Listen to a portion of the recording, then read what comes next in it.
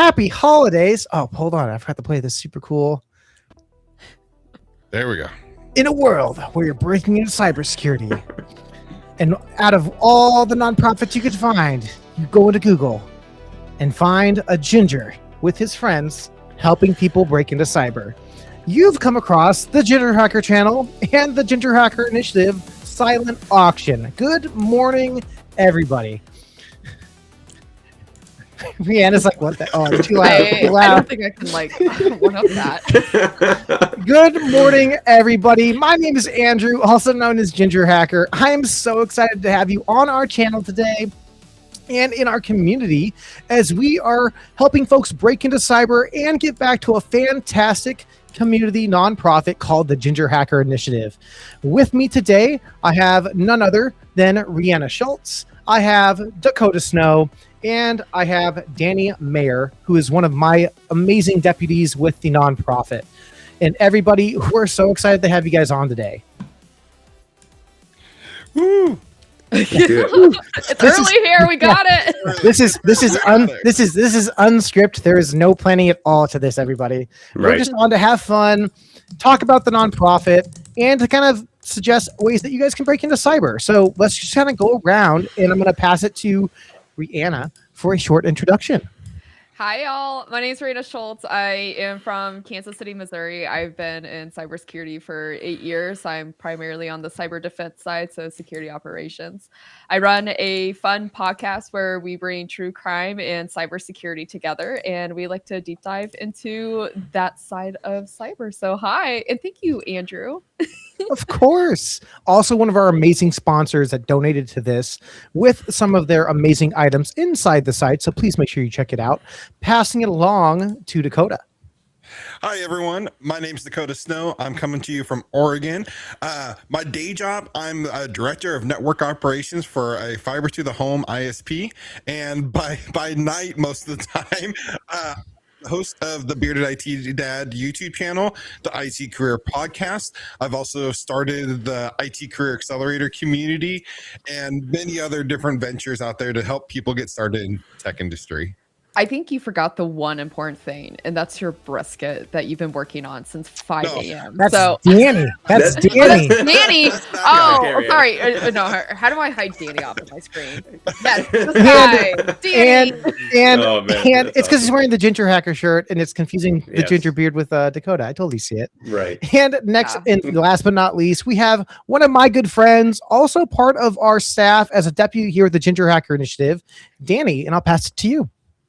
Absolutely. Yeah. Nice to meet you, everyone. My name is Danny Mayer. I live in Dallas, Texas. By day, I work for a managed security service provider. That's a mouthful, as well as an MSP. And so I've been working with Andrew on this for quite a while. We do a lot of behind the scenes operations. Andrew is the face of the organization. And so I'm just excited to be on this with everyone and be able to chat with Dakota, Rihanna, and so many others today. So I'm just excited for today. And I've had to, and the brisket, and your brisket. Oh, yes, I have a brisket. The brisket is at 190. So pull her off at 203, let her sit in the cooler for a few hours and dive into it. See, I gotta step up my game. I only cook brisket for like 15 hours, so. Ooh, yeah, low and slow. Yeah. The organ showing. Well, everyone, I'm so glad you guys are all here. You are my first up for the hype and start for this next 45 minutes of getting the kind of just to have an open chat talk on breaking into cyber. So I guess my first question is, and I know I've asked you both as you've came on my channel before, but what drives you to stay and go kind of doing what you're doing within cybersecurity? And Dakota, we'll start with you. Yeah. So, I'm not directly in cybersecurity. I'm a director of network operations, but cybersecurity is like so interwoven within networking. I deal with it every day. I had a weird journey into just tech in general because I was a bulldozer operator before I got into tech. And the reason I left that job is just because I wasn't being mentally challenged enough. I was just, I was making great money, but it was just a boring job and I just couldn't do it. It was eating at my soul. So what keeps me going is just the passion, something different every day. doing something new constantly, never knowing what challenges or what vulnerabilities I'm patching that day. Literally, that's what I was doing all day yesterday. Is I had discovered actually a vulnerability and spent the day patching it, and it was interesting to like learn the different techniques I had to employ to be able to successfully patch this vulnerability. So just the unexpected every single day keeps me going. I have to. I love Jeremy's Andrew, I comment. was going to tell you to like promote that comment. Yeah, Yes.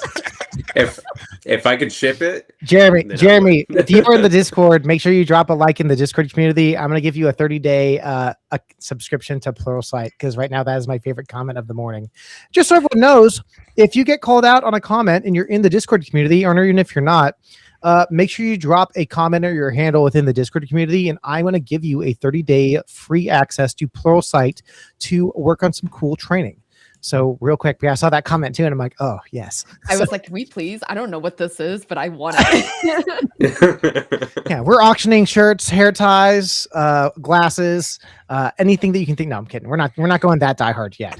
But everything must go because we need to support people breaking into cybersecurity.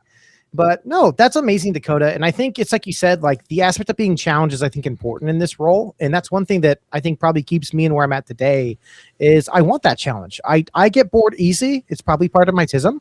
And so if I'm not constantly moving and doing things, I start to get bored. So, but Rihanna, I'll pass it to you. What kind of drives you and keeps you in the mood to keep kind of trying to get better and get into cyber? I think it's the community. I feel like all of us, especially those who are very public on content creating and whatnot, like we know the struggles, we know the roadblocks, we know what it's like. And so you have people here that, you know, they're willing to be vulnerable about their journey and let you know it's not all rainbows and unicorns. And, you know, if we're able to let someone else have a more successful path than we had, you know, that's what really personally what drives me. And it's just so cool when you see everyone else pay it forward. Danny, what about yourself, the MSP? Your keyboard and your mouse is like your microphone is fantastic, but I hear everything. Oh, thank you. I hear everything. Oh, you do? Okay. Well, All the I'll figure out how to ASMRs. mute myself. Yeah. It is hitting the ASMR button. I'm like, ooh, I'm like, that's a good tacky keyboard. I'm like, man. Yeah, Danny, can you show your Maybe keyboard? What mute keyboard do you have? I just have the Logitech, the MX keys.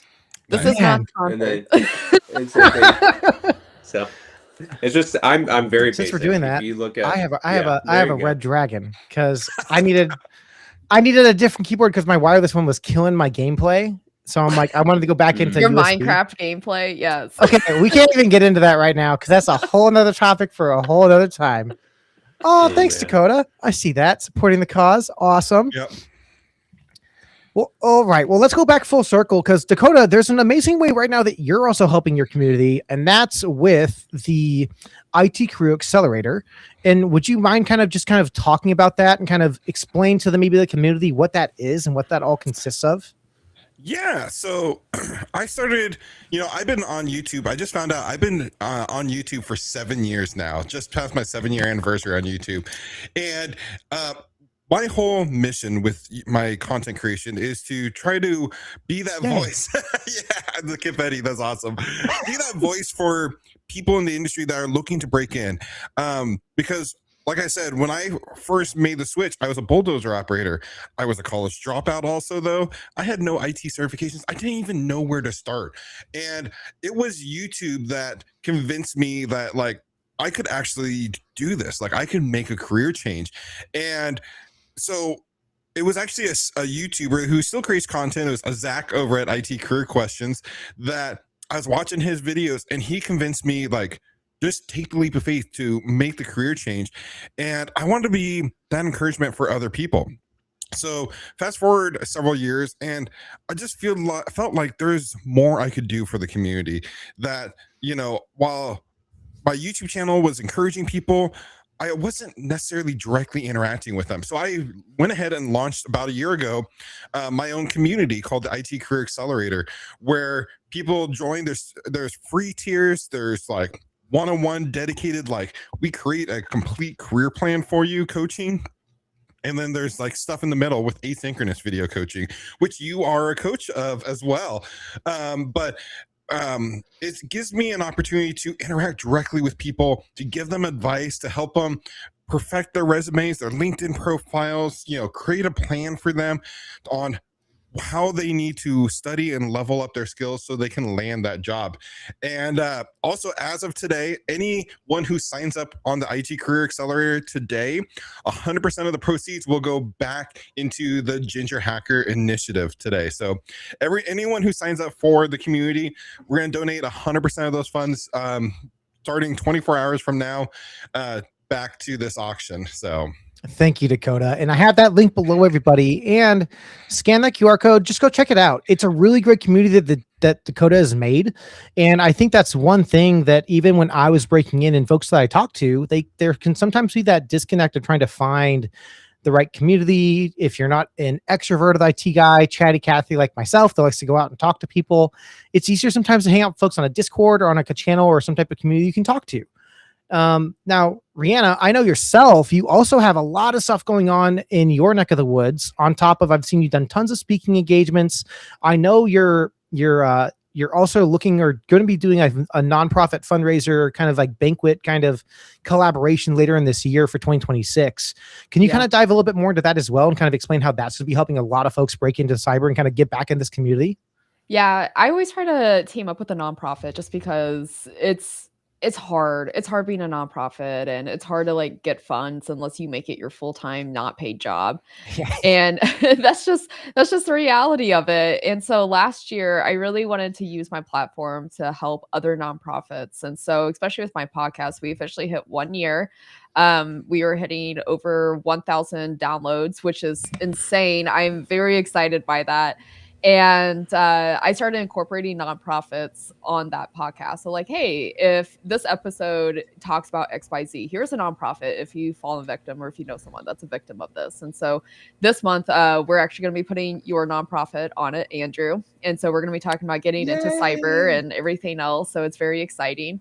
And then talking a little bit about Cyber LabCon. So I had a goal in 2024, in 2025, if I hit 10,000 followers on a platform, which I did on LinkedIn, I'll start my own online community conference. And because I know traveling's hard for a lot of people. Yeah. And I love conferences. I love going, I love talking, kind of like you. And I was just like, sometimes people don't want to leave their home, especially in this field. We're introverts, and it's just easier to talk to people through an online presence rather than in person where everyone's sweaty and there's just a lot of emotions to read, and it takes a lot, like it drains energy as an introvert. So last year I teamed up with a nonprofit, Missouri Cyber Center of Excellence, and they ended up raising over $3,000 during that online event. But it also gave novice speakers a way to break their brand into cyber, do some professional networking, and it was a really, really fun time. Stressful for the back end people. So thank you for everyone that helped us last year. And this year we're doing call for nonprofits again and hoping to get every nonprofit that wants to participate. We had someone in the agriculture business for a nonprofit. Cool. Submit. Yeah, I was like, oh, that's fun. So just seeing what's out there again, giving back to the community, and because we like to pay it forward here. That's so amazing. And Danny, can I attest going part of a new village this last year, a new community. It's going to be a village in 2026. But the back end that happens with with any conference, whether it's online, whether it's a silent auction, whether it's a huge conference like DEF CON or Black Hat or like your local B-sides, there's a lot of stuff that goes into the back end of this, and it's really, really busy. But yeah, oh my goodness, received firewall gift level firewall friends. Oh my gosh, nice, awesome, everybody, thank you so much. Oh my gosh, it is climbing. Woo, you guys rock. You guys are fantastic. Now, just keep in mind, because I know that could be slightly confusing. There's different, because I think I know what people are doing. So when you scan this QR code right up here, it is going to take you to the Hacker Club splash page for our nonprofit donation. Now, those memberships or the fire level ones, those are monthly continuation contributions. If you'd like to just do a singular contribution, so a one and done, and not like a gym membership where it's like, all right, guys, I'm getting $59.99 a month from y'all now for until you remember to turn off that sub. Hit other. If you hit other, that is a singular donation. So feel free, if you chose Firewall Friend, not knowing that that was a monthly reoccurring donation. Just wanted to call it out now. I'm an honest man. So yeah, I'm like, oh, cool. That's so great. But I want to make sure you all know, that way we're very forthcoming here at the Ginger Hacker nonprofit. But that's fantastic. Thank you guys all so much. Well, I had a question in chat I pinged. Can any of us recommend a good certification getting into GRC? I can start. I'm just could simply say Simply Cyber. The Simply Cyber GRC mastery that they have within their community, I think be a great one. And it's on the nonprofit raffle page for, I believe, starting at $80. Yeah. And I think the challenge with that, can you guys hear me? Make sure we're good. Yep. And then did you hear me when I was muted? Because I was clicking a whole bunch. Nope. Okay, cool. We figured it out. I want to hear the clicks. Unlike Andrew, I like the tap taps. I want people to know I'm paying attention to. I do a lot of GRC working at MSP, right? We do SOC 2 compliance for clients. We do ISO, a lot of CMMC for gap analysis, as well as ongoing assessments. The challenge with GRC and certifications is either you have to go with something like CISA or get your CISP and stuff. You can't really get those. I mean, you can, but you won't be awarded the cert unless you have the years of experience. So like Andrew mentioned, Dr. Jerry's course is phenomenal just to understand what does this look like, right? Go grab the NIST, go grab even CIS level 1, right? Go look at the controls, figure out what does it mean to do an asset inventory, and figure all that out. You will be so much more better prepared, I think, if you go through those and start filling or looking at the gaps and figure out how to identify gaps and go through that entire process, than spending, a whole bunch of money trying to get your CISSP right away. I mean, of course, yes, you need it, right? I have mine. I have my CISM. It's been really instrumental in terms of doing GRC work. But if you can go through and start going through those Excel spreadsheets and create POAMs for like CMMC and things like that, you're going to be so much better off trying to break in. Because if you do those technical interviews and you can talk about what does it look like to implement technical controls and then do administrative control. So I can talk about this all day. So again, part of my role is GRC. I love it. People think it's boring. I disagree. It's phenomenal. I think you can be a better cybersecurity technician, engineer, red team, blue team, whatever, if you understand GRC, because you can communicate with upper management. You can communicate with all your teams. So, but I see that on there. I feel GRC is having a killer. I'm not going to say it never had a downfall, but I think it's having a great swing comeback because there's so many people I've talked to in the industry. It's like, I want to get in the GRC. And I honestly think GRC is one of the best roles you actually can kind of jump into with, I don't want to say little to no experience, but there's so many junior roles of like, you just need attention to detail, you need to be kind of standardized and systematic. And you have to have at least a basic foundation to kind of get in. I think it's a great starter to get into cybersecurity. Right. But Danny, to continue on the next question to kind of follow on with you, if you were going back in your career and you saw the silent auction come across your social network, what basket would you go for right now? There's so many great items on here. Right. What's the basket that's on Danny's list? Like, I'm watching this the entire 5 hours and I'm winning. All right. So if I was brand new in my career, knowing what I know now, I think the GRC would be the right approach, right? Because there is so much technical in GRC, right? Asset management. How do you do asset management? How do you get your list of critical applications? How do you determine those baselines? There's so much into it. I come much from a technical background, right? I'm very much, start in the IT help desk if you can. Learn what subnetting is and things like that. So having that, I think isn't there a Network Plus, I think is great. I was literally teaching a client yesterday how to do subnetting. It was awesome. We were going through a project and I got CDR XYZ on the screen and was teaching them that. So I think GRC, the Networks Plus, of course, Security Plus, right? Understanding the fundamentals. I love to know the technical side, because me knowing all the technical, I can get on calls with C-suite and talk to them at a high level view and say, hey, the reason we want this control in place is because this is your risk, this is your exposure, things like that. So that's my personal take on it. Awesome. Well, Rihanna, up to you. Brand new in your career, you're getting done with school, you're starting school, or you're kind of just maybe want to do a career change, and all of a sudden you see the Ginger Hacker Initiative auction come across your LinkedIn profile. and you're like, wow, there's some awesome baskets in here. These are amazing. What's the basket that's catching your eye? Obviously, the Finer Things in Life bundle with the whiskey and the charcuterie board. No, I'm kidding. I was scrolling through here. I was like, oh, Preach. hello, Kendra Preach. Scott. That's a good deal. No. So in all seriousness, Cyberspeak Labs is sponsoring a couple of the bundles that I do recommend. There's also the CISA Plus, and there's a couple of cloud exam bundles. Of course, you can never go wrong, in my opinion, with Security Plus with CompTIA. CompTIA, in my opinion, does a great job bringing foundational knowledge for you to learn how to apply it.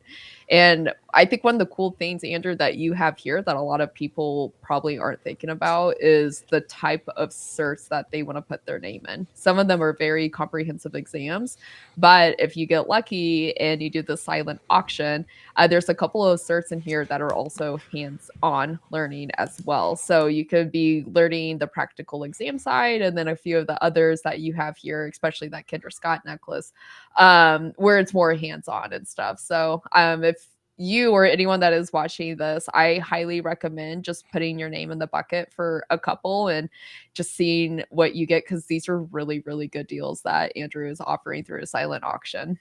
Thank you so much. Yeah, the intent of this was our target audience are students and for folks trying to break in. Now that's not to say that my mid-level to senior career, if they're wanting to jump in, you know what, I've been looking to get my Net Plus, man, that's a really good steal to get it.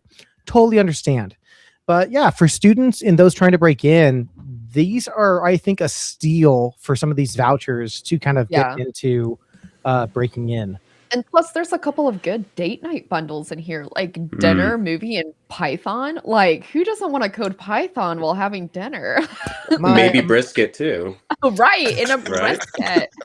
Yeah, my wife is instructed me to make sure that I am the top bidder on the date night baskets. So which is important. And that's one thing I'll throw out. Yeah, that is a good wife. And I think that's an important thing too, where it's like, if you're in this industry, and we can all talk about how burnout's a real thing, having that time to step away and kind of have a fun time with the family and just enjoy that time is important.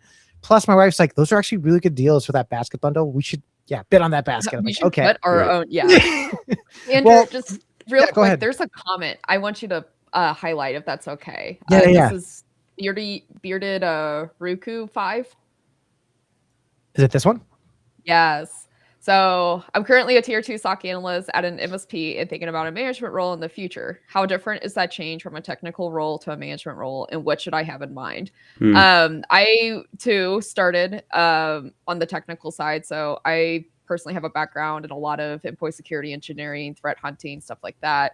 And then management role came into my peripheral, and I told myself there gets to a point where you become more of a mentor and a guider with your team rather than the person that takes on all the challenges. And I took away all of my privileges for 30 to 60 days. And I said, if I cannot function without having to take control and teach someone how to do this, then maybe leadership isn't for me. And that was just the honest truth I had to have. Yeah, it was rough. It was like, I had to go through like my own personal privilege rehab, essentially. And I was like, I can't do this. But it teaches you a lot on how to teach, how to guide, how to, and as corporate would say, what is the bigger picture and how you're trying to accomplish something. And explaining the why. People don't really talk about this in leadership, explaining the why as to why we're doing something. It's harder than what it sounds like. And you have to tell that why to many different personalities. You have to learn how to go in and talk to different types of people. And I always tell, people that are thinking about going into leadership, going into management, not everything is solved with a hammer and a nail. Sometimes you have to figure out how to use a Phillips screwdriver, or like not everything is the same solution. So you have to figure out how to explain that, how to problem solve it in a different way, especially in high stress scenarios in this role, especially on the SOC side. You have to set emotions aside. You have to be the rock for your team, the person that is making sure that there's tenacity going on. So I would say if you're okay kind of just stepping back and just really looking at that. Absolutely. Of course, networking is also something that I recommend, seeing other people's opinions and what their journey is, and that kind of gives you some insight on how to make your own journey and talk about it. Yeah. I'll add this real quick. I never thought about like, yeah, take away all your tool access and just let your team do the job, and that just help teach in a sense of not just, oh, let me just do it and I'll show you. That's actually, I've never thought about that. That's actually pretty solid, because I've had managers that are very technical. Like they have the GRC Masters course where it's like 15 SANS classes. They're so technical, but they're also great managers, but they're very still hands in the kitchen. I've also had managers that are not like that. They're like, hey, like, just what do you guys need? I'm here to support, which is also very nice. Dakota, what are your thoughts kind of on that question? On that question, I mean, that's difficult because as a manager, you know, I am on the other side of that, and figuring out how to support my employees, you know, my team members the best way possible is difficult. I want them to feel like they're independent, that they can try to research and solve the problems. You know, I can't spend necessarily all day helping everyone, you know, because I'd never get my job done. So I try to nurture a strong independence in my employees, but also when they get stuck, understand that they can come to me and ask me questions and stuff like that as well. I mean, that's kind of my approach though to it. No, fantastic. Then Danny, we'll end it with you. What are your thoughts? Yeah, especially with this user being in the MSP space, right? I can relate to that. I understand there's different challenges too, right? You're not just working through one user base, you're working through clients, and there's different KPIs, there's different roles. So if your SOC team is ingesting your EDR, your SIM, and is the SOAR as well, or if you're, you know, depending on that setup, see what the challenges are, right? How can you make things better for your team, right? Looking at those gaps, support your team. And I love the process of taking that, you know, your hands out of the pot, letting them learn, letting them challenge themselves. I think my boss right now does a great job at that, where he'll give me a challenge and we just figure it out, right? And so I think really just looking at how can you even improve processes now, right? If you want to break into a management role, go to your VP or your CIO of your MSP and just say, hey, or your boss, right? Include them all. Hey, I see this process. This is how we can refine it. Here's how we can implement it, right? Don't complain and just to complain. I've done that in my work where we're like, hey, we see these issues. This is how we think we can fix them. Management loves that because you're investing in the org, right? You want to see things better. You're not just at the water cooler and just complaining. You're thinking through how can we improve this? It makes everyone's lives better. So that would be my challenge to you too, is just look at how can you make things better in a productive way, and not to, you know, malign anyone or anything like that, but really just make people feel heard and stuff like that. No, fantastic. And Anthony Hudson, I'm going to get to your question here in a second, but I want to finish my basket item choices with finishing up with Dakota. Dakota, brand new in your career, or did I already ask you? Or who No, you haven't asked me yet. Okay, perfect. So yeah, I want to tell everyone that they got it wrong. Is the caffeine and GRC. I mean, you need the caffeine to support it, right? No, but in all seriousness, you know, for an entry level, like if you're looking to break in, GRC is a great path, and I feel like the Simply Cyber has a great program. Now, also a basket I'm interested in is I'm very much a hands-on learner. I always have been, always will be. And you know, the anti-siphon cyber range and the hack the box baskets are also way on my list, because I mean, if I didn't know how much I love Hack the Box, like doing the challenges and stuff, like it's I love that kind of gamified learning. So those would be also two baskets that I'd be like keeping my eye on like a hawk, because I think it'd be so great to. It's just such a great way to learn, and it's not just like a 1 month thing. Like these are annual subscriptions, so you know you have a year's worth of material to start working on. No, absolutely, and I think my top three, because I don't think I picked my top three. My top three, I'm very much identical to kind of what you're mentioning, Dakota. I would, as much as I love GRC and as much as I love my Dutch Bros, we are not sponsored. Although they did donate. So in a sense, we do have that sponsorship by them for the nonprofit auction. I'm very much the same. I'm a hands-on learner. I need to get my hands on ASMR, tacking on keyboard to make sure I'm learning. And yeah, the Hack the Box subscription I think is huge because that's about a $300, $350 VIP plus. And for going for $100 is a pretty great steal. I'm going to do a huge shout out to Level Effect actually as well. Level Effects training, which we have about 3 of their trainings set up. We have the From Zero to SOC Ready, which is their SOC level 1 tier. We also have their Certified Defense and Cyber Professional certification of the exam, which is the CDCP. And we have their SOC Analyst tier 2. The cool thing about this, and that even what TryHackMe is doing and a lot of other certification are doing, we're getting away from the multiple choice questions. And I think that's important because when I go and do a assessment or if I'm doing some type of work, I'm not going to go into a router and say, all right, Andy, is it A, port 80? Is it B? It's not going to give me a multiple choice question. It's going to have me do a task. So with Level Effects training and how they do their testing for the exam, there's no multiple choice questions. It is all, you're in a lab and you're doing something, which I think is huge. Now, like I said, I'm a huge fan of CompTIA. I love CompTIA because that's how I've leveled up and got to where I am within my community. And with any certification you get into and do, it's not that you just learn it and dump it. It's when you do these trainings and you learn all the concepts and you retain it. When folks just kind of go through the motions and just learn it, then forget it and go on to the next certification, you can have an alphabet soup behind your name on certifications. But if you don't understand or can use the material you've learned in each one, it's just a piece of paper.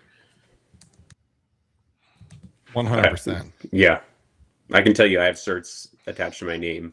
I've learned more diving in the deep end where I'm like, oh, this makes sense. This is what this is, right? So I love that approach. Well, we have another question from Anthony here. Do you see Linux and Python as fundamental skills for those starting in cybersecurity, and how should beginners approach them? I'm going to start with Dan. Oh, no. I'm going to start with Rihanna. You get to start this one. Okay. That's fine. I am not a Linux person. But with that being said, there will be times where your tools fail. There will be times where you do not have a user interface and you have to be hands-on keyboard. There's been multiple times where throughout my career, I'm just like, how do I do this real quick? And then just knowing the foundations and struggling through it go a long, long way. And same thing with Python. There's not one magical coding language that everyone's like, oh, yeah, this is what you need to be successful for the rest of your career. No, there's going to be times where you're going to have to learn new programs on the fly. And that's just the reality of it. I work on the defense side. So it's just, you have to be adaptable to your environment, and knowing basic foundations to any language like Python, for example, it can help you script out of a problem real fast until you get a better solution. Also understanding how to just read these different commands. And I will favor the fact, one thing I do like about Linux, you can struggle your way through it. Andrew and I did a recent collaboration with TryHackMe and a few of our things. When in doubt, tab it out. That's what I always say in the Linux terminal, because the more you tab, the more options you might have that would just be like, makes sense. And you're just, okay, yeah, I just Mortal Kombat my way through this and we're good. And we can, Hadouken, Hadouken. That's right. We're almost there. I love that advice.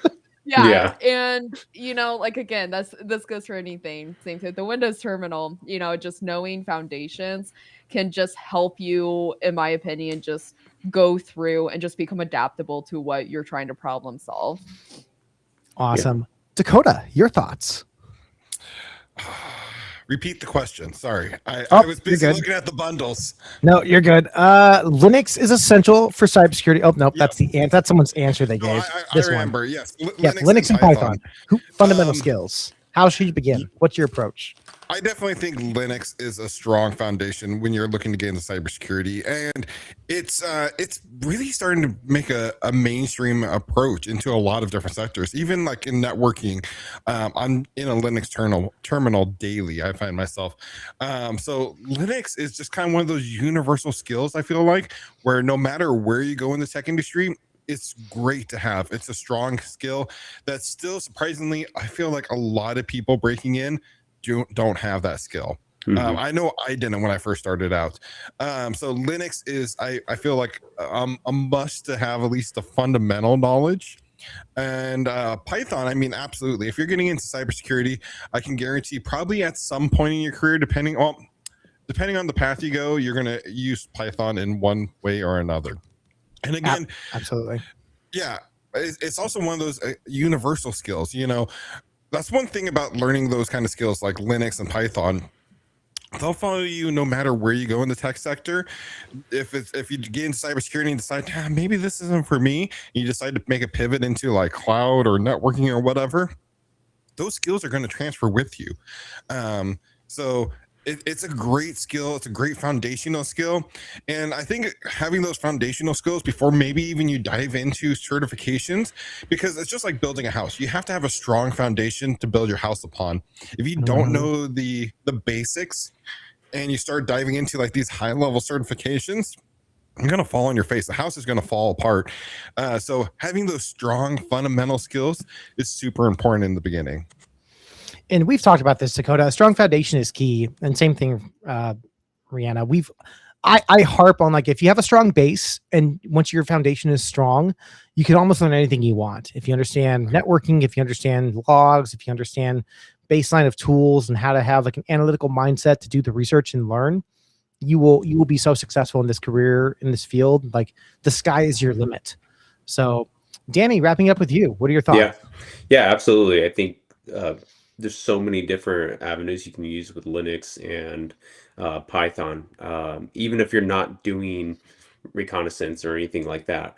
Like Dakota said, I get in the command line all the time for networking on switches and firewalls, right? It's not directly Linux, it might be Unix or whatever flavor, but it's the same type of methodology. Tab, tab, tab. I love tab. I do that all the time. I actually had a client, we're working through their CVEs and how to better streamline and get it into their systems. And one of their developers created a Python script to pull in the CVEs and then pull it into their ticketing system or whatever they use, right? And that has nothing to do with going in and trying to see what IP addresses are on a subnet and what ports are open. So yeah, I agree 100%. Getting those foundations, right? You can use that for networking. You can use that for red teaming. I use Linux. I spin up Linux servers for my red team engagements, right? You need to know how to turn off ports, right? How to secure your servers. So absolutely, hands down, even if you don't use it your day to day, just be able to have that understanding, that fundamentals. So if you do things like PowerShell, right? Again, it cross translates. Like, okay, how do I pull AD users? And then you start looking at the scripting and all that. So absolutely, I use PowerShell almost every day. Not a lot of Python, but Linux all the time, and it's super helpful. And you know what, Andrew, we should do, because Danny hit so many good things. Whoever gets that Linux Plus should also get Danny's brisket recipe. There it is. Yes. Yes. And world-renowned Texas brisket. There it is. Yes. Let's do it. I will. If we can figure out a way to ship, or just meet me in Dallas and we'll handle it. One of the two. We're just gonna have some barbecue in Dallas and learn about Linux. Yes, there it is. Linux and barbecue. I love it. All right, keep talking, because I'm switching up a quick image on my. So everyone should know this, but they don't. So what we also do with our community is as we hit our donation goals, we actually do certification giveaways. So currently right now, since we hit our $5,000 donation goal this year, we're actually doing a free Linux Plus giveaway, FREE, that spells free, a completely free Linux giveaway for just hitting our goal. And that's a give back. That's a give back to the community for saying thank you. You are all helping us help folks break into cyber, because as much as I would love to buy everyone their own Security Plus, I can't. So, but by everyone even just donating $1 of your time or jumping in the community and providing and being a voice for mentorship. I need to buy your mic, Danny, because I need to do like ASMR videos, or I'm going to have you make me ASMR videos, because dang. That thing picks up. All day. No. I'm happy with it, dude. It's just. My 3-year-old made me a picture, and she's like at my door saying, "I made a picture for you. I want to pretend I know what your picture is." So looks amazing. Scribbles. So good. I did it myself. I was gonna say I also have. Just we're all showing photos of our from kids. This is one my daughter drew me yesterday. Nice. See, Danny, that's Andrew did a better job. No offense. Yeah. Like He spent more time. I It did says, about 5 "Dad, seconds. I heart star," from Amberly, and she tried. Aw, Yeah. that's so sweet. Yeah, I have a 5-year-old. Oh, Aw. There you go. Aw. oh, is that a cup holder Is that or a coaster? See, at least his kids gave him I something. know. I have a whole doing, wall. like, Oh, I got this. like, Oh, I look, got this this is my drawing. I coaster. have 100 of these things. He got a coaster. I'm like, that's awesome. That's so cool. That's awesome. I'm horrible. I love my Yeah. kids. I promise. I do too. I love them. I just don't get their drawings and mouse pads. I have a stack of their photos. Every time they bring me one, I literally just put it on my shelf right here, and it's just one after another. There's a picture frame. I've seen it where it's like you can literally puts like you can put multiple photos on it, and like that way you can stack them up. Then after like 30, you like empty it out. But it's still kind of cool. But it's just like because like our fridge is full. I have hundreds of like when I'm doing this, my kids will draw me stuff and they'll slide it under my door like a message. It's super cute. I love it. Yeah. It makes me smile. But yeah, so we give away cool free certifications because we can and because this community is amazing and we like to give back. And yeah, it's just really cool. And you know what, Andrew? How about this? Just to make, because I'm kind of watching our viewer account, which is super awesome. I would say whoever scans the QR code and makes a one-time donation, the next 5 people, I'll give a 30-day premium voucher code for Try Hack Me for the next 5 people. Wow. Hey, let's Nice. go. I'm trying to like keep an eye on chat now because it's like I love doing that stuff. And maybe Dakota, you've been around YouTube for a bit now. When you do giveaways and stuff, and this is just now food for thought for everyone else wanting to make channels and do content. How do you track like channel giveaways in like the chat? Do you have a certain tool you use? You're on You're mute. muted. You're muted. You're doing great. and that's the We secret love to your coaster. and that's the secret to success. Like, no, say it again. So you guys didn't even hear me when I was talking about the coaster or anything. No, we heard you just ASMR showed us. I'm like, Danny, oh. and then you're just doing like the little like, We just oh thought you yes, choked up. That's hilarious. Yeah. So when I'm doing giveaways, because I've done several live stream giveaways, I normally like I'll have a spreadsheet where I'll just quickly copy down like the username of the person. But there's also like the giveaways where like put a hashtag and then a code, like a certain phrase, and then there's tools out there you can use to like randomly draw people from like the chat, things like that. So yeah. Because what we'll do is like I don't know because it showed a bunch of it earlier where it's like so and so became a firewall friend. I'm like, oh cool, Yeah. which I'm like, so I think it should show again if No. people do it. That's where I'm like, oh man, how am I gonna be able No to? offense. So I don't know. I was being like I don't want to say I was being silly, but it's like so on the donation page. All right, I'm gonna show you guys some behind the scenes. So it's like when I was creating my like donation aspects of it. Stop sharing. Entire screen.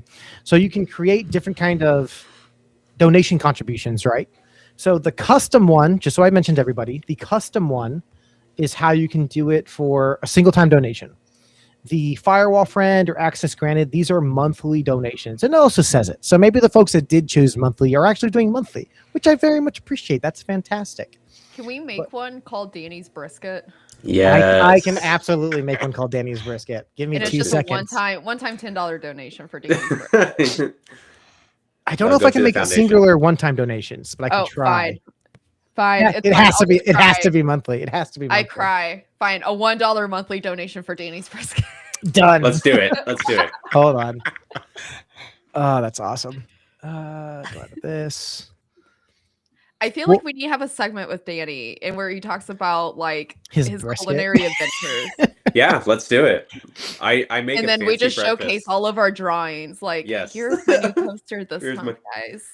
Yeah, I'm fun setting yeah. down my ginger hacker cup on my new coaster. And we're gonna be talking about slow cooking brisket today. There we go. I get creative with breakfast too. Every day I make something try special for my wife. I'll do like some fancy flavors. I mean, You got to get into it, right? Danny's If you're like, gonna make I something. bought this organic, freshly ground black garlic for my eggs today. No, my wife would buy the Use Use organic sponsor stuff. code Danny. Whatever's cheapest at Walmart, but make it flavorful. Danny's sorry. brisket. Oh yes, it's a thing. Is there a brisket emoji? Can we just put a chicken wing? Is that a brisket? You could do maybe steak, like the steak Danny's one. brisket. Just put a Why? cow and a Just pig. because. Hold on, Danny's brisket. Why? You know. That's so awesome. We have to be quiet, otherwise we type what we say. Oh gosh, dang it! Hold on. I know. I can't even breathe. I'm trying not to like make any too much sudden movement with this microphone. Danny's Don't sneeze. brisket. Don't sneeze. I'll mute myself. I promise. Okay, it should be there. So refresh your pages on the donation page, and you should see a $2 a month for Danny's Yay, brisket. Danny's brisket! Yeah, Danny's That is brisket. great. Why? You know, just because. Guys, oh my gosh, the top comment right now, Andrew. I haven't eaten yet. There. I just still got a appreciate few the hours to profile go. Picture. Oh man. Well, we have 4 minutes left with you guys before I let you guys loose. I guess final round robin with the 4 minutes we have. First off, thank you guys so much for coming on this channel. Thank you guys so much for your support and just being part of this community and being some of my friends with the Ginger Hacker and just with me. So this has been a blast. And I do have some exciting news here in the next 4 minutes. Actually, I'm going to pass around real quick and I'll be right back. But can you guys all just share what you're most thankful for this holiday and what you're excited for Christmas? Rihanna. Which one to start Oh, with? okay. He Yeah. just, like, he Yeah, just okay, that's dips. I'm thankful for all of the coasters and brisket that I've had throughout the year. But in all seriousness, I'm so thankful for this community. This community is so uplifting, so inspiring. We just really want to see each other succeed, essentially, and that's why we're all here today. So, again, if Andrew decided to disappear, I don't know why, but please make sure that you hit that QR code that's on the screen over here. It really helps someone invest in their future. It could invest in your own future as well. And we're just really wanting to make sure that we are setting up the next generation of cyber defenders out there. So thank you guys. And I'm thankful for you all, and also Danny's brisket. I can go next. Again, I'm also thankful for this community. You know, I've been doing YouTube for 7 years, trying to help people land their dream jobs and everything. And it's so amazing to see so many other people other than myself giving back to the community, helping people like follow their dream careers and find true happiness. It is such a cool thing to see. I gotta say, I'm super thankful to my supportive family who supports me in doing this. You know, it's a huge time demand. You know, I work, 40 hours a week. I got 3 kids. And then I come out and spend at least another like 30 hours plus working on the various types of content, whether it's a channel, whether it's coaching calls, you name it. So having that family behind me, supporting me, I'm just super grateful for. Yeah, and I'm going to echo the same as everyone else, right? This community is so awesome. He's like ditto. Yes. He's like Ditto. retweet, Yes. Linux Hashtag- Echo, hashtag Cat same. Zip. I was going to mention going to DEF CON this year and, meeting Chuck Keith, Tyler Ransby, Dr. Jerry, Rich Green, and everyone else that I met in person and just talked. Like, it's amazing to meet these people that you see online. And they're just like you. They're super humble, super great. I mean, there's some people I talked to, I looked up after, I'm like, wow, you're this person? I had no idea, right? So that's the great thing about this community, right? We're here to help each other succeed. And again, my family, right? And this is why I do it. I have a wife and 3 kids too. I'm so thankful for my wife supporting me when I said, hey, I don't want to be a cop anymore. I love being a cop, but I don't want to do it anymore. I want to get into IT and cyber. She's like, all right. Yep. And hey, let's move to Texas. Okay, like, hey, can I do this? What do you think about this? My family's been super supportive, right? And again, they're the why. And that's why I'm just thankful between the community and my family to be able to do this. I love that, everybody. Well, my fun announcement that I think everyone in this chat knows is my room is about to go live on Advent of Cyber for day 13. Hold on. Day 13. There of it is. Advent of Cyber. All right. Yes. And it was perfect timing because we are live on Try Hack Me for Yara Mean One. So definitely go check that out. So excited. And thank you, Try Hack Me, for inviting me to be a creator this year. And I know there's 3 of us on this call. Danny, I'm going to try to aim for you next year, possibly, buddy, to get to create this room, to give back to the community and kind of just... Advent of Cyber has been a huge part of my journey of breaking into cyber with Try Hack Me.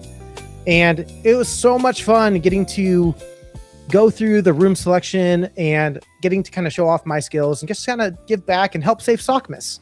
So yeah, that was that's kind of the ending piece for the last 10 minutes I have. But Dakota, Rihanna, thank you guys so much for coming on for this part of the segment of the Advent of Cyber silent auction. And before we go, last piece of advice you'd give someone trying to break into cyber. Go.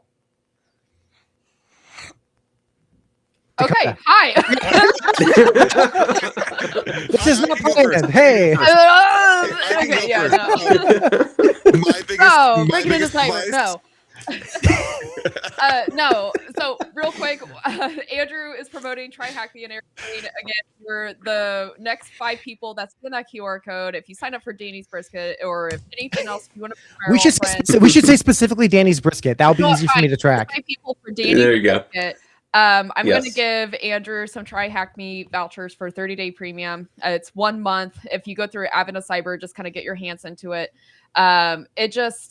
It's just a great platform in my opinion. So I'll be giving Andrew those promo codes through Discord, I guess. I don't know, whatever platform you want these days. We'll figure it out. We'll figure it out. Behind the scenes issues. My last piece of advice is don't give up, stay hungry, and go network. And it's really great that Andrew's doing stuff like this where he's trying to get people out there. And plus you guys are meeting essentially people already in the field. You have me, you have the bearded IT guy, you have Danny and his brisket, right? We have a lot of fun things out there. Like Andrew and I were complete strangers in the beginning of the year, and now we probably talk almost daily. And it's just really good to get out there, network with people, just connect with other people down in the channel as well, in the comments, and just, hey, we're out there to protect against stranger dangers together. So. Mm-hmm. That is so much great advice, and I'm assuming we're transitioning to me now. But my advice is to just start. So many people put these roadblocks up for themselves. Oh, I'll start when I get this certification. I'll start when I've done this. Just start today. Start applying for jobs today, and just put yourself out there. Know you're going to get rejected, but it's okay because it's all part of the learning process. It's all part of the journey. Start studying, make it a routine, make it a daily practice. And you're going to find that you're going to jump out in front of the crowd. You're going to stand out by just being active in the community, putting yourself out there, and just, going full force at this. Just don't wait till you're ready. Start messy and have fun with it. I love it. And Danny, you're staying out with me, so you don't need to give me your last piece of advice. You're not going anywhere.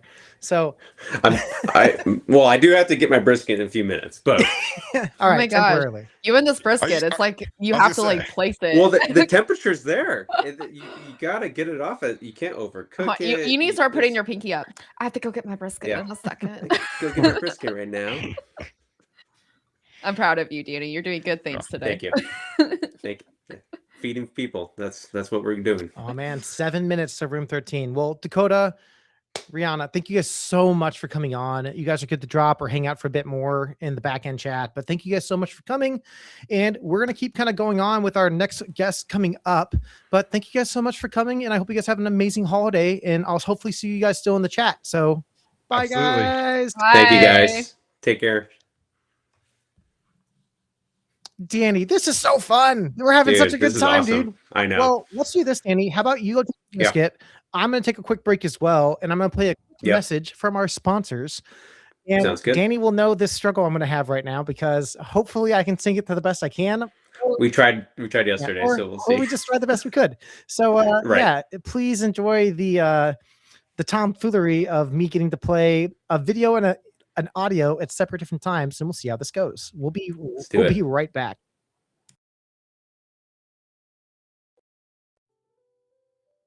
Hey everybody, well, we're on a short break. I want to do a huge shout out to all the amazing partners Institute for their amazing donations. We also have amazingly CompTIA as well, as they've provided a plethora of their Cyroot Academy. We also have SANS for their G. Okay, I'm back, everybody. Yeah, this video and audio did not go the way I wanted. So what's going to happen is I'm going to kill this graphic, and we're just going to go with a cool background. Not thanks for watching. Gosh dang it. We will go with this. We're going to do a quick audio of a thank you to our sponsors, and we will be right back. Hey everybody, well, we're on a short break. I want to do a huge shout out to all the amazing partners we have that helped make this silent auction possible. So going to be a slight long list, so bear with me, but we're going to be going down the line. So first, huge shout out to Cyroot Academy, as well as the Python Institute for their amazing donations. We also have amazingly CompTIA as well, as they've provided a plethora of their certifications as well onto this list. Mission InfoSec for the DevSecOps training. We also have our Everyday Elegance from the amazing donation from Kendra Scott Jewelry.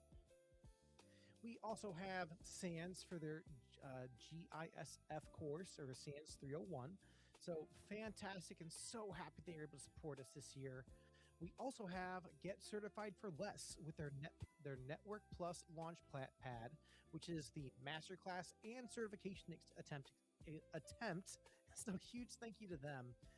We also have our date night baskets, and this is a mix between a ton of cool local restaurants here within the Valley of Arizona, from Vito's Pizza to Dink and Dine, which is a cool pickleball interaction of amazing food and pickleball. We also have Chili's, and we have Top Golf. In our second basket, we also have Cinemark, Fat Cats, and once again, the Python Academy for their PCEP certifications. Now, we also have the amazing team over at Stats on Stats, Tiffany and Jordan. Huge thank you to donation for the Linux Plus voucher. We also have a friendly, great warrant officer within my command that is going to go anonymously, but donating a Network Plus voucher to those trying to break into networking. We have the amazing Rihanna Schultz from Cyberspeak Labs, who gave not one, but 2 donations for CYSA and Cloud Plus to get folks to break into cyber. And some of my favorite baskets, just because of the fun-esque labeling, Hot Topic via Loungefly with their amazing swag they were able to provide us to get some of these baskets going for our level up bundles, with also OffSec as well for some of the amazing training that gets piggyback those trying to break into the OffSec or red team side of security. But yeah, we have some amazing Loungefly backpacks that we're also going with those, to include our Sugar and Spice and Everything Nice style with our Powerpuff Girls denim bomber jacket. Huge thank you to High Tech, which provided some amazing whiskey decanter, charcuterie board, and some amazing mugs and cups to look a little fancy this year. We also have the CompTIA donation for a Security Plus voucher for version 7. Huge thank you. The amazing folks over at Simply Cyber for some GRC masterclass. So thank you, Jerry. And partnering with those, we have some of our caffeine baskets. So we have Starbucks that was able to donate Black Rifle Coffee and Dutch Pros as well. We also have some amazing SOC trainings from Level Effect from Zero to SOC Ready. So huge thank you to Level Effect as well for their amazing donations for the courses, for the CDCP exam voucher, and much more. We also have the SOC Tier 2 baskets they've also provided as well, which is phenomenal. Also, we have the CompTIA Security Plus Bootcamp from Vaughn Constance. So huge thank you as well. We also have Cizazzle, I hope I'm saying that right, for their Pentest Plus voucher that they provided as well. Huge thank you. And then, of course, EC Council as well with their 4 donations for CEH, the CCT, CTIA, and CIH. Huge thank you. We also have anti-siphon training for their access for a full year for their cyber range. We have the Arizona Cardinals also with a signed football. We have Bits and Bytes computer repair here locally in Arizona, donating a laptop. So excited. And the amazing team over at Just Hacking with 4 amazing bundles on their platform for ConDef Lite, Michelle's bundle for OSENT, the ConDef Massive course, and the Dark Web. And last but not least, amazing partnerships with Hack the Box for their annual VIP subscription. Now, also from behind the scenes, we also had an amazing donation from In-N-Out Burger and some other donations that we'll be hopefully bringing out later into the year. But this is fantastic and so amazing with all the amazing support that the Ginger Hacker Initiative is seeing and how it's helping us help level you into cybersecurity. So we still got some time left in the auction today. Please make sure, if you have not yet, find that basket that's going to help you break into cyber and donate to a great cause. It will help you level up and get into this amazing industry. Happy holidays, everyone, and please keep an eye on that basket you're trying to snag and be that winning bid. We'll catch you later. Okay, that is my 5-minute little thank you message. I run real quick. So thanks for hanging out, guys, in the background chat real quick while we're getting that all set up. So, hey, good afternoon, good morning to everybody. How's everyone doing? Doing well. And Rick, can you hear me? I'm sorry, Rick. Matt, can you hear me? Oh, I can hear that. Yeah. Okay. Can you hear me? Yeah. When my name is called correctly, of course I can hear you. Well, Sorry about that. no, you're good. Well, hey everybody, how's it going? We are now in hour 2 of the silent auction for the Ginger Hacker Initiative as we are helping folks break into cyber. And I'm so excited now to bring on our next 2 guests for our next 45 minutes of chat. I have on our top right here, Josh Mason, which Josh, I'm going to pass to you for a short introduction. Hey, I'm Josh. I'm a former Air Force pilot and cyber warfare officer in the Air Force. And I now do sales and help people break into cybersecurity. Awesome, Josh. Well, I'm so glad to have you on the channel. Then here below us, we have Matt. And Matt, I'll pass it to you for a quick introduction.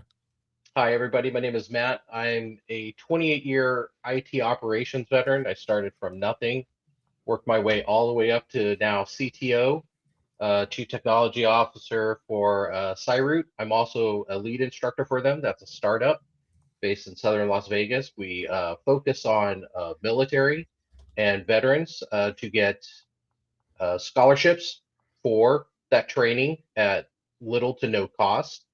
We also open it to the public so that you get really good hands-on experience to get in. So my whole mission in life is to help others now and kind of pass it on. So glad and so amazing. I love it. And you guys, I'll tell you right now, there's no script. This is a fun 45 minutes just hanging out, talking about cybersecurity. So we'll kind of go off some of the similar questions I kind of asked before, and there's no particular order. But Matt, I guess I'll ask you the first question. So you're brand new in your career. You all of a sudden, the Ginger Hacker Initiative silent auction comes across your desk, and you jump into the site. What basket would you be going after? You know what? I like how you present. I'm more of a jack of all trades. They all look really good for me. For me, I'm going to just speak to what I'm passionate about, which is blue teaming. So for me, I'm more about defenses. I think what's kind of fun when you first get in and you start hearing about hacking, you start talking about the penetration testing, the things that are very splashy in the news. And there are some pretty wild ones. We could talk about like the MGM hack with the fish tank, that kind of thing. There's some pretty amazing, ingenious things that pen testers do. But for the money, for what I do, for what a lot of people do, it's about building stronger defenses. I love it. Real quick before we go any further, throughout the rest of the stream, you'll be repeatedly hear me saying "Go Army, beat Navy," as the Army Navy game is today. But anyway, moving right along. That's a silly but last thing I'll throw in. But yeah, Josh, same question to you. So brand new in your career, all of a sudden the silent auction comes across your LinkedIn or your profile, or a buddy drops it to you in Discord. What basket are you looking at? What kind of seems like the most catching eye that you're like, wow, I'd be going after this one for sure? So the CompTIA Sec Plus is a nice deal. Grabbing one of those for that price. The Sans Intro to Cybersecurity course and exam for that price is also really freaking killer. Like, go Rich. Glad he was able to make that happen for y'all for this. Because that's it. Is that an in-person? Or is that an on-demand? It's on demand for the 301. Still. Yep. It's the entire on-demand course with the exam included. Yeah, I feel like that one's going to be a very looked after bid war, I think, as we get toward the tail end of it. I think they're both sitting around 330. So yeah. I thought those would be my biggest hitters. But honestly, there's a few other ones that, like, even the you're a hacker, Harry, which was a fun one from like the Loungefly. Hot Topic. I forgot to give you guys a shout out, I think. Or no, I did say Hot Topic in my little thank you video, but Hot Topic actually donated as well this year with those Loungefly bags, which I thought was so cool. And but yeah, I think these certifications obviously very all tailored toward our entry students trying to break into cybersecurity for reasonable pricing. We all know in this call that breaking into cyber can be very expensive, and having community and having kind of this type of place where we can give back is super impactful and huge. And so first off, thank you guys so much for both the contributions you guys have been providing and mentorship you guys have given me, Josh. And then Matt with Cyroot also providing their 2 donations for the PMP and Security Plus course as well. So that's fantastic. And now let's kind of go and shift to a different question, unless there's any questions in chat. So make sure you guys are dropping questions in chat. We'll pull them as I see them. And be loud if I don't pull your question, because sometimes I have it hidden, sometimes I don't. But let's talk about blue team stuff, because I do love the blue team side of things. And Matt, we'll start with you. When did you kind of realize that maybe like blue team was like the best place to start, or why would that become your favorite when it comes into cybersecurity? So yeah, that's a great question. And just to kind of circle back with your first question, yes, the CompTIAs and all the certs are good. But what I'm trying to hit is that when you're doing blue team, it's a great way to get in to cybersecurity, because as a team, you're always building up defenses. You're always trying to bolster, the staff and the solutions. So when you come in as a new guy, you're going to learn the ropes. You're going to learn how things work from a defensive perspective. You're going to do the documentation. You're going to be doing all the reading and the research. And then you're going to start to learn to love actually manning the actual SOC, right? Or the knock. And so what I found good in my path that worked was you just basically work under the wing of someone more experienced. And you learn to mimic, and you just learn to master. The weight's not just on you, it's the entire team. So you always come in with the mentality as a blue teamer, how can I contribute? How can I make it a way that makes my leads their jobs a little bit easier?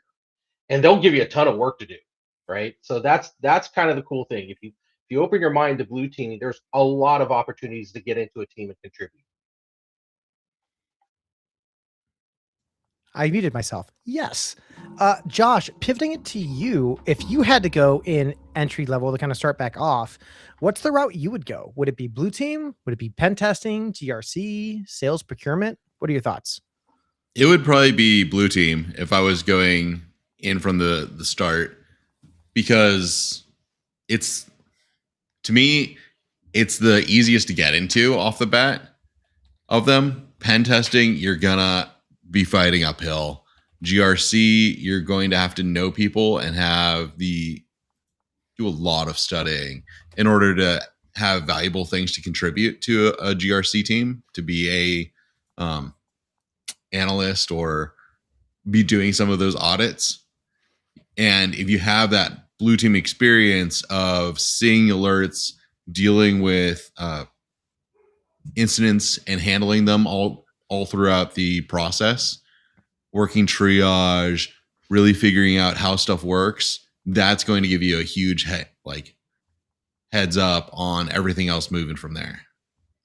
Yeah, I would agree with that. There's little things, as you were talking about, I recall back in my experience, where you're looking at the logs, you're learning to cut the noise out and look at just the signal, what is valuable to the team, what is basically noise. And then you learn to develop efficiency. For me, I think it's somewhere in year 10, I started applying the Pareto principle all over the place. And not everyone understands what that concept is, but these are the kind of experiences that are built into my courses, the kind of things that I'm sure as an experienced Air Force person, you realize you have to get out all the noise and just apply the 80-20 rule and focus on like the top three things, right? Things you just absolutely have to do right now to stay and keep things consistent. So great. That's a great perspective. So there's so many opportunities to hone your skills on the blue team side. Now, gentlemen, you both have an amazing kind of great experience of helping beginners break into cyber. Matt, with what Cyber does for the Security Plus and other courses that you guys help teach, and Josh, obviously, with the plethora of nonprofits you help run, and to include the Nuba Village. And we'll start with Josh, but what's the best advice or kind of thing you see that most beginners maybe struggle with when they're trying to break into cyber? Which is the advice you try to give them to get them on the right path? Yeah, similar to what Matt just said, there are people who will try to do all the things all at once. They'll want to learn how to be a pen tester while also trying to learn some GRC and also going after that entry level SOC role. And it's a lot. There's a lot to know in cyber, and it's a weird industry in that, yes, all this stuff is connected. However, the skills you need for the job that you're trying to get, the job that you're trying to do, you don't need necessarily to be an expert at all of the other things. And I tell people, look, study. You can study multiple things at once. We did that all through school, through college, whatever. You take multiple classes at the same time. However, if you're really trying to hone in on a specific skill, you have to practice that one thing until you're good at it. I used to play basketball, in the driveway as a kid. And if you want to get good at your shot, you just keep taking shots. You dribble, you keep taking shots, and that's how you get good at it. If you want to be a good SOC analyst, go find all the training. Go through the Try Hack Me stuff, Let's Defend, which I think is now on Hack the Box. There's a whole mess. KC7 Cyber. Look at getting into the mindset and understanding, if I want to find this, how do I find it? If I come across this thing, what does that mean? Really dial in there. That way, you're not also at the same time trying to figure out, okay, well, this exploit does this thing, and if I come across this operating system, then I want to be thinking about how to attack it with that. You're gonna be spinning a lot if you're trying to become an expert at all the things. Taking a break, if you like doing some of the offensive stuff, go play with it. If you want like a refresh while you're studying, then yeah, check out some NIST controls and kind of understand, oh, you know what? That's why that matters, because of what I was studying over here. Like, combine the things in a way that makes sense to you. But if you're trying to get the one job, like, aim for the thing that makes you valuable to that employer. And then show them that you know how to do it. Yeah, Like, I think also, I didn't mean to cut you off, but I wanted to add there, your personality matters. Who you are matters. So let me explain. When you go through these courses, I always tell my students and anyone taking them, make a mental note of what you got excited about. Make a mental note of, this is kind of dry, right? Like, what is your feelings? Because when you interview, people could put anyone in that position, right? It's your drive and your ambition and your enthusiasm.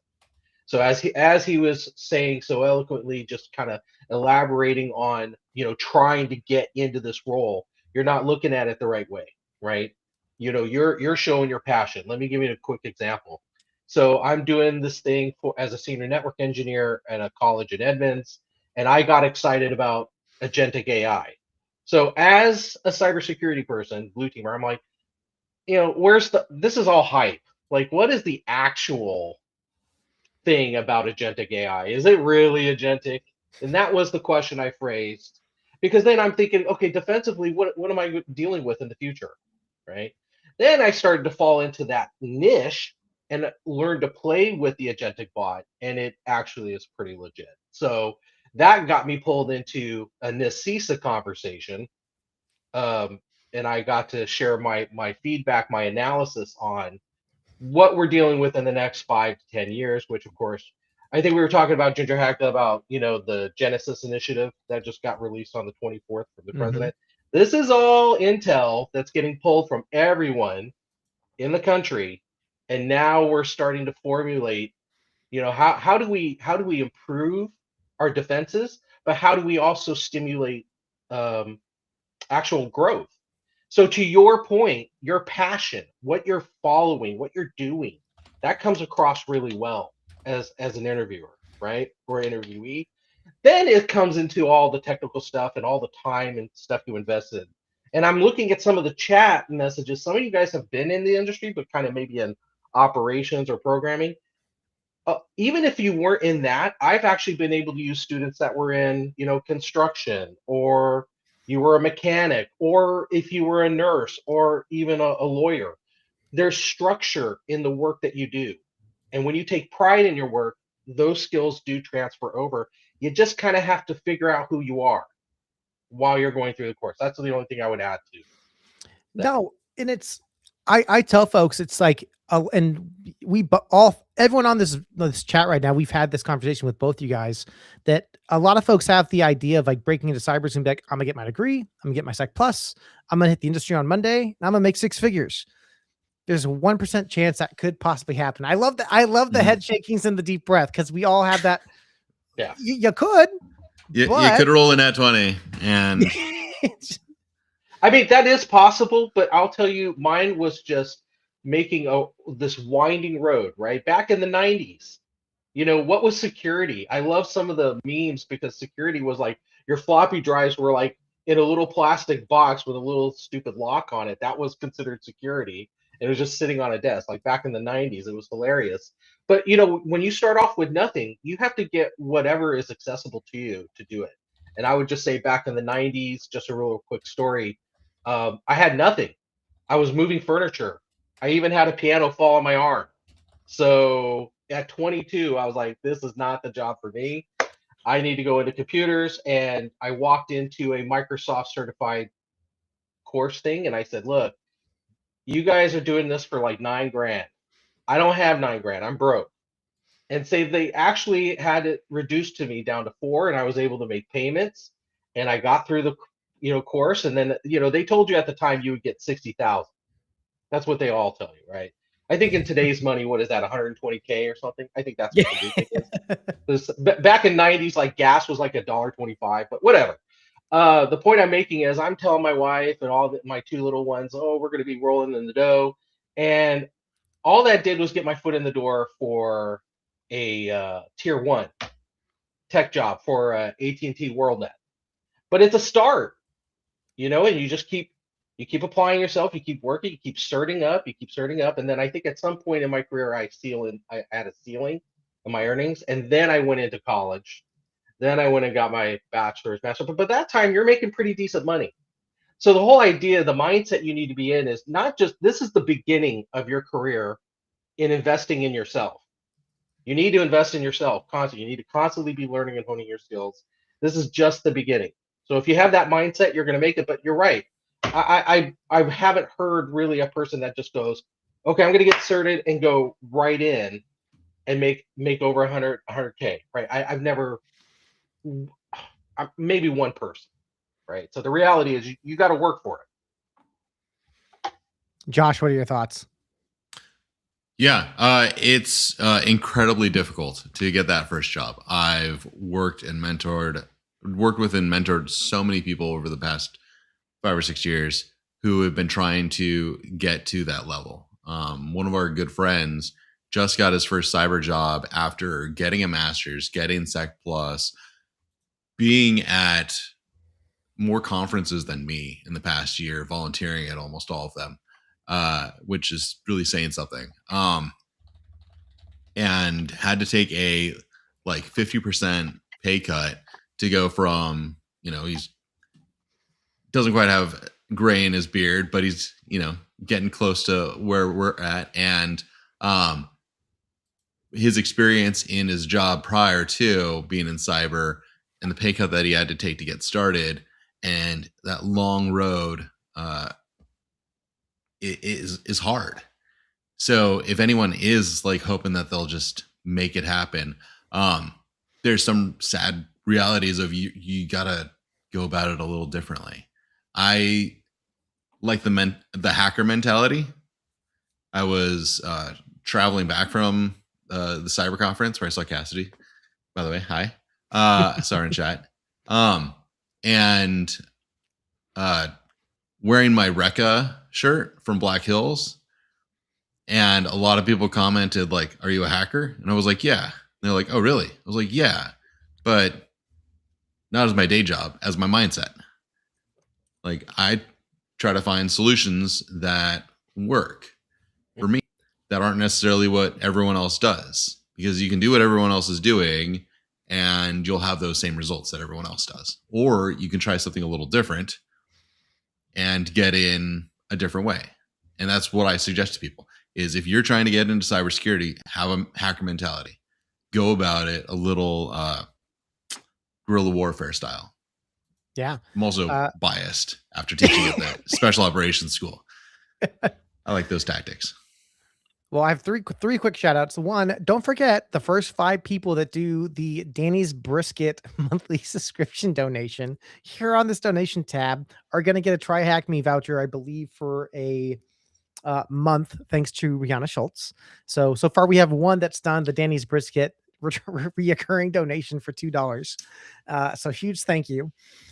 Second is, well, I guess I have 4 things. So second, don't forget, we also have a free certification giveaway for hitting our $5,000 donation goal, currently going into, I believe, next week, and that's for Linux Plus. It is FREE, that spells free. It is completely free. You scan that QR code, it's going to ask you for a name, an email address. That's how you get your first entry. There's some other additional ways to get free entries. Join the Twitter, join the YouTube channel, watch a video. There is no cost to you. It is all free. All the ways to get the entry points are free, but the more you do, the more points you get, the more chances you have to win it. So scan that QR code for a free chance to possibly win a Linux certification. Then wrapping back into the chat, it looks like we had 2 questions that popped up. And that's if we're familiar with this. So if we are familiar with the cyber defenders community, what are our thoughts on their entry-level cert and what they are working on? And that certification for cyber defenders, actually had to look it up as well. It is their CCD, their certified cyber defender. I am personally not experienced with it. I've not done too much research on it as well, so I don't know if I can really talk on it. For those that are currently doing the course, my advice would be is if it's providing good hands-on training, that's great. The caveat is sometimes with a lot of certifications that aren't well known, and I'll just throw out level effects. I do love level effects training, but it's not industry recognized yet. It's great training. You learn great concepts, but there might be organizations that have never heard of level effect. Doesn't mean the training's bad. It just means that the name's not out there yet. What are your guys' thoughts? So I took a look at it because I didn't actually go down this path for this cert. I decided to do the Cisco CCNA, that kind of thing, and then, do the CompTIA action. But what I'm looking at is in their domains, what they're talking about is, real on-the-job experience. Okay, so it's one thing to say that you're going to learn real on-the-job experience, and this is an important thing to actually master.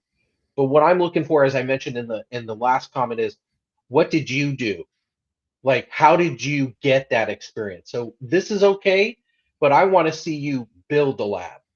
So I came from, just real quick, I mean, what took off for me was when I got associated with GNS3. I don't know, has anybody ever heard of it? GNS3, it's a simulator, but it actually is an emulator. And I got hired on the team to do the testing and the writing for it. And then they got acquired by SolarWinds in 2016 for some millions of dollars. And my bosses are super rich. But I got to build my own labs from scratch. And so that's the kind of thing you're going to learn. It's kind of what, it was also mentioned. You learn something that nobody's seen before, and you just get super jazzed. And then you just want to go on all the posts and you want to share. That's the kind of enthusiasm you get because you get a lot back. You are part of an open source community. So I'm proud to say this is good, but take that, internalize it, synthesize it, start building, become a builder, right? That's really, to me, the most important. Whatever information you're getting from these certs, start making actual application of it. Okay. And you have a world around you. You have your own home, which, by the way, I make a point in my lectures to say back in the 90s, there was one compact computer I had in a closet with like dial up, and we were all using like AOL. I think Google wasn't even out yet. So that's what I'm saying. Like, home networks were pretty limited, but now networks are kind of sophisticated now when you think about the technology. When you go through the CompTIA course, when you go through, the security essentials, you've got like 20 or 30 devices, and you can get some pretty amazing hardware to start building your own labs. So I would just say, this is a long, long thing to say. This is good, but it's assimilating the information and building. That's more important. No, absolutely. Josh, you're going to say something. You want to add more? Yeah. So, Cyber Defenders is actually a competitor to some of the companies that I've worked for in the past couple of years. So I have looked at them very deeply and compared a lot of things, and it's good. If you are limited on resources, it's not where I would start. I follow Neil Bridges' do the free stuff first, because quite frankly, quality wise, what you're going to get doing the like monthly subscription on TryHackMe and even the free stuff on TryHackMe for defenders, going through their blue team, their Windows, the Linux, the network that's in there is going to teach you just as well as paying for the expensive cert. And it's, in my opinion, a little more fun. It's even easier to it chunks nicely. And if you want to compare against other people, it's got that nice feature built in. So that's where I point people to. And then if it's I've got a different view on the building. I had to configure a bunch of switches and routers with trunking and all of that as a cyber warfare officer. And then we never did it because you wouldn't have an officer do stuff that you would have your E1 or 2 do instead, just because of resources. But it was valuable to do at one point in time. That way I understand how much work goes into it. Nowadays, if you have the time, New Village actually has a Net Academy school that we can onboard people for free. So if anyone ever hits you up and says, "Hey, I want to learn how to set up switches and routers," just let me know and we'll get them enrolled and they can do the on-demand stuff and do packet tracer. But awesome. and then we're both part of the CompTIA Instructor Network. So hit either one of us up for any of that stuff and we'll take care of you. But there's just, if you're going to go down that route of building nowadays, learning a little bit of web development, learning a little bit of AWS, learn a little bit of GCP, learn a little bit of Azure, and all of those you can do for free, especially through YouTube. Azure, there's a British guy, John, who can't remember his last name, but if you look up British guy John Azure YouTube, you'll find it. Good old and I'll probably do that in a sec. Yeah. He's got the stuff that teaches you how to do everything for all the certs and how to set up like your whatever you want to do for free on YouTube. Well, I have That's another the sort of thing that's valuable. Awesome. I have another question, and we'll go back to the other one as well, but I wanted to pull this one as well. So, Rasleen Carr, if I'm saying that hopefully correctly, I'm a student with Python knowledge interested in security research field. I plan to take the IC2 exam. Is this a sound plan, or are there other recommended paths for certifications I should consider? I will start. I think IC2CC is a decent exam. It's 100 questions, multiple choice. There's no hands-on aspect of it though. So I think it's really just it's teaching you acronyms and fundamentals. But it's industry recognized and it's not fairly expensive. You take the exam, it's free, but in order to get the actual certification, you have to have the subscription to be a member. That's the catch when it comes to I see what you just posted me to for John Saville. And so I'm not opposed to the ISC2 exam because I think it is a good entry certification and just good baseline fundamental knowledge. What are your guys' thoughts? Matt, we'll start with you. You know, I kind of like where the position. I know that it's a recognized thing, but I was really interested in her Python skills in the way that that's going to complement. You see what I'm saying? So you are the complete package. So I agree. If it there's a thing in about saying, okay, I'm going to take this cert, and then these are the skills I actually have. How do they come together? Okay, so I'm going to kind of shift a little bit again. I'm going to still, double down on the building thing, but I would say, what kind of projects or experiences would benefit from these two things in my resume or what I'm doing, right? Then that's going to show you, it's going to reframe your thinking about the projects that you would be involved. Is this going to align with what I want to do?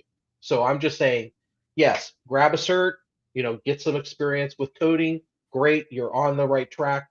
What does that yield as far as the projects, right? What is that going to look like? And I think if you take that next step, it's going to give you that answer. Absolutely. Yeah. Josh, what about you? I'm on the same page. The ISC2 CC is perfectly fine. It's one of those that it doesn't hold the same as like a Sec Plus for like the few people who compare those. Frankly, either one of those I don't think holds a lot of water on its own, but it does mean that usually you can speak the language that we speak. That you know the difference between a vulnerability and a threat and what a port is and what an IP is. And we can just have so many more conversations without wondering if you know things. And that is super helpful, especially if you're applying for a job. Saying, hey, I've got this cert, that cert. Those two are the ones that say, oh, I've had to learn this language. And now that I understand this language, like I can speak the language that you're going to speak every day at work. That's helpful. I'm sorry, I just wanted to add, she also does some research. So that's Mhm. that's appropriate. If you're going to use Python, you're going to need Python skills to dig in and build tools that nobody's even thought of or done to dig a little bit deeper. But then there's other things that you could use that is freely available to get in there. So I think you're almost there, right? I mean, I think research is a wonderful opportunity, because there's just things that your bosses and your tech leads don't have time for. Okay, they need someone to go dig, get the water, right? And so I think being in that position is good because you get to see how everybody interacts, but you're doing the deep knowledge, which you benefit, but then you bring it up to the company. So I think the Python research aspect, then as an interviewer, I'd be like, well, show me a project that you did. Let me see what that looks like. Where is that? And then if you did it right, you positioned yourself within that exactly what the team is looking for. So I think it's a really good point. Yeah. Yeah. I double down on that. Use your Python skills as a way to highlight yourself to people off the bat.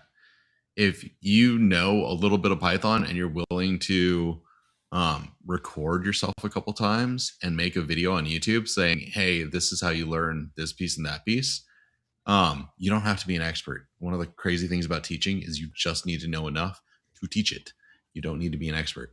As someone who's been professionally teaching for a few years. Like this is the truth. And with that, then you can highlight yourself as someone who is helpful, someone who knows concepts, and someone who's going to go out of their way and like put forth effort. And those are just skills that anyone who's hiring wants to see. They want to see that this is a ghost, someone who is going to try to do this. Good help is hard to find. And frankly, if you highlight yourself as being good help from the bat, like off the bat, that's going to really help people. So, or really help people to want to hire you.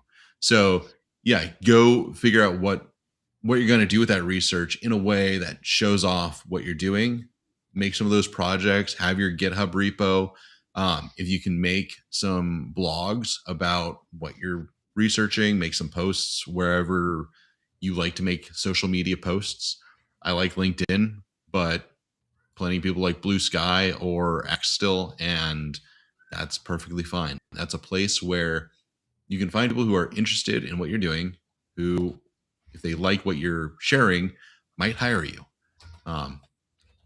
So yeah, that's my 2 cents on it. Just on top of what Matt was saying. Yeah, no, and it's funny, like you said, the video aspect of it, of like I when I give mentorship, and I do from this year, it sounds kind of silly, but I tell people, yo, go make a YouTube channel and don't make it public, because I get not everyone wants to be on the web. But what you can do is, as you're breaking into this field, and like let's say you're applying for like an entry level position, that, and let's just say the company uses Splunk. There's tons of different resources where you can go do Splunk rooms, and you can do the walkthroughs. You can have a repo. You can break down in that video your mindset of how you completed that challenge or task.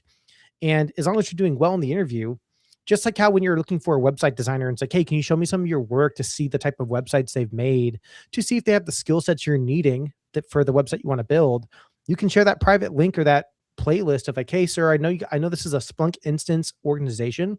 I know if, as long as, like I said, as long as your interview goes well, but maybe it's like, hey, I'd like to provide you guys my link to my YouTube channel that has me going through these difficult rooms that leverage Splunk to show you my search parameters, my mindset, how I do my write-ups. And it's kind of like a way to show yourself off. And that way they can go watch or even go look at those videos if they do. And they can say, oh, wow, like this person can do exactly what we're looking for. And as long as you're a good kind of personality fit too, and they think you'll blend well with the team and you have all those skills, I think it's just another thing for, they say, bullets in the gun to kind of get yourself and be the best candidate to obtain that kind of entry role or that role you're looking for. I love that. And I'll say, I do have my own LinkedIn, and I have my own following. I think we talked about this. I did my own podcast, my first podcast last summer, but I only did it for the summer because in education, things kind of die down when everyone's off partying, and we're not. We're in the dungeon. We're in the basement. But the point I'm making is, doing the podcast really opened up other professionals in the industry. I mean, I wouldn't have met. I've got some dudes like John Capobianco. He's big on Cisco. He's actually kind of spearheading MCPs, and I like MCPs, so I interviewed him. I interviewed another guy for eBPF, which is going to be a big deal too. So you get to know the industry leaders because you're talking to them. And then it's recorded. So then you learn to present yourself and convey these very important pieces of information to the public. You're providing a service. Okay. So my point is, maybe some people don't feel comfortable doing that. That's fine. Okay. There's community sources. You could go to, the Red Hat conferences. I've been asked multiple times to go to Vegas. Have not done it. I probably will in the future, but there's ways of connecting with people to share, and you're up training yourself while you're doing that. So absolutely. Yeah. LinkedIn was huge for me. Podcasting is huge. I like what you're doing here. This is amazing. So yeah, I mean, whatever you could do to show that you're here to help the community, it's a huge plus. No, thank you so much, Matt. And yeah, it's like I said, and we talked briefly, because I know Vox couldn't join us today with just running CyberRoot, which shout out to you, Vox, for still your support and our conversations and our connections. And it's one thing though. It's like we all know when we were coming in and breaking into this industry, like you use everything in the kitchen sink. Like there's not one particular path or training or piece of advice. It is the golden ticket that's going to break you into this industry. You kind of got to grab a little bit of everything. It's just like cooking a good seasoned brisket, some might say, which perfect timing. Here comes Danny. I'm so sorry. Hey, you got to take care of that brisket, man. It Yeah. actually worked into perfect what I was trying to feed in. That's Because awesome. trying to break into cyber, it takes Yes. time. Yes. Just like cooking a brisket for over 16 hours. And Yes. you got to do a little bit of security plus. You got to know a little bit of networking, get a little bit of DFIR, malware analysis.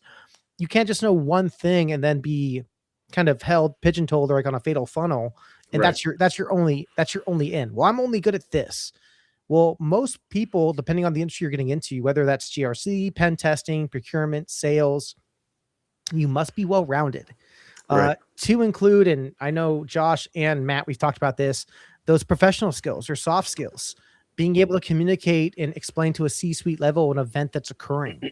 So I know we've talked about it both you guys, all three of us actually on the call here, where when an event has happened, usually sometimes, at least when I used to even work at the bank, that tier one analyst is coming into a huge call. We call them MIMs, like a PMIM.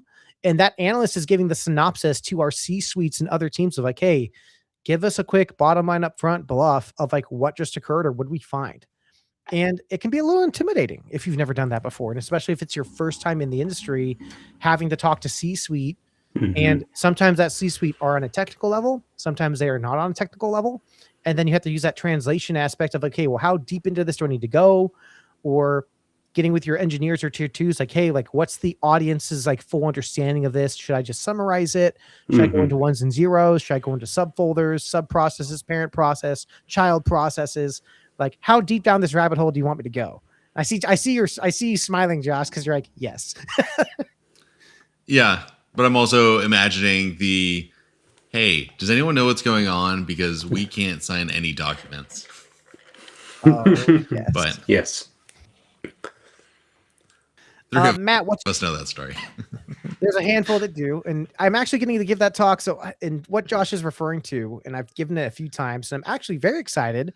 And I'll do a quick shout out to my local meetup, Cactus Con, which is February 6th and 7th, or 7th and 8th. And I will not only be volunteering there, I'm also getting to talk there. And my talk is the day I made the DMV slower. And to not summarize it all up front, but let's just say when you're going through your phishing tool or maybe going through emails, you don't block, I don't know, a really important tool set that's used to sign documents for an organization like the DMV that uses it on a day-to-day basis. But I mean, hey, who hasn't taken down a network or taken down a tool in their career?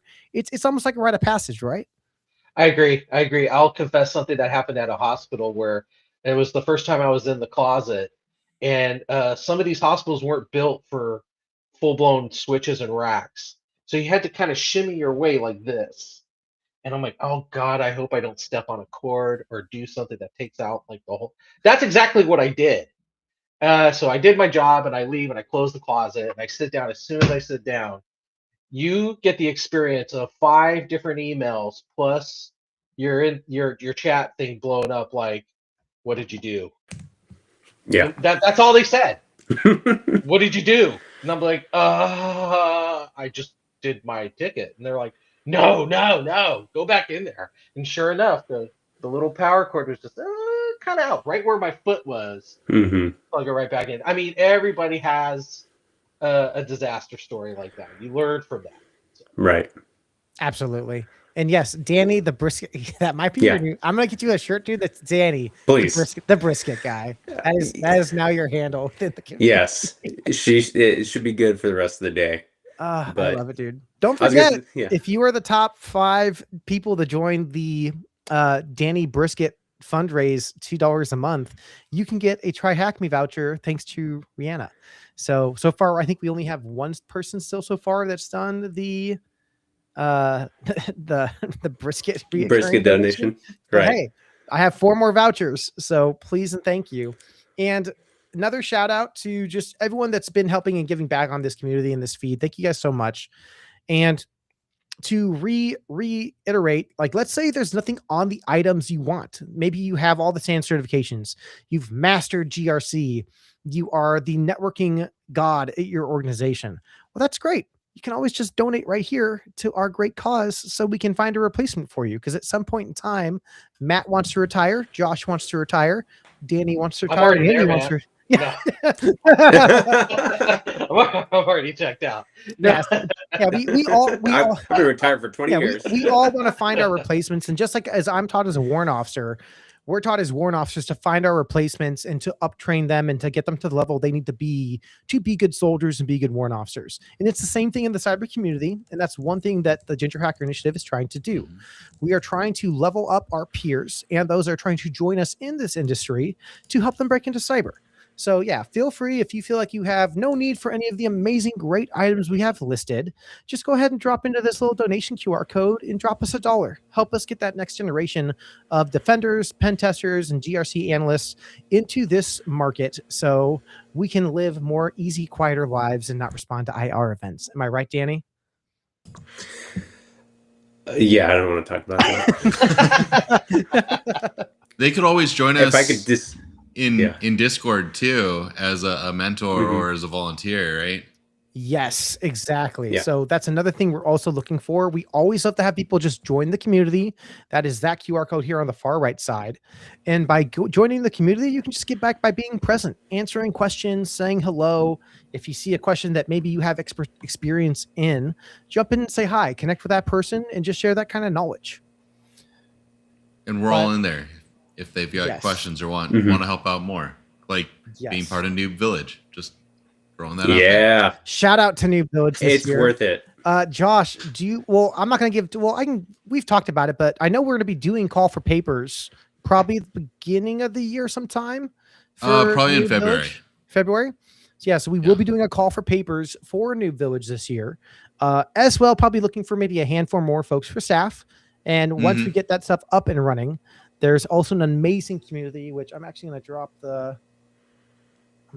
the QR code for our New Village server also in chat real fast in case anyone would like to join. Thanks. Edit link. It's never going to expire. Generate link. So yeah, if you guys want to join another amazing community that I'm also a part of, which I love near and dear, I just dropped the Noob Village Discord into the chat. We were a community this year, but we like to dream big and call ourselves a village because that's what we're going to be next year. And but that's a great place too if you plan on going to DEF CON to come and say hi. Come hang out. We're going to have some cool events, some great talks and speakers, and some probably cool prizes, which I'm not going to disclose because I don't know yet. And we're still planning. So, but yes. But gentlemen, huge thank you for coming on. And we're going to do our last round robin of a quick question before I let you guys go for the day. But Matt, starting with you, what's the last piece of advice you'd give somebody trying to break into cyber today? I know this sounds cliche, but I think if you have two things, let me say this. The reason why I'm so focused on helping Cyroot is the fact that I love the military. I love what they're doing. I love what you learn in the military when you leave, because you need to be accountable and you need to be dedicated and you need to have integrity. And in my career, I've run into people who have power and they don't have one of those three. And it drives me absolutely up the wall. So have those three things. Check yourself before you, because you're going to be relied upon. You're going to be on a team. So all this technical knowledge is good, right? All the building of experience is good, but you got to be solid as a dude. Or dudette. Dudettes, everybody, lottie-dottie, everybody. No, Yeah. Fantastic, Matt. Josh, final advice you would give someone trying to break into cyber? Yeah. Become known for good things. Join communities. You're already here. Like we just talked about 2 communities. Boom, right there. Join communities. Go to your local meetups, the B-sides, the DC groups, the ISACA or ISC2 groups. There are plenty, and it's a good way to become known as a helpful person. if you share some things on your socials, if you are not a leech, if you are helping others in any sort of way. I like the motto, kind of the motto of like the Diana Initiative: lift as you climb. Josh, So real quick, you don't have to be. Yeah. I saw the question. Cool. I'll get that. But like, Yeah. lift as you climb. So if you're a step ahead of somebody else, think of it like being on a trail, or just driving and you notice a hazard ahead. Like if you notice it, then you want to let the people behind you know. Or if you're on a hiking trail or a biking trail and you notice something up ahead and then you pass someone being like, hey, there's a bear up there. Maybe we stop here for a little bit. Those are helpful things. You don't have to be an expert in anything to be helpful. You just have to want to help. But Noob Village is a village for DEF CON that is to be the tutorial version, the entry level version. If you don't know what you're doing at DEF CON, come by Noob Village. Plenty of people have given us feedback of, I didn't know what I was getting myself into. Someone pointed me to Noob Village. I came and I asked volunteers, what should I be doing? And they gave great advice. There were some really great talks. We had a CTF. And for a lot of folks, they said that they've been going for years and they still didn't get the value in the past that they got out of this year, having like a tutorial to say, go see this, like focus on these things, and being able to just ask any sort of question they might want, because that's what we're about. Fantastic, gentlemen. Well, Matt and Josh, thank you guys so much for coming on for our second portion as we continue on to push with our last 3-hour countdown of the hack me, the admin of gosh dang it, blah, the Ginger Hacker Initiative silent auction. Yay! I got try hack me on the mind. Yes. I'm multitasking as I'm talking in the Discord as well to talk up day 13. But yeah, also, if you're in Try Hack Me, Admin of Cyber is free this year. They do it every year. It's always free. Check out Admin of Cyber, day 13, which you will see my gorgeous face helping you save Sockmas 1 YAR rule at a time. But gentlemen, thank you so much. I'm going to let you guys drop. Please feel free to hang out and chat, talk for a bit, answer some questions, and we're going to take another short break as we wait for our next guest as we keep pushing our amazing silent auction to help you break into cyber. Thanks so much, everybody. We'll see you guys in the next 8 minutes.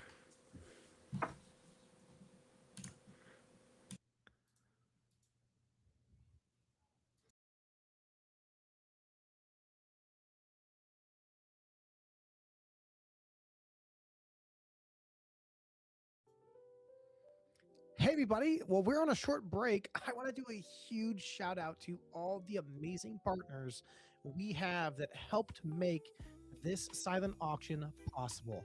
So, going to be a slight long list, so bear with me, but we're going to be going down the line. So, first, huge shout out to Cyroot Academy, as well as the Python Institute for their amazing donations.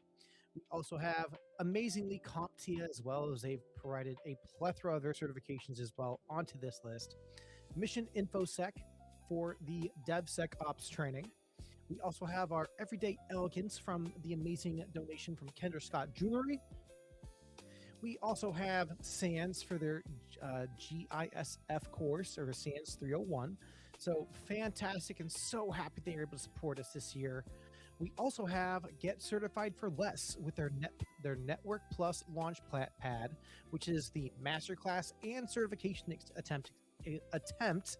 So huge thank you to them. We also have our date night baskets, and this is a mix between a ton of cool local restaurants here within the Valley of Arizona, from Vito's Pizza to Dink and Dine, which is a cool pickleball interaction of amazing food and pickleball. We also have Chili's, and we have Top Golf. In our second basket, we also have Cinemark, Fat Cats, and once again, the Python Academy for their PCEP certifications. Now, we also have the amazing team over at Stats on Stats, Tiffany and Jordan. Huge thank you to your donation for the Linux Plus voucher. We also have a friendly, great warrant officer within my command that is going to go anonymously, but donating a Network Plus voucher to those trying to break into networking. we have the amazing Rihanna Schultz from Cyberspeak Labs, who gave not one, but 2 donations for CYSA and Cloud Plus to get folks to break into cyber. And some of my favorite baskets, just because of the fun-esque labeling, Hot Topic via Loungefly with their amazing swag they were able to provide us to get some of these baskets going for our level up bundles, with also OffSec as well for some of the amazing training that gets piggyback those trying to break into the OffSec or red team side of security. But yeah, we have some amazing Loungefly backpacks that we're also going with those, to include our Sugar and Spice and Everything Nice style with our Powerpuff Girls denim bomber jacket. Huge thank you to High Tech, which provided some amazing whiskey decanter, a charcuterie board, and some amazing mugs and cups to look a little fancy this year. We also have the CompTIA donation for a Security Plus voucher for version 7. Huge thank you. The amazing folks over at Simply Cyber for some GRC masterclass. So thank you, Jerry. And partnered with those, we have some of our caffeine baskets. So we have Starbucks that was able to donate Black Rifle Coffee and Dutch Pros as well. We also have some amazing SOC trainings from Level Effect from Zero to SOC Ready. So huge thank you to Level Effect as well for their amazing donations for the courses, for the CDCP exam voucher, and much more. We also have the SOC Tier 2 baskets they've also provided as well, which is phenomenal. Also, we have the CompTIA Security Plus Bootcamp from Von Constance. So huge thank you as well. We also have Cizazzle, I hope I'm saying that right, for their Pentest Plus voucher that they provided as well. Huge thank you. And then, of course, EC Council as well with their 4 donations for CEH, the CCT, CTIA, and CIH. Huge thank you. We also have anti-siphon training for their access for a full year for their cyber range. We have the Arizona Cardinals also with a signed football. We have Bits and Bytes computer repair here locally in Arizona, donating a laptop. So excited. And the amazing team over at Just Hacking with 4 amazing bundles on their platform for ConDef Lite, Michelle's bundle for OSENT, the ConDef massive course, and the dark web. And last but not least, amazing partnerships with Hack the Box for their annual VIP subscription. Now, also from behind the scenes, we also had an amazing donation from In-N-Out Burger and some other donations that we'll be hopefully bringing out later into the year. But this is fantastic and so amazing with all the amazing support that the Ginger Hacker Initiative is seeing and how it's helping us help level you into cybersecurity. So we still got some time left in the auction today. Please make sure, if you have not yet, find that basket that's going to help you break into cyber and donate to a great cause as we help you level up and get into this amazing industry. Happy holidays, everyone, and please keep an eye on that basket you're trying to snag and be that winning bid. We'll catch you later.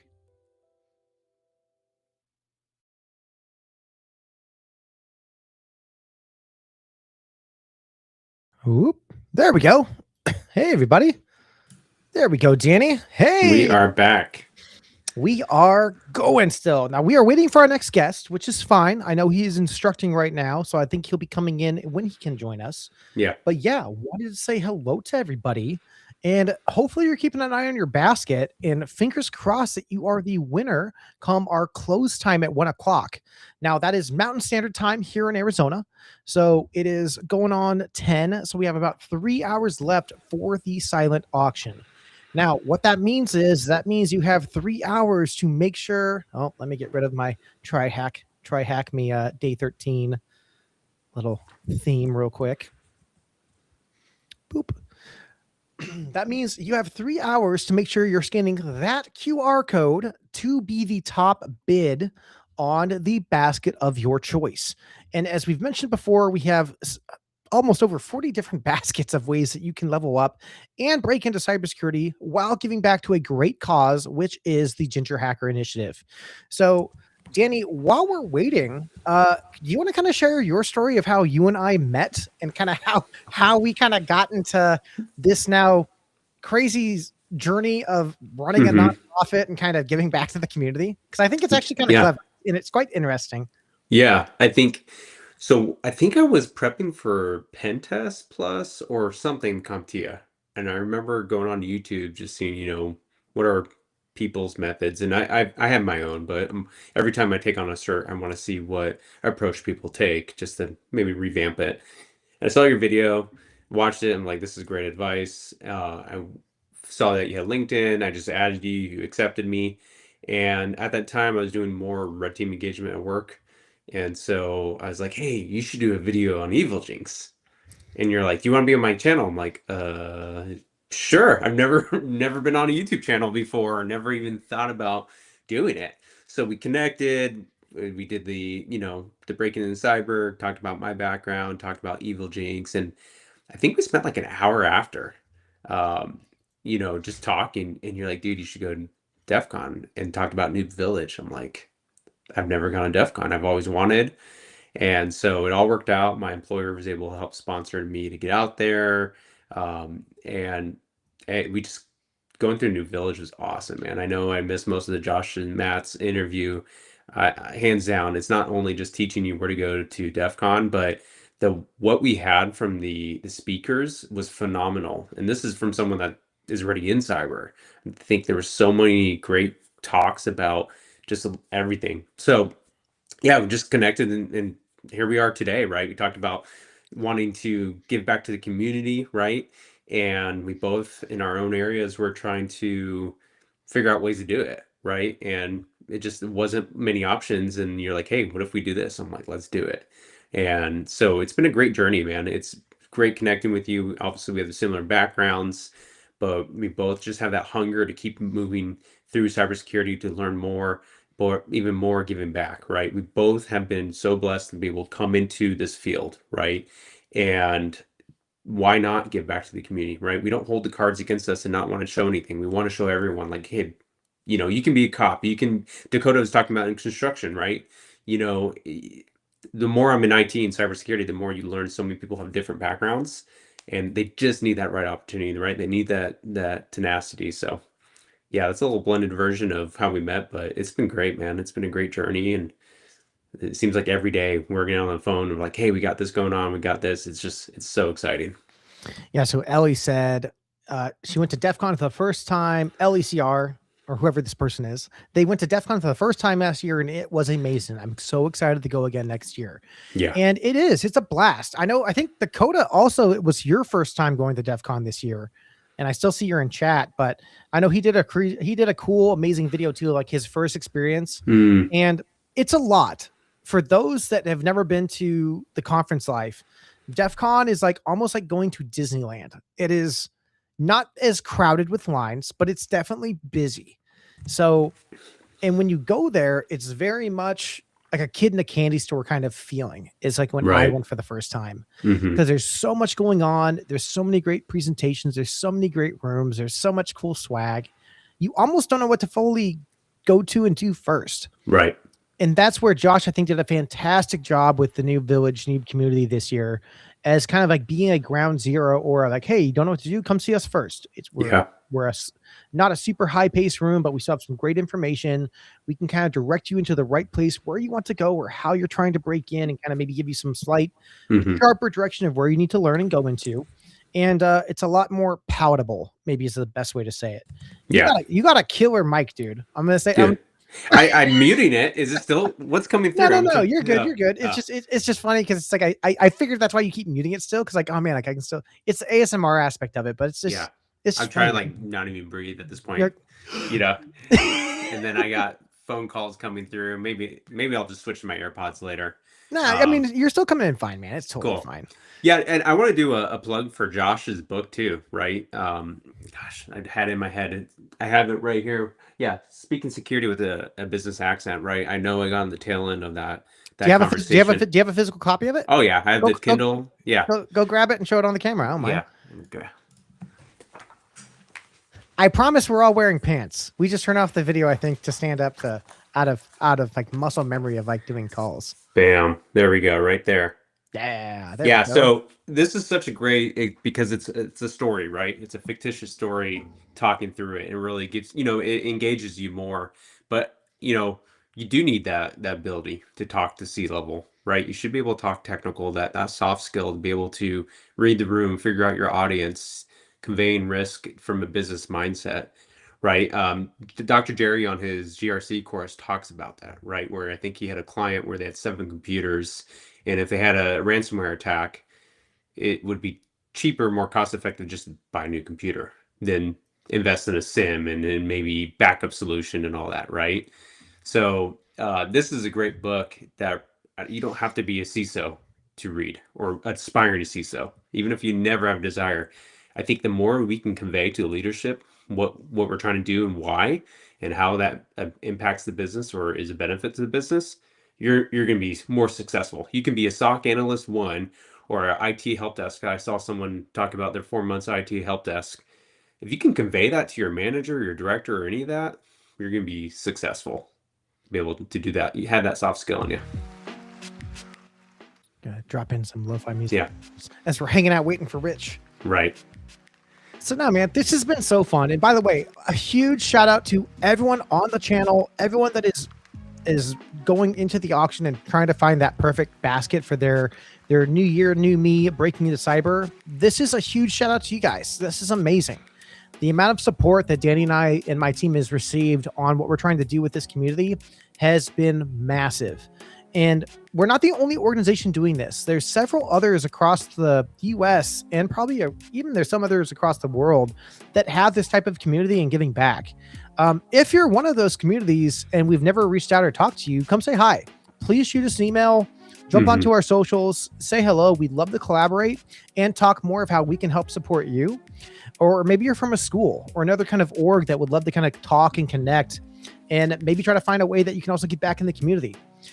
We'd love to kind of be an advocate and have that kind of hype and thrill to get into your communities and schools to help folks break into cyber.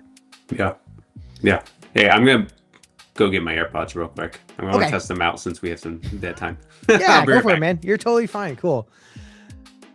And while we wait for Danny, let's take a peek. So hopefully, if you guys haven't, you're checking out the Try Hack Me Advent of Cyber Day 13.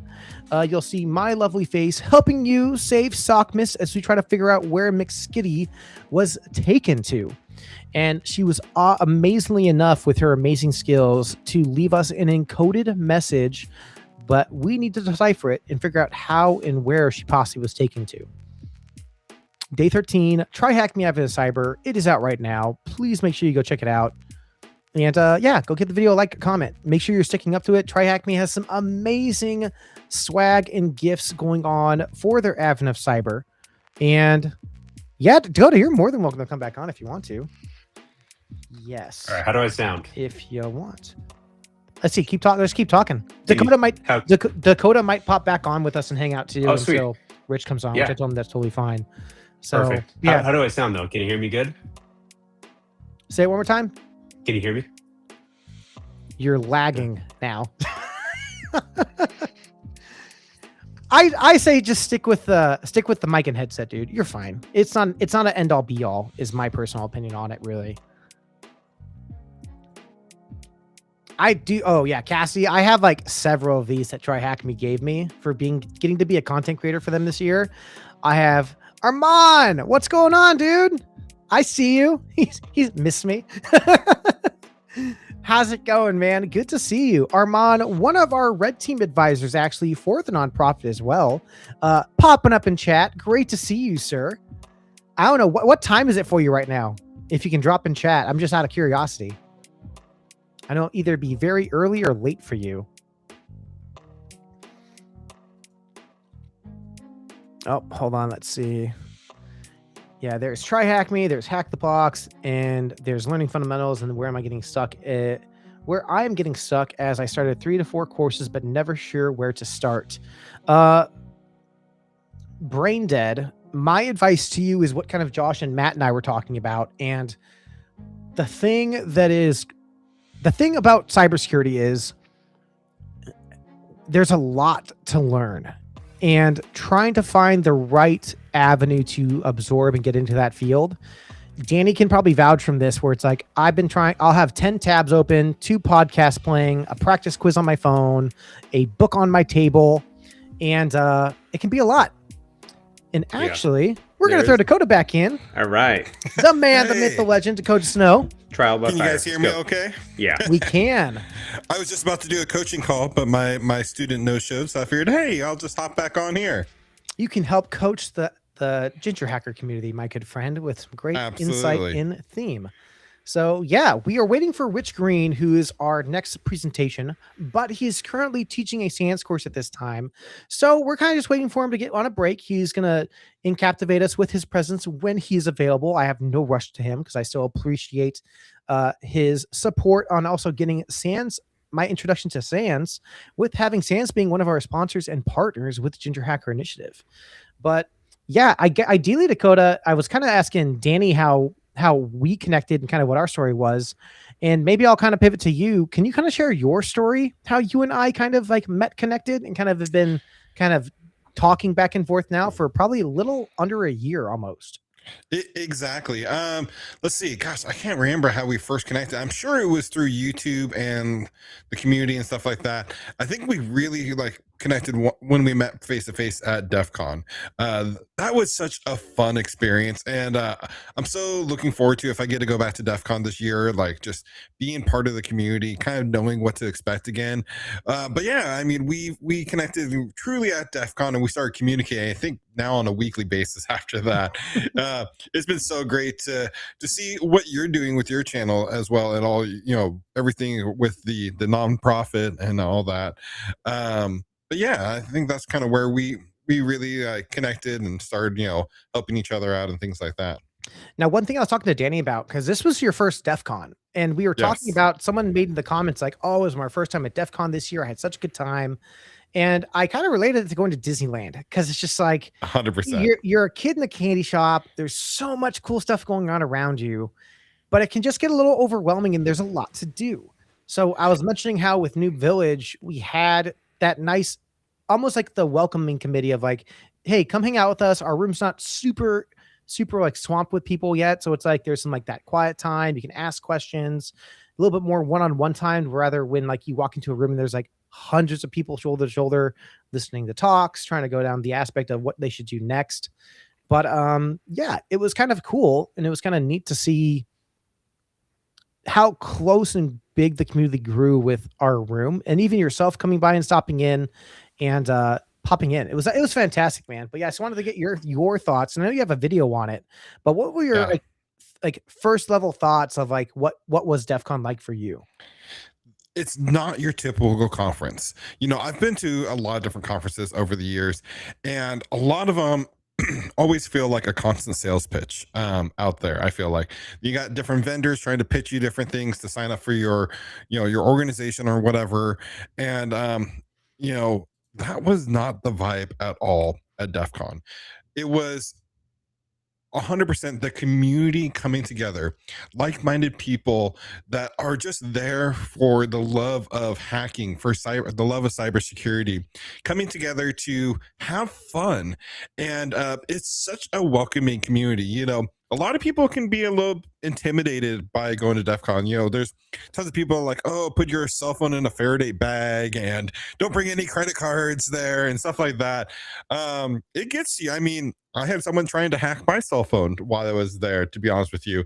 But it's just so much fun. Like, people are so welcoming.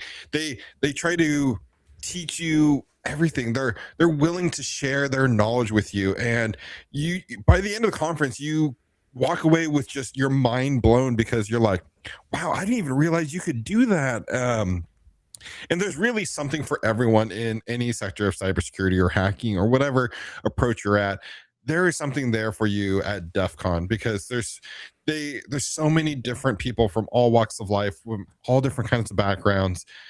It is nearly impossible to see everything. Mm-hmm. I think I'm listening. I'm like also trying to monitor chat, so just bear Yeah. with me. It's just I'll follow up on that real quick. I agree 100% with Dakota. You know, if you don't know what to do, like for me, it was kind of easy working for the MSSP space. I do a lot of project deployments, technical, right? We know nothing's fail proof, right? Everything we deploy, from layers of security and things like that, aren't going to make your clients 100% secure. I mean, if you get rid of all your employees, maybe you'll be close to 100% secure, right?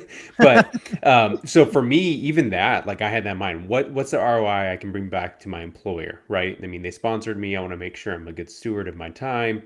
But even that, honestly, New Village grounded me in that, where I was able to felt comfortable, right? And like, okay, I don't feel overwhelmed over whatever a mile full of booths and stuff like that. But even with me going in saying, okay, I'm going to look at, how are they evading DLP stuff and things like that. That was still, I had to spend like hours in the hotel room still filtering through. But New Village was super helpful, even just listening to talks, right? And figuring out, okay, maybe this is what I want to do, right? Even me, I'm in cybersecurity for a while now. Like, well, what do I want to do next, right? So going to New Village and hearing different people talk and figuring out, okay, now I'm going to go over here, and it made a world of difference for sure. Yeah, the fear of like the hack aspect of like DEF CON, like there's like the wall of sheep they have as well. And it's just like, I told Danny, they're like, hey man, like, cause we were in our room trying to set up and like, oh, we need to jump on the Wi-Fi. I'm like, don't connect to the Wi-Fi. I have a hotspot. We're going to use our own. Yeah. Cause it's like, there's literally like, and it's not a hard step-by-step of how to connect to the DEF CON Wi-Fi. But as soon as you get there, tens of hundreds of like spoofed, this is the DEF CON Wi-Fi. Right. And it's like, then it's just like, and I think personally, I know probably DEF CON doesn't do this, but in my mind, I'm like, DEF CON probably has their own spoofed one just to get people on the wall of sheep. And I'm like, I just don't trust it. I'm like, I'm just gonna do my own. Yeah, connect to my hotspot. LTE turn the whole off time. Bluetooth. Yeah, it's like Bluetooth off. but it's funny. Even I had my Mac, so I put dual MFA on it. I put my ADR on it, and I'm like, this is silly. Like, just use common sense, right? Don't connect to unsecure Wi-Fi. Turn off your Bluetooth. But even that, we get laxed, right? We forget to turn off the Bluetooth. You forget to have auto connect on your Wi-Fi. So yeah. Well, Dakota, I'm gonna make another swing back to you and kind of just for kind of another pitch at the IT Career Accelerator, as you were mentioning, because you do these one-on-one mentorships, which also the podcast that you run, I want to say, is it top 10? Because I thought it's pretty high on your, because I've had people still connect with me like, hey, I heard you off the Bearded IT Dad podcast. I'm like, okay, like it's kind of up there, right? It not currently. We will bounce on and off the charts. The highest we got on the Spotify top technology podcast was number 19 on the charts. So that was pretty cool. And we also charted in 3 separate countries. So it was in the US, the UK, and one other. But yeah, so I'm the host of the IT Career Podcast, where I bring in other industry experts like yourself to share advice, because I recognize, as everyone should in this field, no one is truly an expert there, with the exception of like a few special people out there, and I can't possibly know it all. I'm a networking engineer at heart. I dabble in everything else, but I don't know it all. So I can't give advice on everything. So I bring other experts on that can. So the podcast is a great, it's a weekly podcast. We're trying to get back to a regular cadence every Monday, where we have different guests on from all walks of technology, not just cybersecurity, though we focus on cybersecurity a lot. We focus on cloud, networking, automation, you name it. It's a lot of fun. But I also have a community where I created a community because I wanted to give back to the community more and be able to engage with people and helping them in their journey. So I created a community called the IT Career Accelerator, and it is a community full of people in multiple different stages of tech. We have tons of people that are just trying to break in, land that first help desk job, or get that first SOC level 1 job. And then we have people that have been in the career field for 20 plus years that are just looking, okay, what is my next stage? Where do I go? How do I pivot? And we're all there to support each other. And you can join at whatever tier or commitment level you want to. We have free tiers where people can join the community 100% for free and just be a part of the conversation, kind of dip their toes in the water. Our base, our standard level tier, where you get access to resume templates, you get access to career advice, industry news, stuff like that. You get be part of our bi-weekly calls, where we meet up as a group every other week and talk about our different goals and struggles. You can get coaching from people like me, and other people on this call, and get advice on how to start planning your career. Or you can even jump in at VIP one-on-one calls where we sit down and create a career roadmap. We review your resume live. We give LinkedIn feedback on, okay, this is where you are, this is how we're going to get here, and this is how we're going to do it in like the next 3 to 6 months. And you get that accountability coach. So it's a great platform if you're looking, or you feel like you're stuck, like maybe you're applying for jobs and you're not getting interviews, you're not getting job offers. This is a great way to get unstuck. Awesome. Well, Dakota, you're more than welcome to stay, by the way, as we talk to Rich. So I just want to say that first off. So yeah, Rich, we had Dakota jump in just to feel. He's like, you want me to pop back in while we wait? I'm like, yeah, Rich. And I told hey, Rich is teaching a SANS class. I know he's busy. He's going to come on when he's ready. But no, Dakota, hang out for us, man. Because I'd love to have, if you'd like to, unless when you need to drop, feel free to drop. But everybody, the man, the myth, the legend, the man who's not rewritten not one, but 2 SANS classes, to include making an awesome song that posted last week, the one and only Rich Green. Rich, I appreciate it, everybody. Please introduce yourself. I mean, you already did a great job. I don't even know if I can really introduce myself anymore. If you haven't realized, I try to be, it's weird because I have a very agmatic personality, but I try to be humble, very, very much so, right? No, just Rich Green, 20 years in the Army. Most of that, as most people know, on the special operations side of the fence, and then somehow found myself in this field. Nowhere as smart as most of the people on this call right now. Like my skill set's vastly different than a lot of other people's. But no, I'm just here to, I tell most people my goal is to help as many people as can before I'm no longer walking the earth. That's my overall goal at this point in life. I had a great life. Now it's time to pay it forward and just do what I can for everybody else. But thank you, Andrew, for that lovely intro. Of course. And I mean, Rich, you are probably one of my most, not to, because I've also had these other 2 gentlemen on my channel, but one of my favorite folks that have came on and gotten to talk with on my channel of Breaking Into Cyber. So huge thank you for that. And then also immediately, I hear Dakota, too easy, sir. He's gonna drop for a bit. But no, I mean, honestly, we connected. I think I honestly cold called you off like a LinkedIn chat. I'm like, hey man, my name's Andrew. I think you should come on my channel.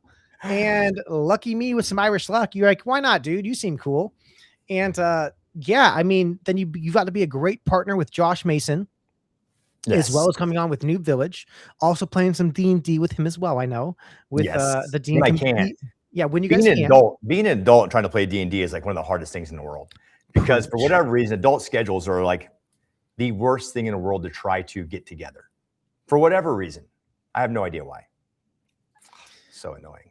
Well, we're going to jump right into some questions real quick, and then we will jump into some of the basket items to kind of go off from there. So first is from Alan Jolly is, hello guys, I'm a beginner in cybersecurity and thinking of getting my first cybersecurity cert. What do you think of the EJPT? I have solved 20 machines on Hack the Box and used to practice on Try Hack Me. I am in the top 3%. I say go for it, but I mean, that's I love when the conversation of certifications comes up. I am a firm believer. Hey, I'd go for it as well, right? If you have the means, the possibility and capability of going for it, and you feel it's going to help you in whatever you're doing, I would jump on that EJPT as much as you can. If you were to go online, people will share their opinions, even if you don't want to hear them, about what they feel about a particular certification. I would do your own research, make your own call. And if you feel that that particular certification and that route is going to help you in some capacity, hey, full steam ahead that thing. Yeah, this, and just so everyone knows, the EJPT is from INE. It is the entry-level certification designed for individuals with little to no cybersecurity experience, but that foundational milestone of professional journey. So this is like a strong foundational certification. INE is, I'd say, decently well known. The thing I tell people is when they're looking at certifications to level up on a paper aspect of things, so like education, certifications, there's some great certifications like I've mentioned before. Like I really like Level Effect. I love Try Hack Me. There's SOC Analyst Level 1, They're pen test level 1, great certifications, but they're still on the way. They're the up and up of getting that industry recognition. Like Heath Adams for TCM security. TCM TCM. security, which, man, boggling to me on how he's leaving TCM just to do bigger and better things. Shout out Heath, congratulations, you made an amazing company. But like TCM security initially wasn't on the map, and now you're starting to see some of those certifications pop up on job recs as they've gotten more and more industry recognition. So just like you said, Rich, I'd say do the homework, see if it matches the path you're trying to go down, and the material you're learning from it also lines up. So fantastic. I think that's the biggest thing is a lot of people ask that. And I see Braindead 6450 said, how often you see people who have certs but no skill? And quite honestly, you do. I think you start seeing it more and more. But to be fair, it's hard in this particular, I think, world where people want to get that role and there's just not a whole lot of open vacancies. So you have a lot of people have a lot of certs because they've pursued it and they want to do it. So it's how do we find a way for them to bridge that and get that experience and that skill set kind of real world.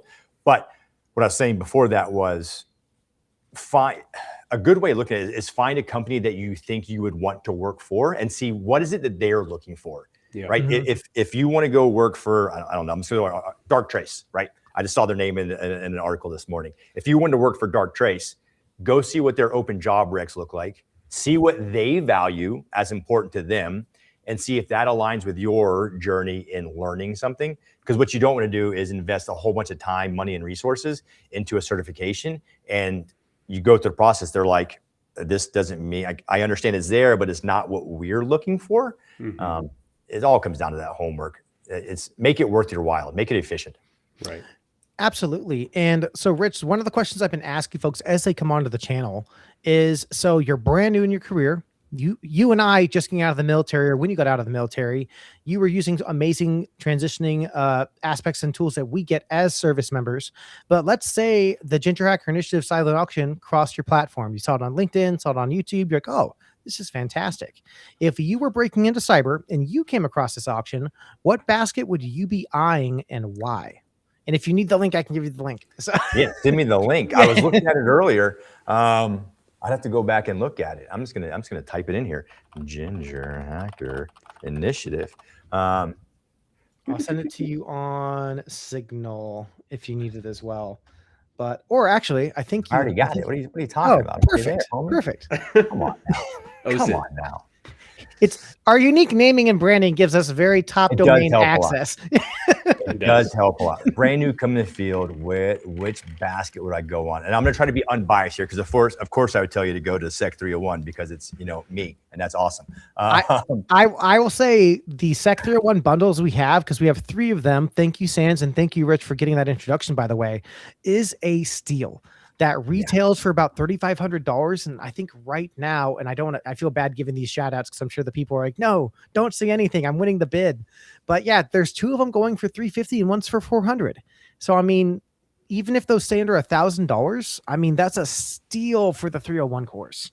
And to have that be a great intro, I'll say that one. But like I said, we gotta be unbiased because there are some amazing baskets in there. Okay, I'm gonna be honest with you. And I'm simply just looking at it because you know my background and kind of where I came from. So I'm just like scrolling through here, trying to see, and it's for me. So it's, I never fall. I try not to follow the crowd. I try to follow what I'm passionate about. And you had a bundle I see in there for the Certified Threat Intelligence Analyst Exam Voucher, the CTIA. I am an absolute huge fan of what intelligence brings to the domain. I saw how absolutely powerful it was on the military side. I think there needs to be more of a collaboration between our CTI and like our incident response folks and our defense folks, because there could be so much, I don't want to use that overused term, synergy between these 3 different roles, but like, yeah, I would probably lean towards that one just because, again, I find that passionate. Me personally, for somebody getting into this field, the date in the movie night would probably be the best option, right? Because I'm gonna be honest with you, as soon as you get in this field, you're not gonna have time to do a date night. my wife has me bidding on both those. She's like, "You're winning the date night baskets." I'm like, "Fair enough." But that's really one of the biggest things is scroll through there and like, you'll know it. Trust your instinct. Trust your gut. right? You're scrolling through. Like I was just scrolling through and I'm like, man, Pentest Plus doesn't sound bad. And I saw the CTII. I'm like, I'm done scrolling. Like that is the one that I would be bidding on right there, is because again, I find passion in that field. And I think the reason why passion is so important, especially we all kind of know it at this point, like getting into this field, it's a beatdown right now. Like it's not an easy task at this moment. If you really want to be, I hate to be the Debbie Downer, but if you just read through the news with the amount of risks you see from large scale tech companies like big tech and all their issues, right? When you look at those risks, they're flooding their market with people that do have experience and skills, and they've been doing this for a while. And now they're in the same field that you're in, and you're just getting your start. So you're like, oh no, right? It's going to be a brutal journey. So if you find something you're passionate about and you have that passion, I think has the ability to put one foot in front of the other when times are not going the way you want, when you get a rejection and a rejection and a rejection, you're like, why am I even doing this? I can go work somewhere else. But if you find something you're passionate about, I mean, it's going to help so much more. It's so funny. I did I follow the trends. I won't lie. I did the Kato turn the lights off, and I did like when you're trying to break into cyber, and it's like the video. I'm gonna tag it in the chat right now because I thought it was super funny. It's like when you're trying to break into cyber, and it's like email denied, email saying, "Hey, welcome to cybersecurity," and like it goes into like the cupcake screen. I thought it was awesome. I'm like, this is fantastic. So that has been the only one. I don't think I've ever seen a trend go as viral, at least in my time, as that particular one, right? Because I was sitting there, not last night, but the night before, just scrolling through, and I swear every video was that trend. And I dropped it in chat. I thought it was super funny how I did it, because I'm like, I probably didn't do it horribly, but it was so funny, man. And the song's not horrible. I'm like, it's a decent headbanger, man. It's good. Okay. I did want to answer a question really quick. Yes. Unknown, none. Oh, no. Unknown 111. Yeah, but no. What's the best way to show real skill growth? And I think this is awesome for internships, entry-level jobs, really kind of anybody. We all seen it, right? They're like, oh, you look great on paper, but you have no experience. And you're like, well, yeah, I have no experience because you won't give me the job. But again, so it's chicken it's before the egg before the chicken. Yeah, exactly. What I've made a lot of suggestions to people on that route is don't let that deter you of not having the skills. It's definitely within your power to stand up your own range environment in a cloud instance, right? Go through and figure out what it is you're trying to accomplish. If you want to be a cloud architect or a cloud dev, well, then dev some things and document it. I know people don't want this part of it, but go on to Medium and write blogs about what you did step by step. Go through and create it, put it on GitHub, and honestly build a portfolio. I think a portfolio, as we move forward, will become almost as important as your actual resume itself.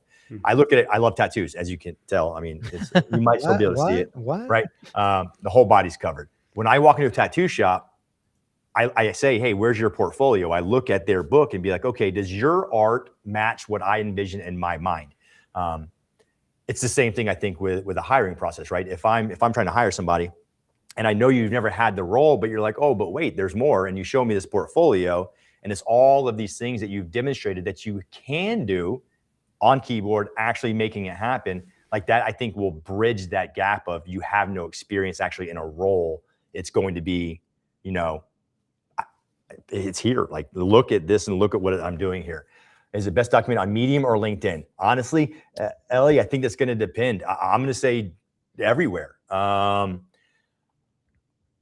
I say Medium because if you look at most blog posting individuals, especially on the tech side, it's probably Nullbyte, it's probably Medium, it's probably somewhere in that sector. I would say Medium, personally. Yeah. When I see cyber blogs, it's usually coming off off a Medium or something, or like a write-up or something like that. They happen on LinkedIn, just like you said. Like they happen on several probably different platforms personally. But yeah, most of the time when I'm looking too, I see Medium as well. So I would honestly, I would just not flood the market, but if you make a blog, primary on Medium, and then literally every other place you can. The issue you're going to have with something like LinkedIn, because like algorithms and the way it changes and flows, somebody might see it, or somebody might see it 3 or 4 weeks down the road, because who knows what LinkedIn wants to do with their algorithms every single day. But right.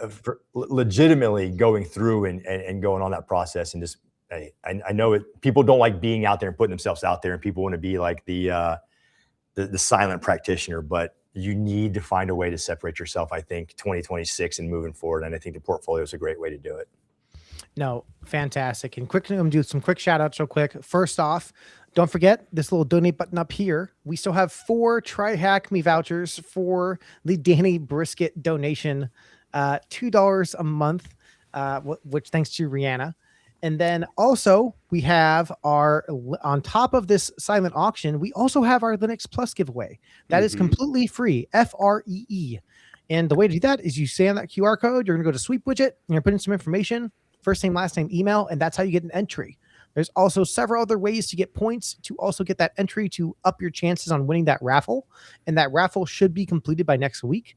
But yeah, there's another means if you're trying to go for the Linux Plus voucher, but maybe the bid's a little too high, take your chances on the raffle. You never know. And as I say in the lottery, you can't win if you don't play. But in order to win the Linux raffle, you have to submit it and actually put in for that free entry. There's no cost.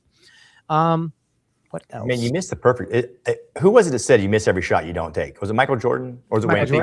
I hear Michael Jordan sometimes, and sometimes I hear Wayne Gretzky. I'm not sure which one it is. I think it's Michael Jordan. Yeah, probably. I would say Michael Jordan because like you have to shoot the basket, but that's just me. Right. You missed the perfect analogy for that one. You miss every shot you don't take. Yeah. Oh, there we go. Ooh. Golly, come on. Hey, everybody, you miss every shot you don't take. Scan the link. Scan the Linux scan right now. Scan that and enter for our free Linux Plus giveaway. It's hitting free 99. Free 99, baby. Oh, man. Oh, there it is. Bearded Ruckus asked, besides the name, what makes Sans Search distinguishable from others? What a question there. I'm going to answer this first before you give the Sans. So my thought process on certifications, and this is not trying to downgrade any. They're all beneficial.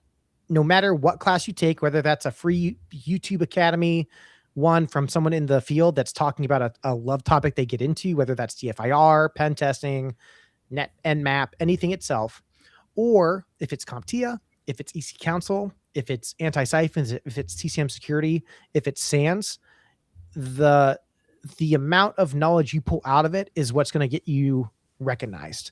You could have every certification under the moon alphabet behind your name, and it doesn't mean you're a skilled practitioner in this field. So I hold no SANS certifications. Does that mean I'm a lesser analyst or an engineer or a DFIR expert on doing IR? Danny is an MSP where, Danny, do you hold any SANS certifications?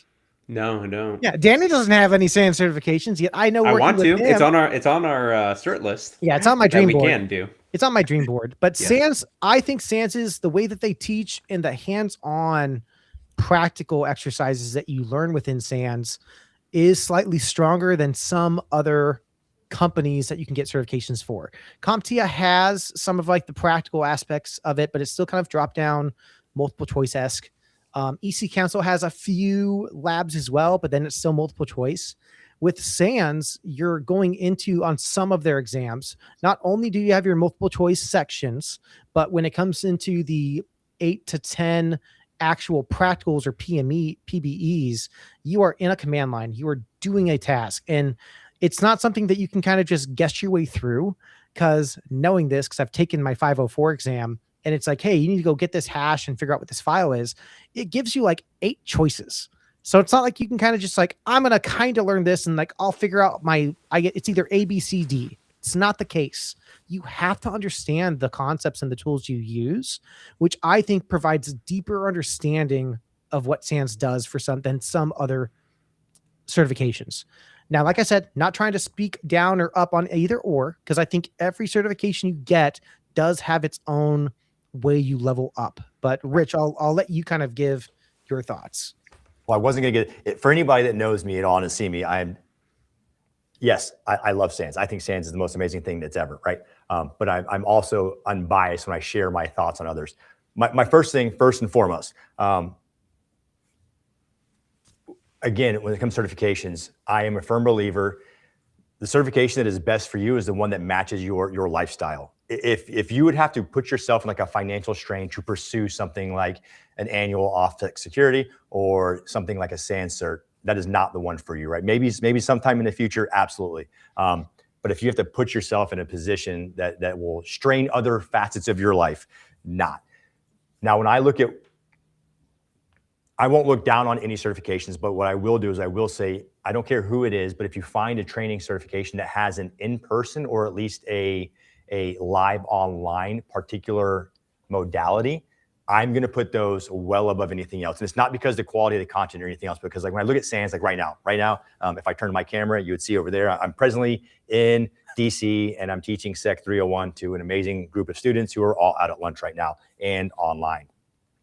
What they get is not just the content, not just the books, but because we're in person and because we're having, an asynchronous conversation here, if there's a particular concept that they don't understand, they can just ask me right now and we can dive into whatever that is, right? But if you're taking it through, if you're taking one of those learn on your own type modalities, it's not bad, right? But if you run into something where you're like, I'm just not quite grasping this, well, now you're going to have to go to Google. You're going to have to go to something else when you run into something, which isn't necessarily a bad thing, because now it's forcing you to go learn on your own, right? But then what you're gonna have to do is you're gonna have to wade between, well, which of this is good, which of this is bad, what's gonna be an value add to me. I don't wanna spend 40 minutes watching somebody's influencer YouTube video and he never even tells me exactly what I wanted to know. I just know all the flashiness. So I'm definitely gonna put in person and live online, anywhere where you can have a conversation with the instructor over anything else. And again, not for everybody. For me, I won't talk about, every single one of these organizations has put time and effort into creating their certification process. I would like to make the assumption that they've done that in a very wholesome and honest way, and they put everything in there. So I would like to say the content's great. SANS does have their hands-on portion, which I think is phenomenal on that aspect. But yeah, I think it's the person in front of the classroom over the content itself. That's just me, though. I think having passionate instructors makes the material, I guess, maybe more fun is the best way to say it too. Cause like we've all been in, Rich, I know you have, cause you've been in the Army. We've been in those classes and those briefings where it's a monotone voice for 2 hours. And hey, I'm just going to read off these slides. I'm like, don't read off the slides. God, please don't read off the slides. Cause then it really questions like the understanding, and like maybe the person's very knowledgeable, but it's like, then just free talk it. Reading off, I could read off the slides. Yeah, I could teach 301 if it's just reading off slides. Not that I'm trying to take Rich's job to teach 301. Not a stab, SANS, I promise. But the way I think, and I've seen Rich teach, and I've seen him with his passion on how he talks to his class. And also shout out to your Discord channel. I'm gonna drop that in the chat right now, actually.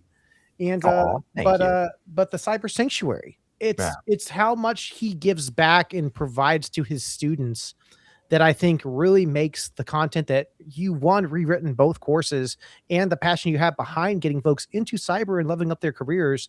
It makes it more fun to learn. And that's why we got into this industry. We love what we do. We enjoy it. And when you love what you do, you don't work a day in your life, as the saying is, if that is the correct saying. So unless you'll get to work in cybersecurity, but as long as you got the passion, you enjoy it, you'll be all right, for sure. I think Bearded Ruckus also said something about, what did he say? I was going to pursue the graduate program. If you can, absolutely. That's honestly what I did. When I retired from the Army, I was like, I have my entire GI Bill. What do I do with this thing? And it turns out that you do have the ability. You can use your GI Bill to pursue the master's or the graduate program or even the undergrad program through SANS, which for me was it worked out phenomenally, honestly. Yeah. No, fantastic. Well, Rich, another question. If my 15-year-old daughters weren't asking for a car next year, I would jump on that graduate program in SANS. Bearded Ruckus. I feel that, man. That's the thing I will bring up. The most thing that you hear about SANS is a lot of nobody will ever deny the quality of the content when it comes to a SANS course or certification. The most common thing, and if you scroll through any social media, Reddit, LinkedIn, any Discord channel whatsoever that exists, the biggest ding you'll find when it comes to SANS, as I've seen people put it, is that dollar signs. It is that money. What I will say, more so for those entering the field, what SANS does have, and a lot of people don't know, SANS has an absolute ton of academies and scholarships and mission programs. We are constantly taking people, running them through, and sometimes it's 3 or 4 certifications. It's something like 275, 401, 504, or 275, 401, and then you get to choose an elective, or 301, 275, and maybe another elective. Like, there are so many other nav. I simply just wouldn't look like if anybody on here is like, SANS is what I want, I'm not even going to look at anything else. I know it's going to be SANS. I would simply say reach out and find somebody to talk. Just don't read people's comments and posts and views. Reach out to somebody at SANS, or if you can't find somebody, reach out to me and I will find you. I helped out. I did the same thing with, these people right here. It's just like, hey, I will put you in contact with somebody that could possibly help you. And it might not happen now because they run their scholarship programs like every 3, 4, I think it's every 4 or 6 months. But you just get there's so many opportunities to find a way to help you pursue that particular process. And the other thing is, because we're here, if you're still trying to find it and something that's still easier affordability wise, some of you might have heard of the work study program. The work study program is another phenomenal way. Now, the work study program is pretty much in person only, maybe live online, depending on the size of the course it's running, but predominantly in person. The work study program is a way for you to come, take the course, take the certification at a super reduced fraction of the price, right? Again, there's so many avenues if you really wanted to pursue SANS courses without just getting absolutely wrecked. Yep, Women's Cyber, they have a separate program as well. SANS and WESIS have a huge partnership. WESIS by themselves have huge partnerships with all kinds of people to really help women getting into cyber. I mean, Hashtag goals for the Ginger Hacker Initiative. We're working on that partnership because I know there's a few other orgs. Like, I think there's also some veteran organizations that they have partnerships with SANS where they actually get a SANS course for one of their nonprofit members every month. Now, we're a brand new nonprofit. We're trying, guys, I promise, and gals, but we're taking those baby steps. We're very much in a growth fund. That's why one reason why we're doing the nonprofit silent auction is to get us ready for 2026. We have our goals and we're working on these amazing communities and partnerships like we have with Rich and with SANS, with CompTIA, EC Councils, Dion Training, and so much more coming for 2026. Surprises to come. Make sure you guys keep refreshing the gingerhacker.org page. And yeah, giving back is the game plan and the time that we plan on doing. And I think you're right, Rich. SANS is great training. The material and everything is fantastic. It's expensive. And that's why I tell folks that say, I want to get a SANS class. I'm like, get into the organization, have your company pay for it. And then, then, because most cyber companies, when you get into it, they usually have a SANS partnership. Every place I've been to, the state, Wells Fargo, Leidos, MSPs, the federal sides, MSPs, they will pay. Even the Army, the military as well, pays for SANS courses for our warrant officer, for our cyber branches, our 17 Charlies, 17 Alphas, 170 Alphas, our 255 series. In my next promotion course to get my CW3, I have to attend a course where I might be actually doing 2 SANS classes, and I have to pass those classes within 2 months. So yay. Stress. The military likes to put it on you guys taking SANS courses. There's so many avenues. That's why I tell a lot of folks. That's usually when somebody says, yeah, SANS is expensive, and I was like, yes. If you just look at the sticker price and do nothing else whatsoever, do no independent research, that's your only assumption. But I mean, if you just start just poking and prodding and being curious, you can find ways to make it more affordable for you. Yeah. No, absolutely, Rich. Well, I have you for about 3 more minutes, and then I'm going to cut you loose to hopefully get some lunch, or hopefully you grab some lunch before your whole lunch period. I don't want to take the whole thing. Or you're fasting. Yeah, or you're fasting. Who knows? Intermittent. But Rich, so glad to have you on, man. It's always good to see you and hear from you. I'm assuming, are we going to see you at DEF CON next year for New Village? Yeah, I'll be there. I should be. Yeah. All right. Hold on 1 second. I take dibs on partnering up with Rich again. All right. Oh yeah, because you and Rich were on the same time frame to volunteer. That was one of the best part of DEF CON, was hanging out with you, Rich. No joke.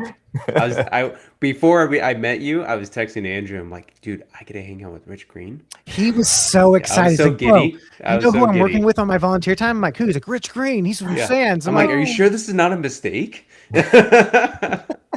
Yeah, Josh and I are super stoked, man, and we're very excited of what's going to happen with New Village this coming year. It's probably going to be even bigger and better. So we're so excited to have you come. Last thing before I let you loose, man, what's the last piece of advice you give somebody trying to break into cyber?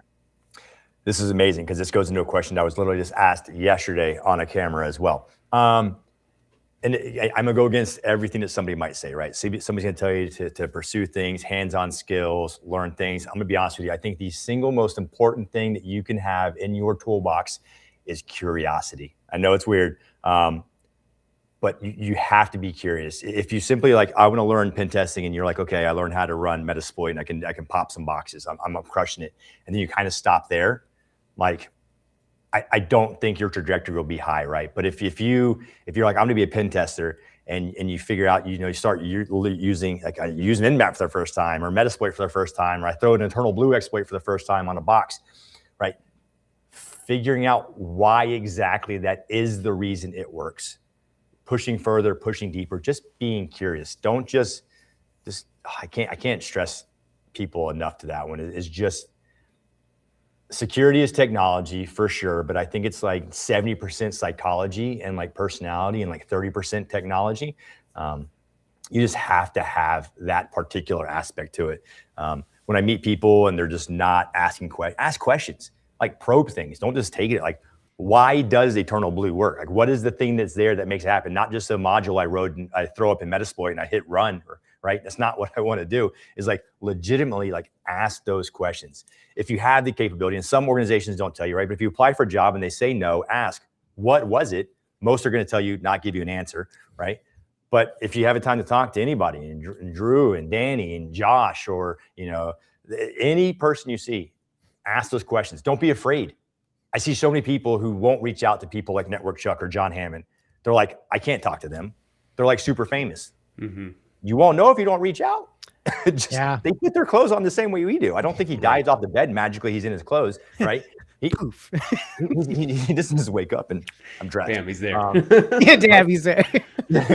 Like, reach out to if you have a mentor, there's somebody you followed on LinkedIn. You're like, I love what they're doing. Just send them a message. Some honestly might not respond. Some are going to respond. That's just what they do. I have never seen a single message come through my LinkedIn inbox that I've not responded to. I don't care if it's spam, a legit person. I'm going to respond no matter what it is. I love that, because I'll get spam like, hi, do you want help passing your tests? I'm like, no. Yes. It's like, no. not in a good way. Not in a good way, Danny. Right. You want me to take your CISSP exam? No. I think that's legal. Reported. But no, Rich, this is fantastic, man. So glad you got to come in and join us. And that piece of advice is golden. I think leveraging and reaching out and just taking the chance is a huge part of cyber. And I'm so glad we're friends. I'm so glad we're in this community, and I get to have you as a contact and somebody I can reach out to and ask questions for, because your insight and your energy and what you bring to this community is amazing. So huge thank you, by the way, Rich, for taking time out of your lunch hour to join us, and everything that you're doing with Sands, man, just keep it up, and you're fantastic. I will. It's going to be 2026 is a great year. I have a studio coming in. I'm going to build a full-on production studio in my office. Starts in What? I love that. Yeah. Awesome, man. I brought them in from Hollywood. We're gonna make it happen in 2026. Perfect. Nice. Oh wow, dude. Oh my gosh, that's fantastic. Yeah. It's gonna be good. I'm not there yet. I got a We're gonna microphone. be there. Yeah. I got brisket. I got brisket. It's gonna be good. No, I'll show you all behind the scenes. But thank you so much, everybody. Yeah. Thanks, Make sure Rich. you hit on all those things. Win all the stuff. Leave nothing on the table for the Ginger Initiative. And if you don't want anything, just scan that QR code right there and just give back and donate to the cause. Yeah. If you have all the certs and all the cool things, I totally get it. Or buy it for a gift. Christmas is a coming. So, all right, Rich. Thanks, Rich. We'll talk to you later, boss. Later, everybody. Dude, I love Rich. I love all the people. I got to hang out with him for hours at DEF CON. And just like he said, everyone else is so down to earth too, right? John Hammond, Chuck Keith, Network Chuck, right? Dakota, I met him in person too. And all these guys are so awesome. And the gals, right? They're just so down to earth. I'm going to bring Mashal on real quick just to tell him that, because I see him in the back end. I'm just going to bring him on real quick. I think he can hear us. I saw him put his hand up. Hey, Mashal. Sweet. Yep, hold on. Hey, sir. Hey, how's it going? Hey, doing good. I'm going to give us a quick 5-minute break. Sure. just before we start. So I'm going to kick us all out of this little thing, but you'll still be in as I play a quick little thank you from our sponsors. And then we'll see you like in 5 minutes. Everyone, we have our next speaker here, but we're going to take a quick short break to say a quick thank you to all our sponsors. So we will be right back.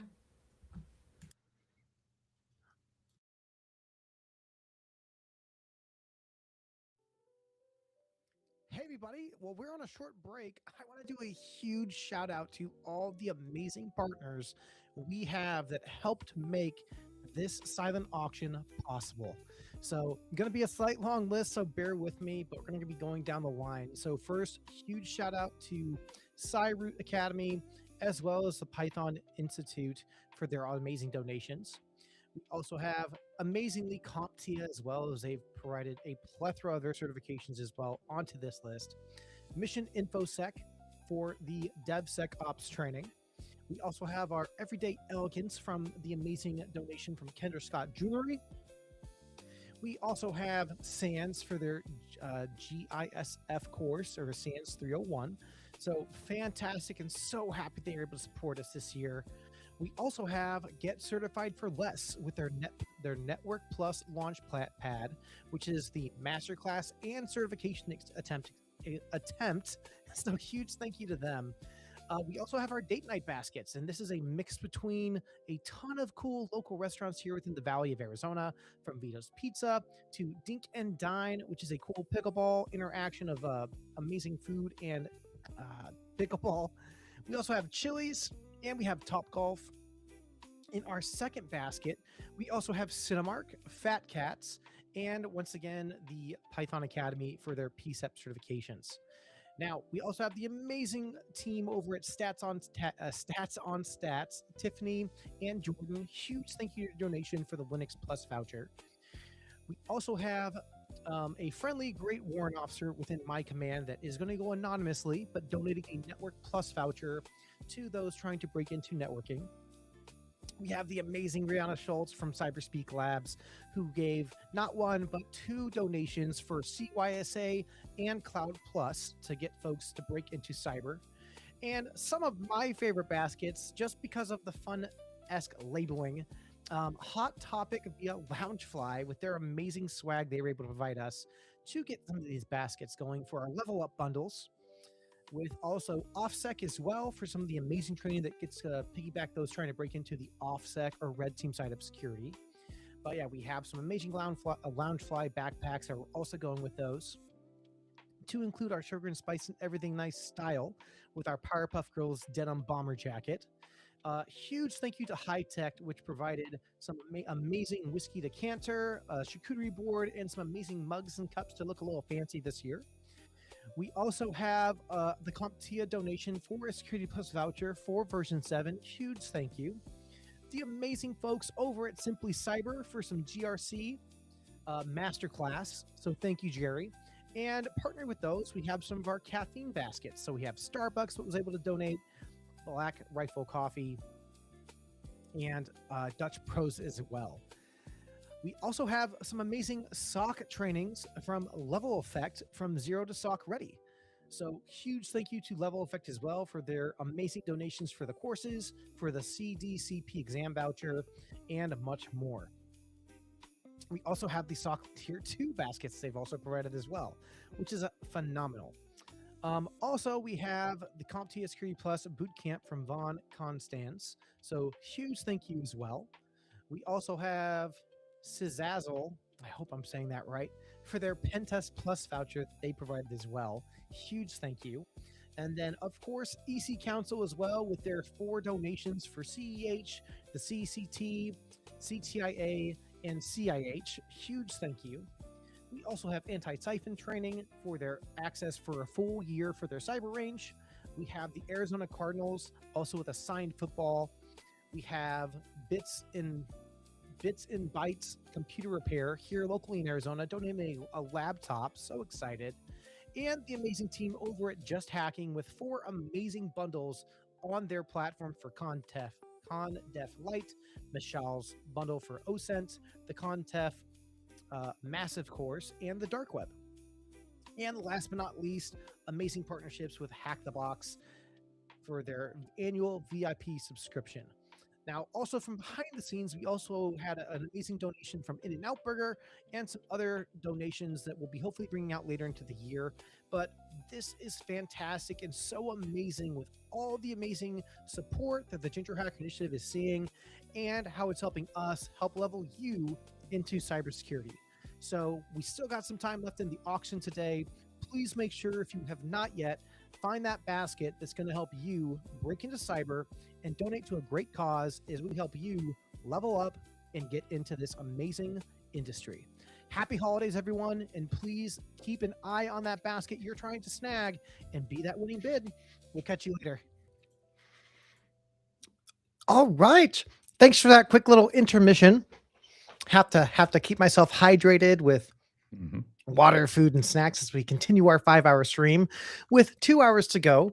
And so excited to have our next guest on here, Michelle Khan, who many of us know from the amazing emoji photos we always used to see from any conference we see with Michelle, with the amazing, cool little smiley emoji or sunglass emoji. But sir, it is so great to have you on the channel, and welcome on. Yeah, thanks for having me, Andrew. It's my pleasure. Oh, you can hear me okay? Or I can, yes. all right, good. Yeah, I know it was like briefly echoey, but it sounds like it got fixed, so perfect. Is that okay? But no, awesome. Perfect. Well, Michelle, we're so glad to have you on. And just to give fair warning, there's no script. We are just having fun conversations, going off questions in the chat, and kind of getting to share stories of like kind of how we broke into cyber. So the first question I have for you, and I'll provide you the link in case, because I know things have changed slightly a little bit, or I'll drop it in the private chat, which I think you should be able to see being on our back end. But if you were breaking into cybersecurity today, and you somehow were scrolling through all the socials, and all of a sudden here comes the Ginger Hacker Initiative, and you're like, wow, what's all this? And then you go in and see all these baskets. What certain basket would you be looking at to say, wow, I want that one, and that's how I'm going to kind of break in? And you can say your own.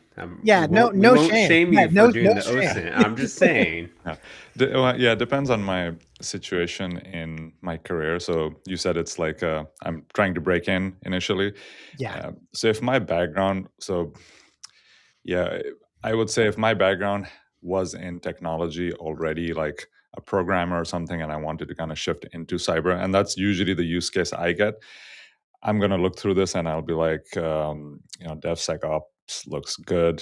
If I didn't know too much about it, the security side of it, I would kind of stick to that. I've had a lot of programmers come to me and be like, hey, how could I be in security? Do I need to start from the bottom? I'm like, no, take a DevSecOps course. So I see one there. I would probably pick that one. Or if there's anything else similar, like a Cloud Plus I saw somewhere, Cloud Plus V4 exam voucher, that'd be great, because I need to know how the cloud infrastructure can be hacked and stuff. So it's a nice quick shift, in my opinion. And probably the other one, like if I was just coming into this clean and I had maybe no basic background in technology, I would go for the Network Plus for sure. I'd be like, that's a fundamental infrastructure level skill that I feel everyone needs to have. Even senior cybersecurity folks, I've seen them struggle sometimes with basic networking stuff. Difference between a switch and a hub and a router and layer 3, how do you layer subnet? 2. Yeah, basic subnetting stuff. Like, this is not a /24. This is a /29. What's a /32? This is a mistake.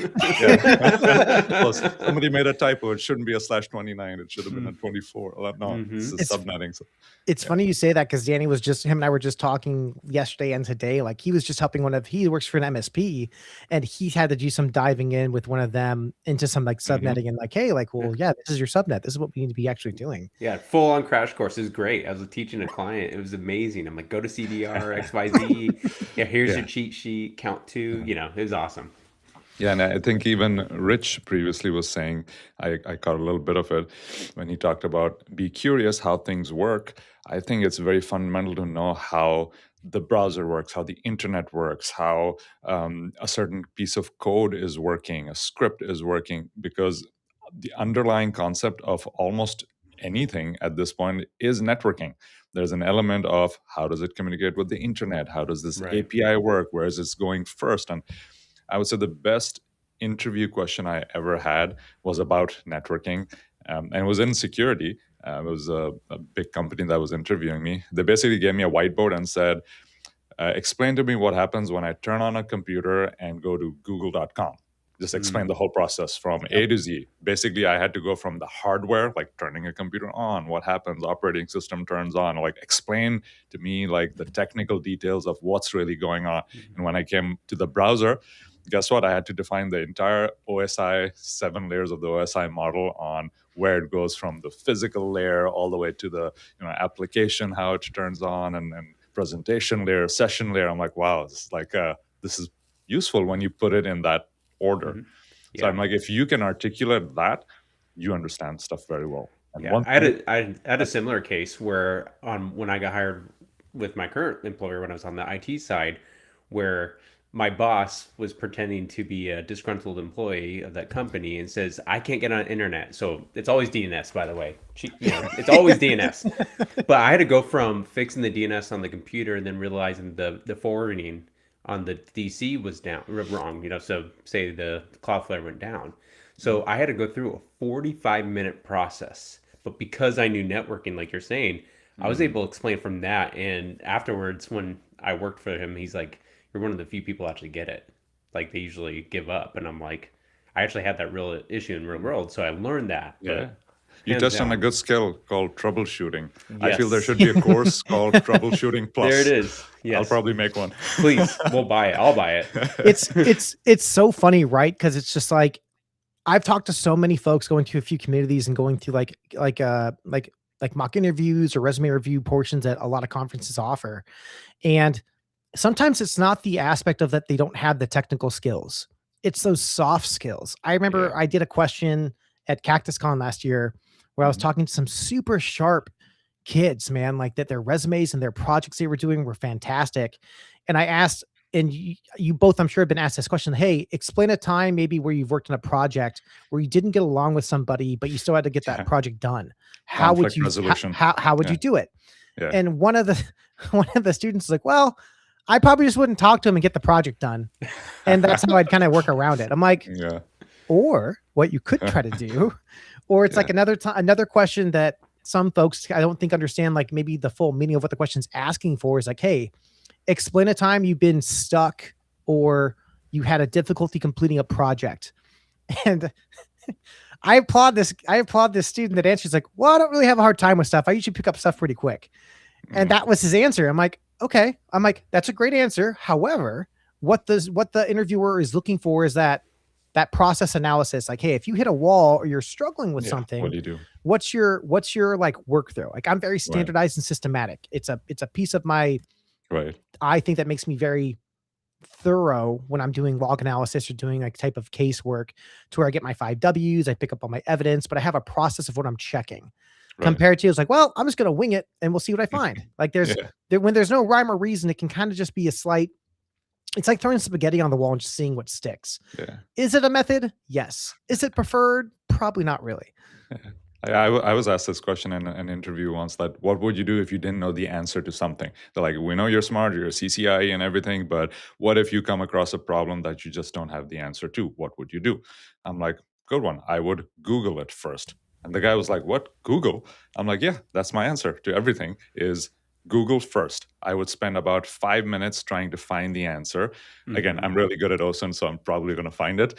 But let's say I don't. Let's say it's a problem that it's about their internal portal or something, how to issue a ticket or whatever. All right, cool. 5 minutes I'm going to spend Googling stuff, struggling on the browser, internet a little, trying to find it. Then after that, I'm going to switch to phase 2, which is asking my peers who are in the same position I am in. I won't escalate it up to management. No, ask my peers, ask other people, how would you do this? And then if I still don't find the answer, then I would escalate it to management level. And even after I find it, then I would write it down so that I don't have to bother them a second time. Because this is a problem people often face, and managers hate this. They're like, you keep bothering me with the same question over and over. I told you. I'm like, well, I'm going to write it down in my notes. And he loved this answer. He's like, you're hired. He's like, this is the type of mindset we need. I am the unofficial trainer for my org when we get new folks on. And the first thing I have people do with day one, when they start on with me, I'm like, cool. Have you heard of OneNote? Or what kind of documentation do you use? You can use Notepad++.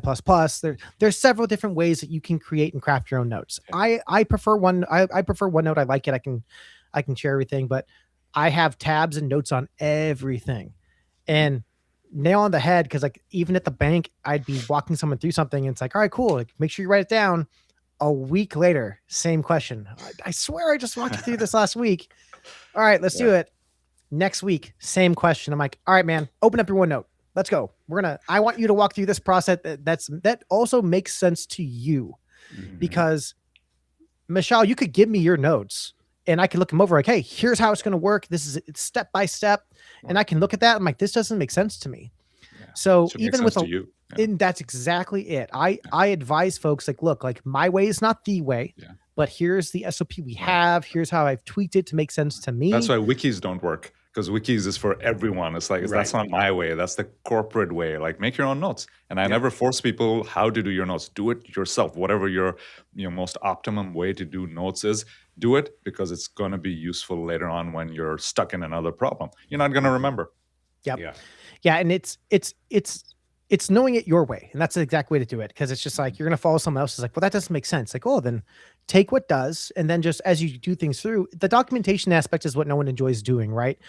Being like an SOP writer or someone that does all that, it's tedious. It's not the most funnest job.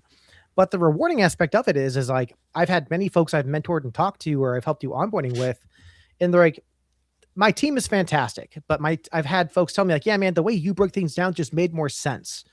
And I have a very I probably leverage this from my military experience. I explain the why.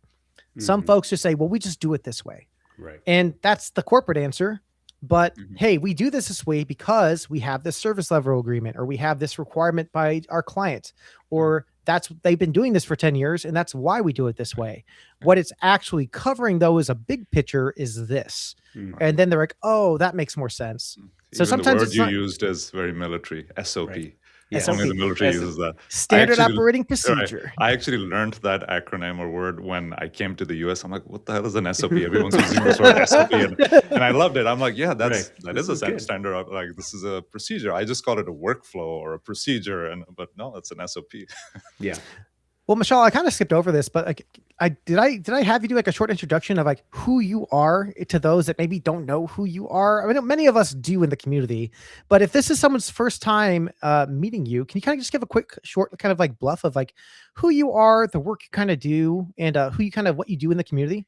Sure. I do quite a few things. So right now, I'm currently known as the OSINT person or the OSINT expert, because I have a lot of courses on open source intelligence. I do a lot of webinars and talks and keynote presentations around cybersecurity in general. But I started off my career from a general IT background, help desk support, went straight into networking. I worked for Cisco for a while and some other partners after that. And I was mostly a generalist throughout my career, but I touched on almost every single major technology that was out there. And I was in pre-sales, so I was very good at looking at the specs, testing it out, selling products and services for companies. And that's kind of my career background. And then I started getting into hacking and security.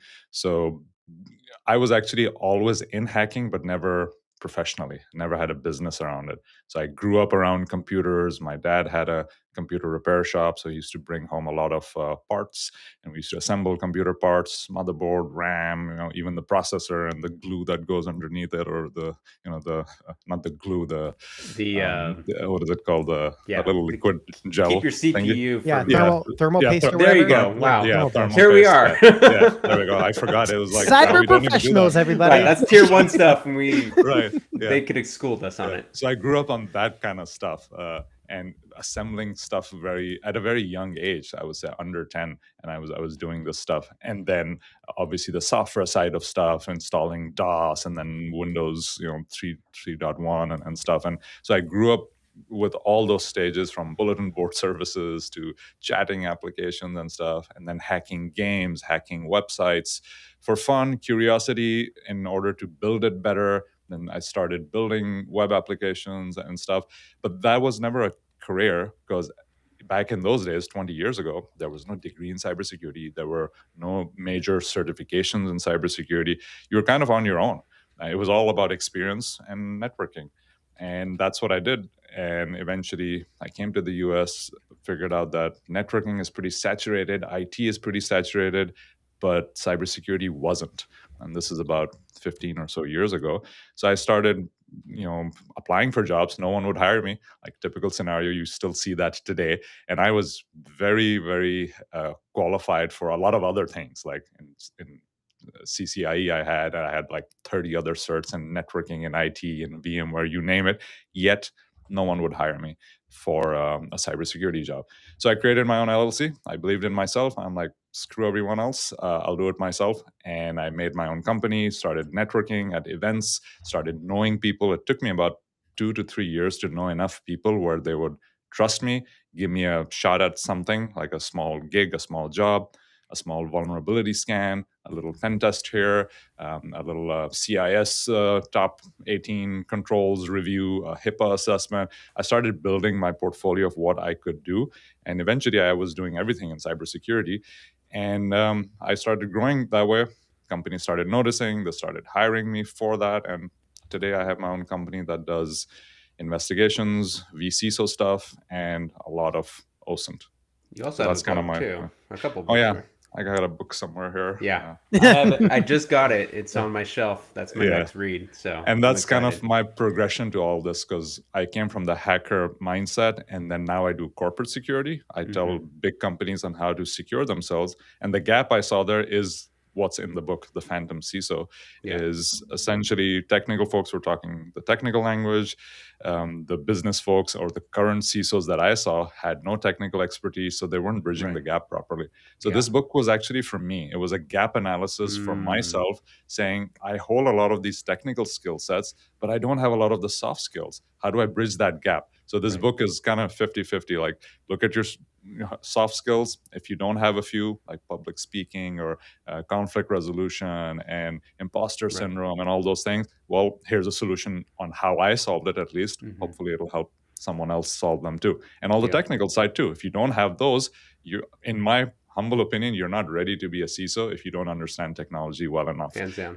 And I say this carefully because almost half the CISOs I know, and I know about a couple of hundred CISOs very well, almost half of them have no technical skills. Right. Like they're CFO turns CISO, CIO turns CISO, or nobody basically with no technical background, just maybe a business background turns CISO. And they struggle. They change jobs very frequently. They get fired. They get breached. I'm like, man, it's the basics. Why don't you just follow the basics of network segmentation, MFA, password management, patch management? Like, no, they don't believe in this because they haven't gone through those cycles. So the book kind of highlights those things and emphasizes here's how to be an effective cybersecurity leader. So that's no, you kind make of a good point, because like with CIS, I was talking about that earlier. If you're technical, you can figure out the operational side, right? Administrative. You can figure out how to make a password policy or AUP that goes with control, whatever it is in CIS, one of the 18, right? Or asset management. Like, okay, use the technical implementation, but then do your operational. So I think that's phenomenal. That's part of the reason I got the book, your book, and then Josh's, because that's where I am. I'm talking to a lot of C-level people in my projects. And I'm not a vCISO, but I have to be able to talk to the CIO, the CISO, and their IT support specialist on the call for a project and say, okay, this is what this means to you. This is what this means to you. And bridge the gap. So imagine you didn't have that. You would be using your resources. You'd be in every call. You'd be saying like, "Let me get back to you on that. My technical resource will join the call later, or my PM will do this, or my software guy will." No, but if you know all of that, you can save a lot of time and calls and just answer on behalf of everyone else. They need a deep dive. All right, we'll bring him in, but they usually don't need a deep dive. They just need a quick answer on why. Yeah, and that's my favorite part with the CIS risk assessment. I can go in and geek out with their technical guys. I'm like, all right, we can do Intune compliance policies, this, Right. and then the CIO, I'm like, okay, here's your risk. This is where you are. This is your threat surface. This is how we're Right. gonna save you a $50,000 IR engagement Mhm. by doing this. He's like, Right. perfect, I like that, and then we get to go geek out and go deploy the Yeah, tools. yeah. I remember last week I was doing a CIS assessment for a client, and they asked a very basic question about passwords. Like in the CIS, it says your password should be between 8 and 14 characters. Like 8 if it's like on like an On-premise account, or- yeah, yeah. on premise. And if it's if you don't have MFA, then it should be longer. And so they asked me a very simple question: why? Why is the length matter? I'm like, oh, cool, glad you asked, because when we're hacking and we're using hashcat and stuff, we're basically doing a brute force attack, and 8 characters, give me any password in the world, I can brute force Right. it in a few minutes or a few hours. Yep. If it's 6 or 7, minutes or seconds. If it's 8 or 9, maybe hours. If it's 10, maybe days. So the longer the password is, the harder my brute force gets. And I'm like, it matters because it's not in the cloud. If it's on-prem, I can just take the hash, take it home, and just Right. crack it. You know, it may take me a year or whatever if it's like 12, 13 characters, but I will crack it eventually. Right. And with all this newer compute power that's available and quantum computing and stuff, that matters more. And forget the complexity piece, that doesn't matter as much. Still matters, but the length matters a lot more. And then they got it. They're like, oh, okay, then why don't we just keep it like 15, 20, 30 characters? I'm like, you can, but your users are going to complain because they can't Exactly. remember. So somewhere in between 15 or so is fine for the users. But I said, eventually get a password manager. This is the problem it's solving. I'm like, all Right. my passwords are 100 plus characters unless a website actually pushes me down and said, no, Right. can't have more than 64 or whatever. That's when I do 64 or Right. something. So I'm And like, then- yep. this is the problem it solves. And, And then you they back get it it. by They're like, policy. Yeah. yeah. And then they're like, oh, that's why we should use a password manager. I'm like, yeah, that's one of the many reasons you should use one. And then they get it. And when they get it, they implement it. Right. So half the problem is if they don't get it, they're not going to implement a certain Right. security policy. It's funny because I did a red team engagement for one of our clients, just email, right? Using Evil Jinx. And that was one of the suggestions. And they got it, the C-level got it right away because of the red team engagement, because of the report. They understood the impact based on who we compromised. And it's just like, they're like, yes, we need a password manager right now. It's like, perfect. Now back that up by policy. Then create, shadow IT. I mean, the rabbit hole of things to do. Yeah. Interesting. Yeah. Well, quick shout outs real quick. So first off, we still have some Try Hack Me subscriptions we're giving away. All you need to do is hit that donation button and pick the Danny Brisket subscription, which is $2 a month. And if you're here earlier, you understand where that comes from. But yeah, you subscribe and do the $2 a month donation, and we're going to send you a month free Try Hack Me subscription. We also have, let's say you have everything you need and there's nothing you need from the silent auction, but you still love what we're trying to do with our nonprofit and giving back and getting folks to break into cyber. You can simply scan these QR codes, this one right here, or to the right, my right, your left, and give a simple donation. Could be $1, could be $100, could be your whole paycheck, whatever you're comfortable with, and help us level folks up into cybersecurity. One thing our community also does is as we reach our donation goals, we like to give back. So we currently actually have our Link Linux Plus voucher. We are currently raffling off, and that is that code right over there. It is completely free, FREE. All you need to do in order to register for that is scan that QR code. It's going to take you to our widget sweepstakes. And you're going to do first name, last name, email address, and that's going to get you a free entry into possibly winning that Linux Plus voucher. Now, there's some other cool ways to earn some other entries. Visit the Discord, visit the website, visit the YouTube channel, and other means like that. But it's completely free, no charge to you. And if you're in chat still, and I see there's still a few folks watching, drop in the comments. What's your item you're looking for? What basket are you hoping to grab to help you break into cyber? And huge thank you to everyone that's here so far, helping with this push to level up everybody in this community as the Ginger Hacker Initiative is getting ready for our huge initiative in 2026. So, Mashal, I know you've done many conversations and talks at tons of conferences. Do you have a favorite conference you've ever gotten to speak at? And if so, why? That's an easy one. Wild West Hacking Fest. I will always give them a shout out because it's a fun conference. I always say it's the environment that matters. And over there, it's literally the physical environment. It's in Deadwood, specifically that one. Now they have two and one in Denver as well. But the one in Deadwood, it's in the middle of nowhere. You have no option but to network with people. Your cell signal will be crappy there. There won't be anything to go out. There's no entertainment besides a bunch of bars and stuff. And anyone who's there is serious because they just didn't stumble across Deadwood on their way to something. No, they're there because they want to be there. So I think the intention of everyone who's there is very positive. The vibes are positive. There's no toxicity there amongst people, at least for the most part. And they're a good community. Like John Strand and everyone under him, they've done a very good job in having the right folks there.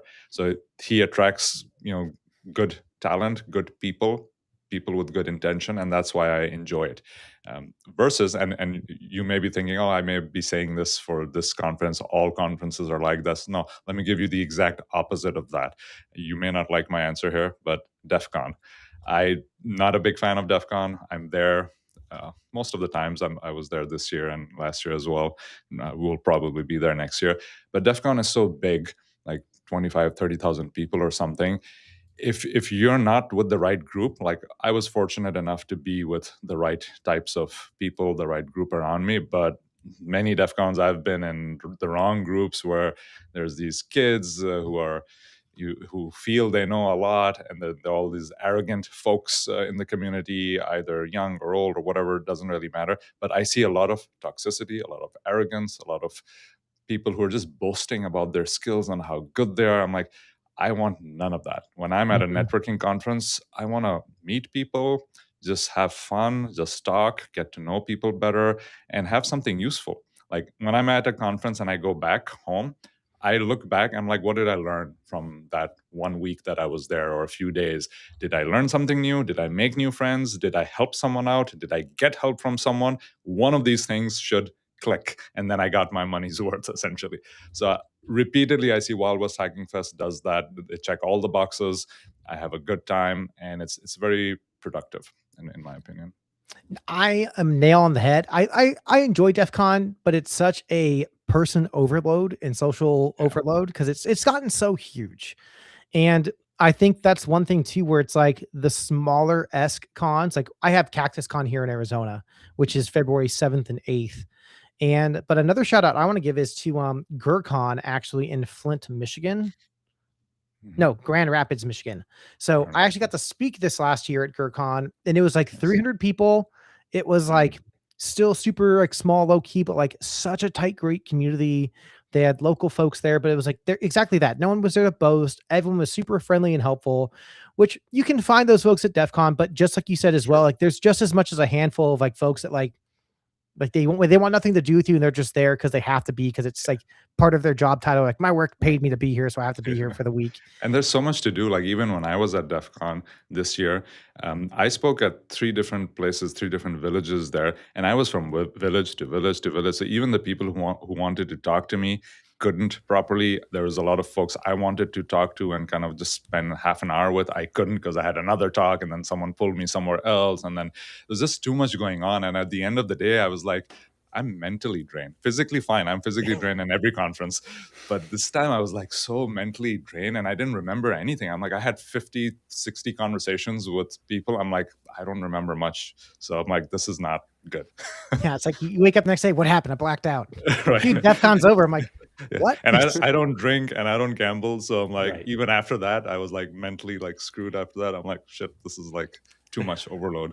Well, Sensory overload. I know you told Josh, like, so you spoke at New Village this year, and your talk was actually, I'll call it slightly off canter from your normal OffSec and like DevSec. And so it was how to get paid giving talks, actually, or how to get paid for your time, which I actually loved the conversation. I love the talk for it, because I think as folks get further in their careers and they have that good information to provide, as much as we love to give back for free and just give back to the community, there's supposed to be that respect of time. And I tell folks, I have a good friend of mine. His name's Jared. He is, I won't say too much because he's working on getting his patents and things done, but he's building a really cool app, and he wants that app to go out for free. And I'm like, I think that's great, man. But what I suggested, I'm like, hey man, maybe for like the first 3-4 months, let it go out for free, and it's going to be a CyberEsk app. But then, hey, after that first 3 months, for those that actually want to jump onto it, because I think it's going to take off. It's going to be a fantastic application that's going to help folks. I'm like, then like do a small subscription. Do $10, $15 a year. And it's not that people are trying to be greedy or, oh, well, you need to pay to hear me talk or get my time. No, it's just you have to respect people's time, right? Yeah. If you're going for a new job or a new title, they ask you the question, hey, well, what's your hour? What's your rate? What's your salary? Right. And I personally feel that when it comes into like, if you're going to go travel somewhere, stay a hotel, drive somewhere, go to that community, as much as I still love going to do conferences for free, it's also nice though, like to have that financial thanks or that financial aspect to help further your career, help further your research to then still give back in other ways into the community. Right. But yeah, love the talk. And I know you liked our room because we actually had it was a nice tight room, but we had speakers, we had a mic. You didn't have to shout compared to downstairs. Red Team Village, I had to shout. I think I lost my voice there. But I saw the other speakers. I felt so bad for them. Like, I can raise my voice a little bit and I can, like keep it high for an hour because I'm used to training a 16-hour OSINT course and stuff. So I still had trouble, but I could at least do the hour-long talk. I saw other speakers and they were like just speaking like low and normal and no one could hear them. Even like the person sitting right in front could not hear them. I'm like, man, this is bad. They need to fix this. But yeah, your room was good. You had a mic and speakers and it was a nice little environment. Well, Michelle, I also know that you're in with all the other things you have your hands in when it comes into training, giving back, the Just Hacking community, I know as well, with a lot of your courses you have out there, as well as additional collaborations you're doing with other kind of like rock stars and content creators and folks in this industry. Is there any kind of shout outs or maybe kind of single points that I know we don't have everything that we could have pulled from Just Hacking into our auction, but just any kind of shout outs of some other great courses and trainings that you see or know that are coming out for Just Hacking you want to kind of give a shout out for? Yeah, sure. I mean, the two big ones that I'm part of is Just Hacking with John Hammond's initiative, and there's a ton of good courses. Like, I wish I could take all those courses. I had enough time to take all of them. They have quite a big selection of rock stars and courses, and they're very like quick, week-long type of crash courses.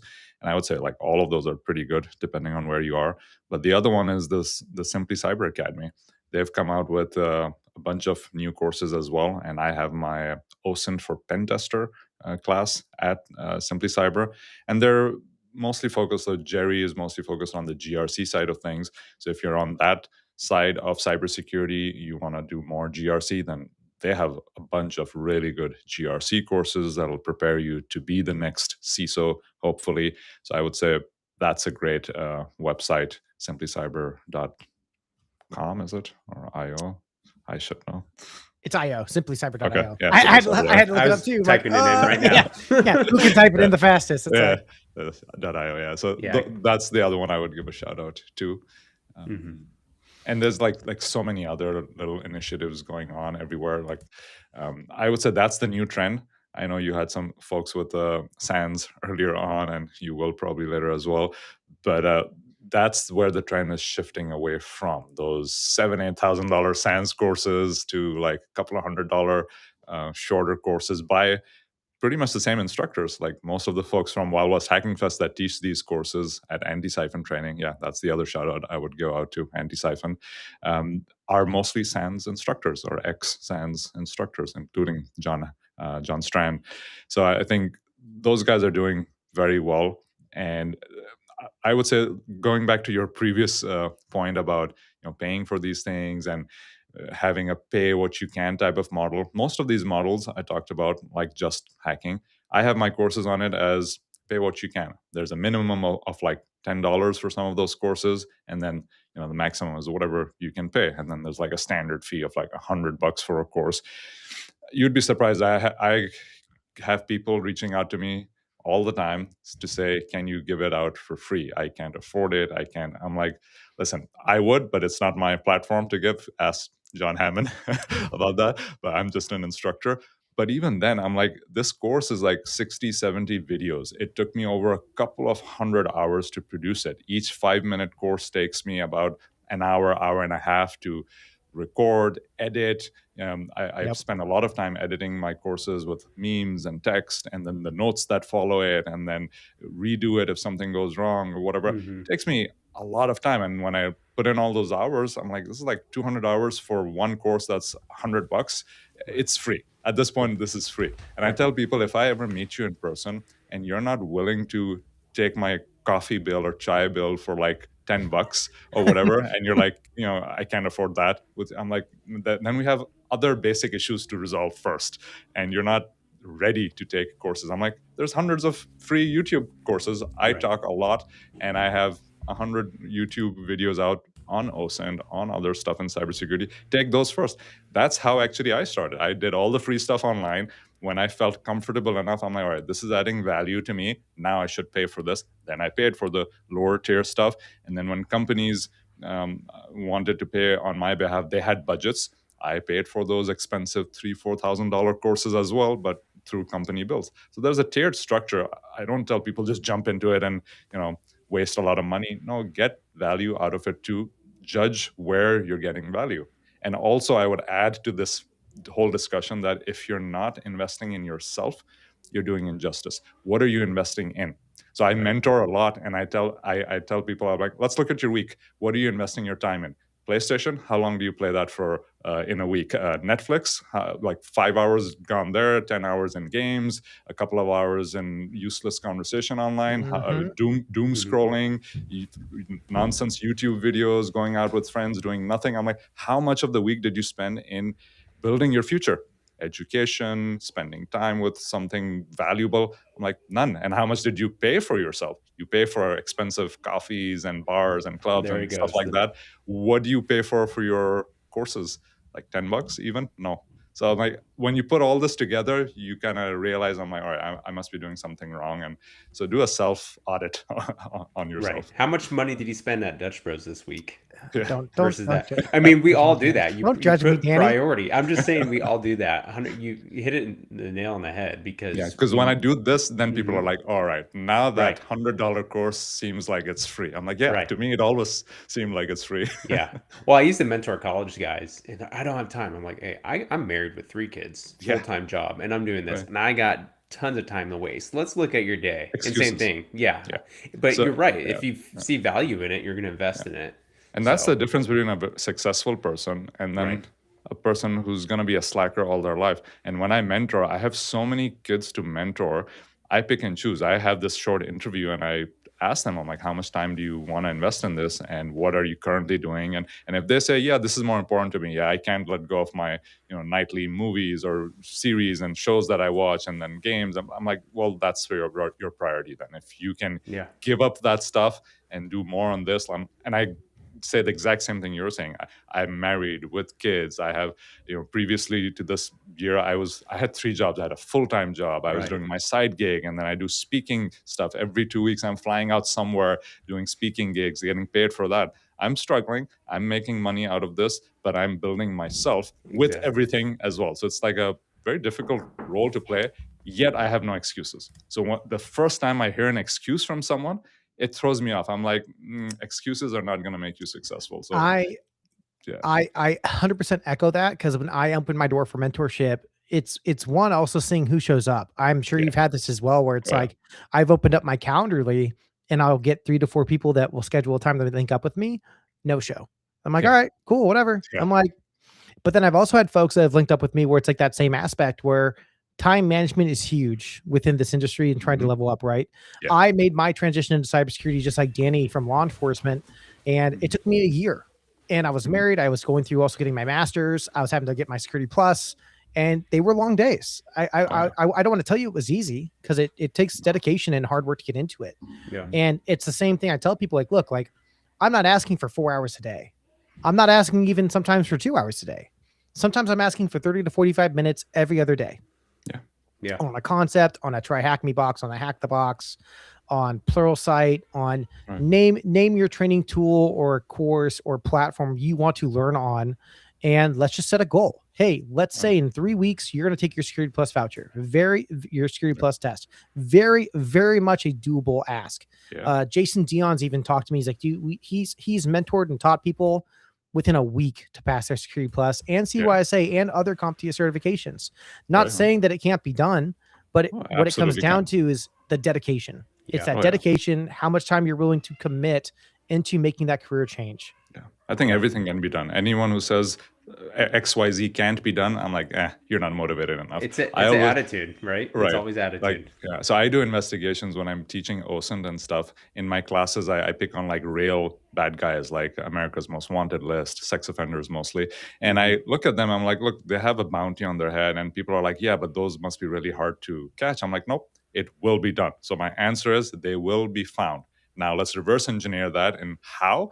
We just don't know the how. It's going to take time, patience, and expertise. And if I'm lacking in any one of these, I will fail. So if I don't have the expertise, let me ask someone else. Like there's the word no is not in my vocabulary. No, it can't be done. No, I will never say that. It can be done. Will I ever fail? No, I won't ever fail because I won't give up.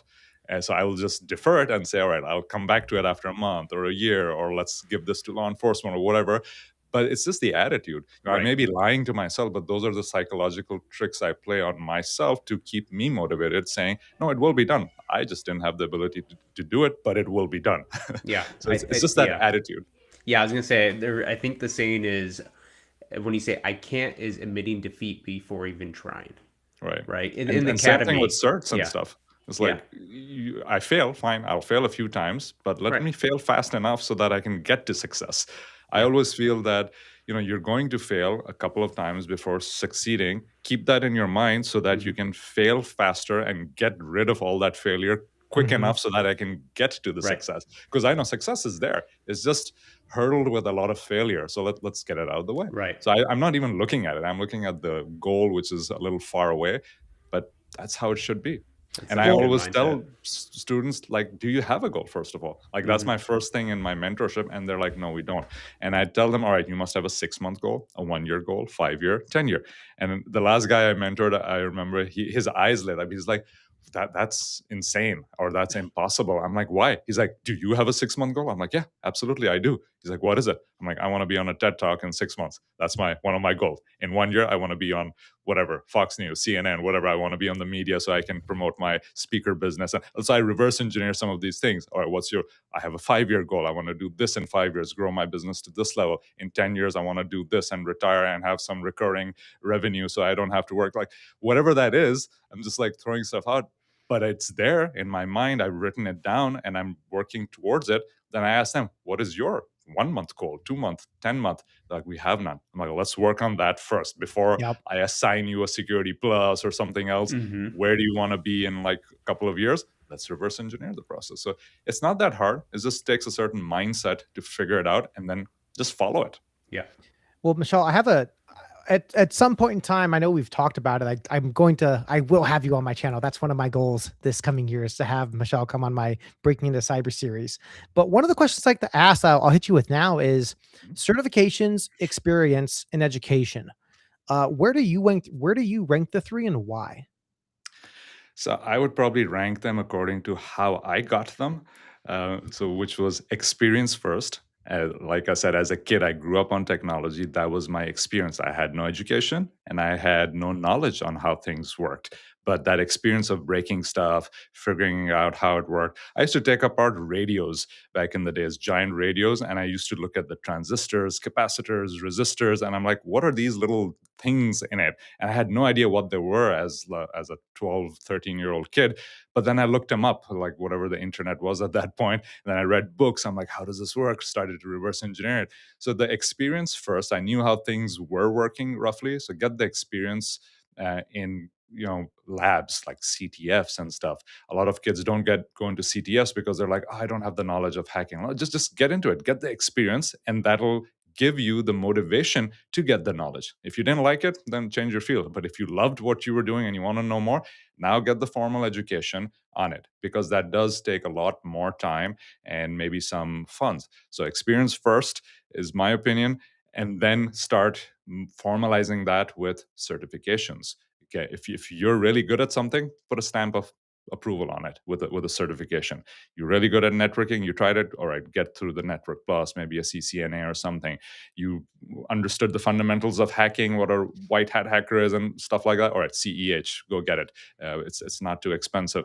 And then as you start working for companies, get the bigger ones. Let them pay for the bootcamp style courses. I can honestly tell you, I've never paid for a course in my life. It's always the companies who have Let's funded go. it for me.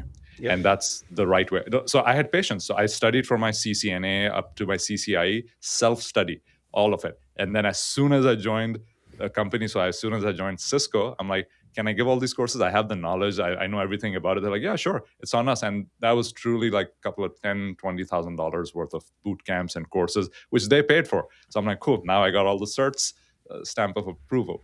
So I think that's the path I would take. And that's a solid path. And that's where I explain to people that you can break into cyber and not have the degree. You can go in and not have the certifications. And that's where it's like, I was given the analogy by one of my mentors that certifications are great for wobbly tables. And I kind of laughed when I initially heard this. I'm like, well, kind of elaborate. It's like, well, like, think about it. You're doing all of your work on your table, your desktop, your tools, your software, but maybe it's a little wobbly, right? Well, in your career is going to be wobbly. You're going to understand things. You're not going to understand things. You're going to be really good at things, but you're always going to have like a portion of that table that's maybe off canter. When you get that certification, what that certification is doing is help leveling you up to understand that. And as we've all done at restaurants, we fold the little table, the little paper towel, and you throw it under that wobbly leg. Yeah. And that's what a certification do to your table, can help stabilize it. And I Good laughed, analogy. but I'm like, that's a crazy, it's weird that it works, but Yeah. it does. And because the thing is all three of us know, like, you can be an SME and not hold the certification. Mm-hmm. Yeah. And it's through self-teaching, it's through dedication, it's through hard work, Right. and it's through going through YouTube Academy, going through any other free great resources you can find, and then just self-teaching yourself to whether you understand the way they're providing it to you, or as we've mentioned before, making your own notes so it makes sense to you to be successful to do it. Right. So Like I don't have a CISSP, yet I've been the CISO or virtual CISO for over 10 organizations, and I still am for a few. But I don't need a CISSP for that. But it's a great cert. I bet I could ace it in like 1 day if I just go and give the exam. I have looked it. at the exam. I think you could do it, Michelle. Yeah. Easily. I looked at the exam questions, but I'm like, I don't want to pay for this and then continue with the CPEs and stuff. I'm like, I don't need it because I'm already there. Why would I need it? You have the Same thing credibility. Right. And same thing with the degrees. I don't have a degree in cybersecurity because my degree is 20 years old. It was in engineering, computer engineering, but it's like, it doesn't matter at all at this stage in my life. And that's why even on my LinkedIn, I say I've studied at the School of Dropouts and College of None Your Business. I make it funny because I'm like, it doesn't matter. And I throw that out there as an example of myself, putting me as an example first. I'm like, if I can do it, like not care about my degree, so can you. But if you have nothing to stand on with your table analogy, again, if you don't have any experience, you don't have any knowledge, and you have nothing to stand on and no certs, then a degree does help there. And saying, oh, I have a cybersecurity degree. All right, at least it starts the conversation, gets you in the door. But then if you have nothing else to show, you're straight out of the door again. So there is some value in it, but again, some. I'm big on education, on certs, on other things, and like always studying. Every single day I'm studying for something, but I'm not big on university degrees at all. Like none at all. Because if you look at it, it's like it's such a waste of time. Like half the things that teach you will never use in life. It's weird. I have like a 50-50 on it, right? Like if you can go, I always tell people, if you can go to school for, if not free or close to free, do it. Exactly. Yeah. But if you're having to go out of pocket to get a $40,000 debt for a piece of paper saying that you went to school, it's these Ivy League universities like 70 grand a year. Like I almost got accepted to one of these Ivy League universities back in the days, and I'm like, I'm glad I didn't, because I would have to foot a bill of like 70 grand a year. I'd be in a couple of $100,000 debt by the time I'm out. And that's, by the way, a very US specific problem. Yeah, like, I've been all over the world. Nowhere else in the world is it that bad. In most countries, it's either free or very affordable. Yeah. And in the US, it's like a business. And like, what are you charging kids for who don't earn anything? It's like, it's crazy. It blows my mind when I see those fees. Yeah, I'm blessed that I used the military to get my degrees. Both I went through my associates to my bachelor's to my master's, but I was very blessed and lucky to leverage the military and take advantage of it. Yeah. And that's why I say take advantage of it to get the degree. But I'm slightly for you, where it's like, not to bash on the U.S. education system, but it's expensive, and it's wild to me that students get out of that course and like, I have this $100,000 piece of paper saying I went to school for 4 years and I can't find a job for like 6 months to a year, if not longer. Right. And so it's just like where you could take that out and like, hey, rather than spending 40 grand on a 4-year education, go get your associates and then go drop that other 40 grand in certifications, Right. courses, CCNA, go buy a SANS class at that Right. point. It's like, my gosh, it's Yeah, like, it makes no sense. Well, I have my bachelor's in criminal justice. I'm pretty sure I didn't apply any of my law enforcement experience for my degree. In chat, they were talking about WGU. I did my master's at WGU. I did the SMART method of having my work, which they pay for our certs if we pass the exams. That's good. I chose the certs specifically, for career help, but because WGU counts that as courses. I took 5 courses for my master's, and so I used that, so I wouldn't be in 20 grand of debt. But yeah, the same thing. I mean, I remember getting my bachelor's degree in criminal justice, and I became a cop. I'm like, I don't think anything I learned at my 4-year. Oh, I translated teach to what I cops. learned. I in my OSINT courses, I have all 3-letter agencies attend my course. Cops, ex-FBI, current and whatever former, whatever military, and NSA, CIA. All of them have attended my course, and they're like, man, we were never taught this in our law enforcement career or in our degrees or anything. I'm like, yeah, this is why it's called next level OSINT, because I teach techniques that no one else will. And I tell people half these techniques are either illegal or unethical, but I'm not a lawyer. And they may be illegal here in the U.S., but not in Russia or China or Middle East. Right. So I tell them, I'm here to teach you how to find stuff, how to find bad guys. Yes. Whether it's legal or not, that depends on the country, the state. What you can do. Yeah. What you and who you are. Maybe for law enforcement, it isn't. Like some of the techniques I use are stuff like looking up breach records, like social security numbers from a AT&T breach and whatever. Yeah. Cops can't use that. Law enforcement cannot use that to incriminate someone else because it's stolen data, but I can. I'm not law enforcement, so I can use it to build my case and then reverse engineer it somewhere else, but they can't even use it. So it's not just one-sided where cops have more access to information than us. No, the private sector actually has way more access with all these flock cameras and all these the MAID data, the cell tower data, and all that stuff. So they're very surprised. They're like, "Oh, cool. So no boundaries." I'm like, "No. Do criminals have any boundaries?" So exactly. When I teach this, is like, so it's like, and then I go back. They ask me like, "Where did you get this education? Where did you study?" I'm like, "That has nothing to do with what I'm teaching you. Where I studied, it came from self-study, from experience, from being put in a very difficult situation on finding predators and stuff." I'm like, all right, how do I do this? I use my hacking background, hacking knowledge to kind of go through APIs and other sources of data to investigate. And then they're like, okay. So I'm like, this is why I don't believe in degree and that formal process of education. It's good if you're not doing much and if you're still trying to figure out what your goals are. But I mean, which is most of the people when they're in university, they really don't know what they're going to do. And it's fine for them. But I also said, don't pay for it yourself. Like you said, in military or whatever, all my certs were paid by companies that I worked for because they could afford it. So you got to be a little smart about it. Don't slow down. Still get the education. I remember I went from CCNA to the 4 CCNPs to a CCIE and a lot of certs in between. I did about 30 certs in 2 years, and I didn't pay for any one of them because I worked for Cisco and then some Cisco partners, and they all were like, yeah, we need this cert for our discount program or some partnership program. So why don't you go get it? $300 for this, $1,000 for that. I'm like, cool, if you're paying for it, I'll do it. And I don't see why not. Yeah, I don't see why not. I guess I can go get this for you guys. Yeah, and I add value to the company, so exactly. It works out for both sides. Yeah, and I also wasn't hiding under my desk saying, no, I don't want to be that guy. I just want to do my work, get paid with my salary. No, I was actually the one volunteering. I said, hey, do you have any certs anyone needs to do, a Fortinet cert or a VMware cert? I'll do it. I want to like upskill myself.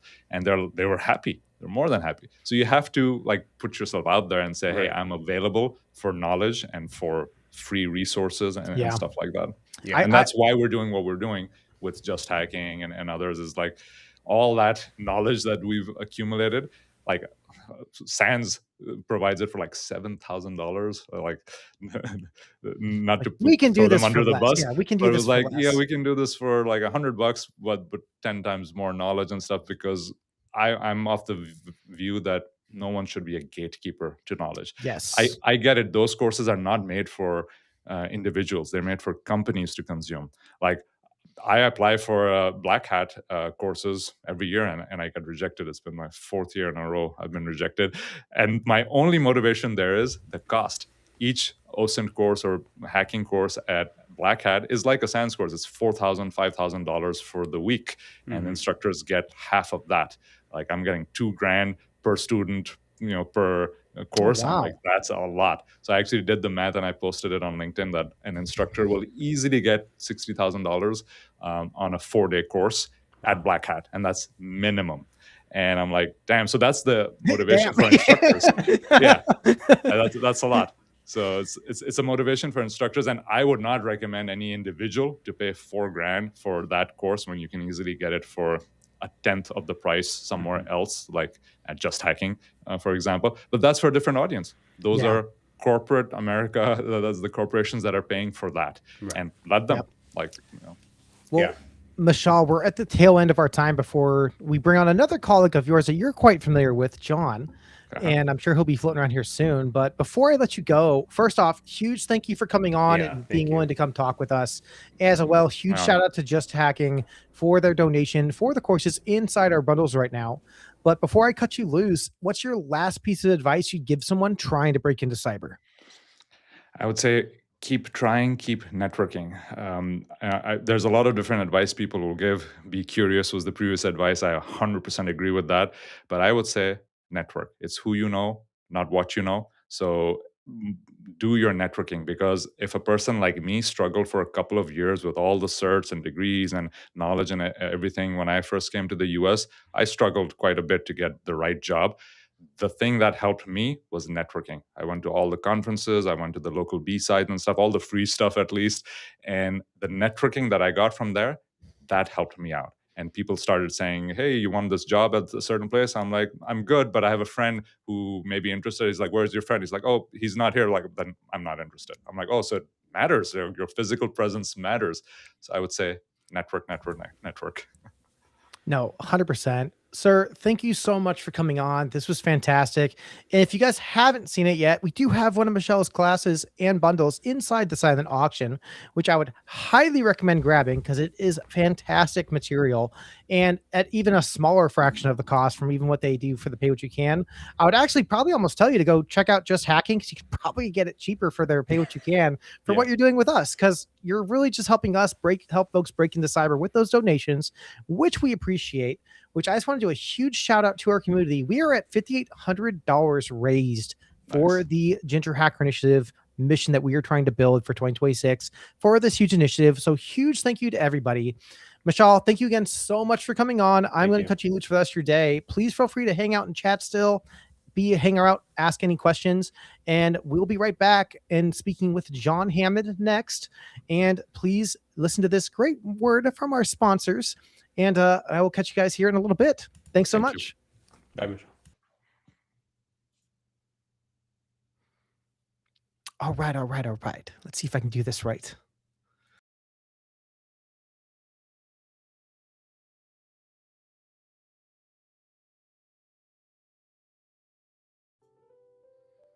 Hey, everybody. Well, we're on a short break. I want to do a huge shout out to all the amazing partners we have that helped make this silent auction possible.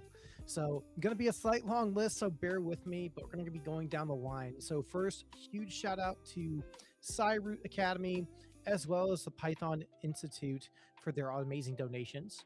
We also have amazingly CompTIA, as well as they've provided a plethora of their certifications as well onto this list.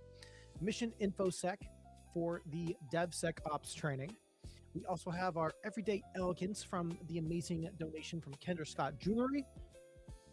We also have SANS for their GISF course, or SANS 301. So fantastic, and so happy they were able to support us this year.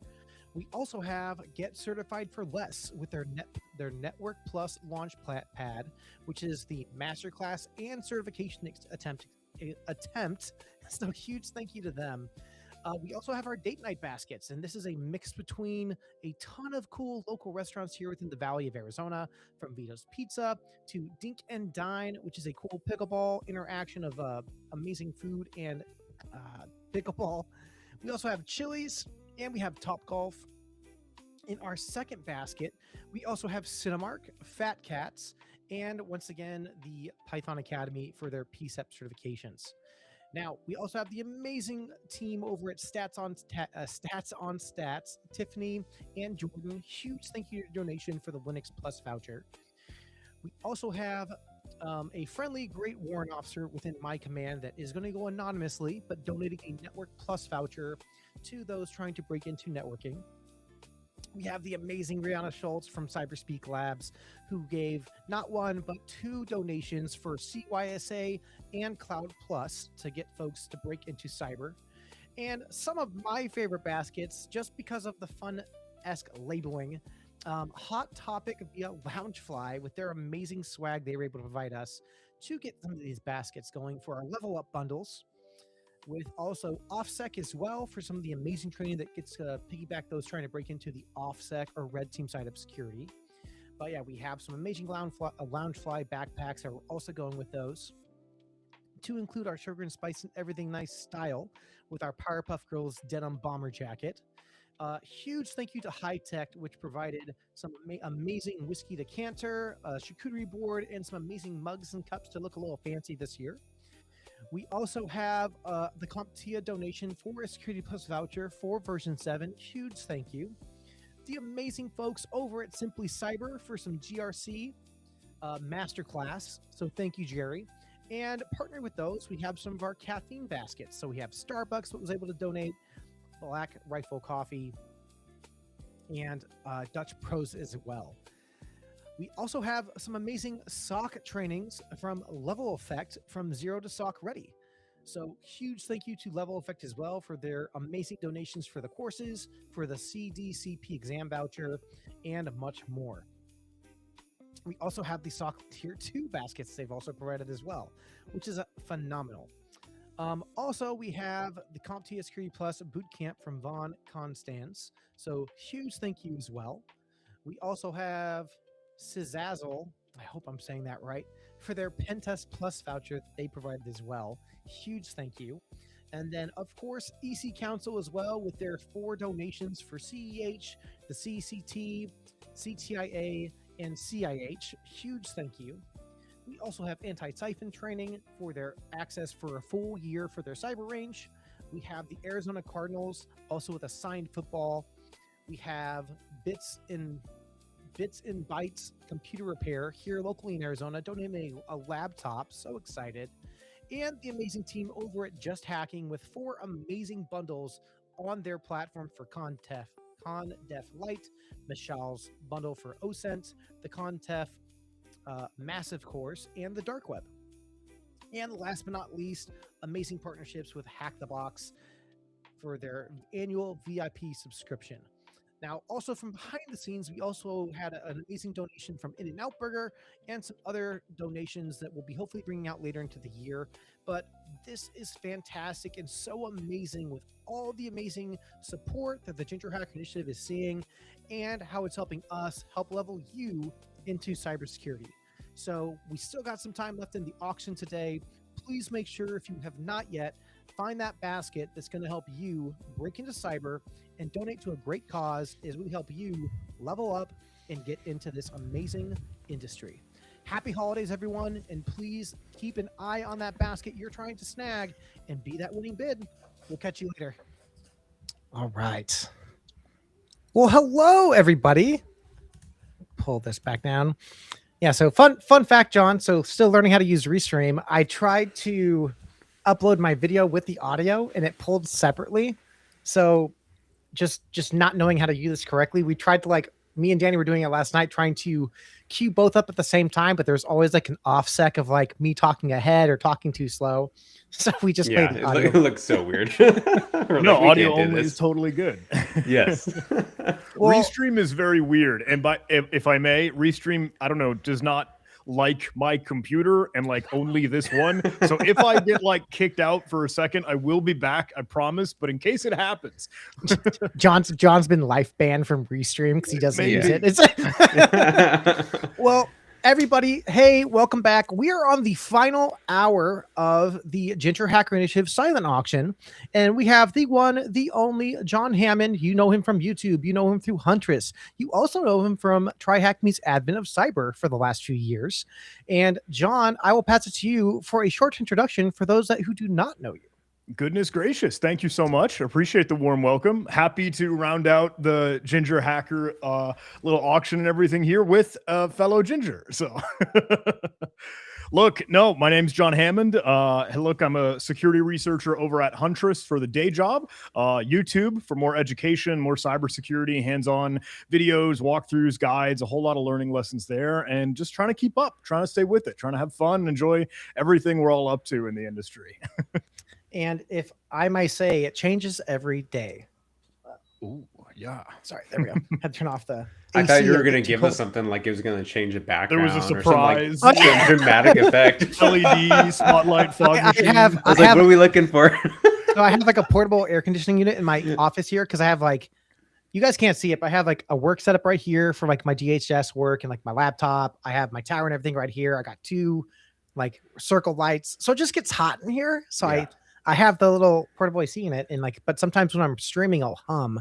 So it's a weird one-off that's just like, I like to turn it off when I start talking to folks because it's like, it's that slight tism where it's like there's that humming in the background. I'm like, Right. I hear it, so it counts and matters. But John, so glad to have you on and welcome. And yeah, there's no script, so just fair warning, everything is up on the table for whatever folks want to ask in chat. But the same question I've been kind of asking folks is, let's go back to when John was first breaking into cyber, and let's say the Ginger Hacker Initiative came across your social media platform. If you went to the site right now and you were to see, oh man, all the great things, and I'm going to drop you the link just in case you don't have it. But if you had to go and find this site saying, wow, there's all these amazing, great baskets, which ones catch your eye and why? Or what would you be kind of looking into to solidify a basket for the new year? Ooh. Goodness gracious. I'm scrolling through on the other monitor to go take a look at all of the awesome stuff that you have here, but there are so many. There are so many great things. The Sans intro does look good. You know, if I were on the outside of the industry, I know there's some chatter about, oh, you know, maybe the Sans gate every now and again, but I think the introduction here is pretty enticing because that's the early beginning steps. Definitely. Security Plus, some of the certifications to get a foot in the door. I'd be grateful for some access there. I love seeing all of Level Effect and their great material because they genuinely, seriously have phenomenal training. It is extremely in-depth and pretty awesome. Yep, 100%. Anti-siphon. This is great. You guys have too much awesome stuff. I would want the whole thing. Yeah, the goal obviously an aspect of what we were doing, and obviously there's some great stuff on there from Just Hacking as well. But yeah, our target is that entry level roles, students, folks trying to break into the industry, because all three of us know, yourself, myself, Danny, cybersecurity is expensive. And if you're trying to do that self-investing, as Michelle was just mentioning as well, it can be costly, but there's also tons of great resources and free resources or pay what you can models like anti-siphon training or what Just Hacking training is also putting out to kind of help level up that career. And another thing I want to kind of ask you, John, is I think it's kind of a funny story, but I kind of asked everyone that's come on, do you mind kind of sharing how you and I kind of linked up or started talking more and more this year? Because I've seen you and we've obviously met, and I'm sure you've met hundreds of people, hundreds of times at conferences. And Dakota Snow actually is the one that recommended me to just reach out to you. And that's initially how our conversation started through Discord, if you remember. Oh, yeah. I'm trying to think back, and forgive me, I'm awful. I don't know. I don't remember the beginning days. the beginning days of how me and John kind of communicate is Discord. And it's just funny because we were communicating back through Discord, and I'm like, yeah, I can only imagine you get, if not hundreds, if not thousands of Discord chats a day. And I recall you sending me a screenshot saying, yeah, man, I'm always trying to go through with this. And it was like a screenshot of like a 1+K messages in Discord. And I'm like, I got through. And it's like, it was a cool feeling, but I know you get hit up and you always talk to almost you do your best, which I love. You, no matter who it is that tries to reach out to you, you do your best to reach out and give back to that community and just talk to people. And you're very approachable. It just takes time because we all have lives. We're busy. We have full-time jobs. We have families, relationships. So, but just huge thank you all for, in the first place, for being able to have these conversations and for even coming on to our live stream here for our last final countdown hour push on what we're trying to do. So just huge thank you. So. Well, no, I mean, that's a two-way street. Thank you. I appreciate you reaching out. I appreciate, us being willing to chat because, no, I do try without a doubt. I know, yeah, there's an onslaught of messages and DMs and pings and other things that bide at our time, but I'm here with you all. We are sort of arm in arm doing this thing. And if no one else is going to, then we gotta. So I'm happy to be part of the community where I can be. I'm trying to be.